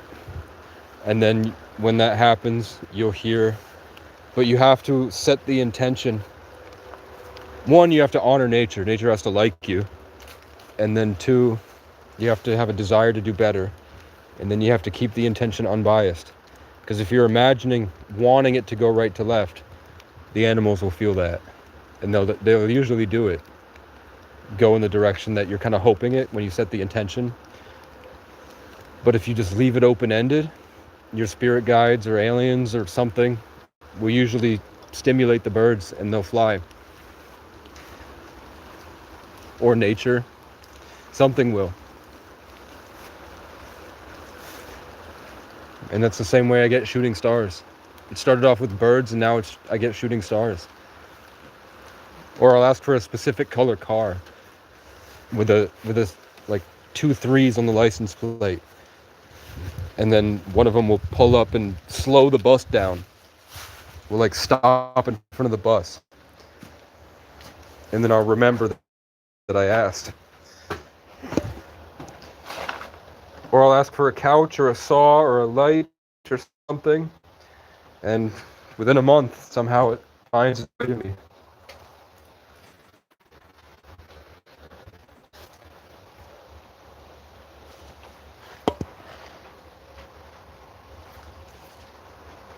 Should I rest? Yeah. I think I'm going to take this time to enjoy the rain by myself. Thanks for watching, guys.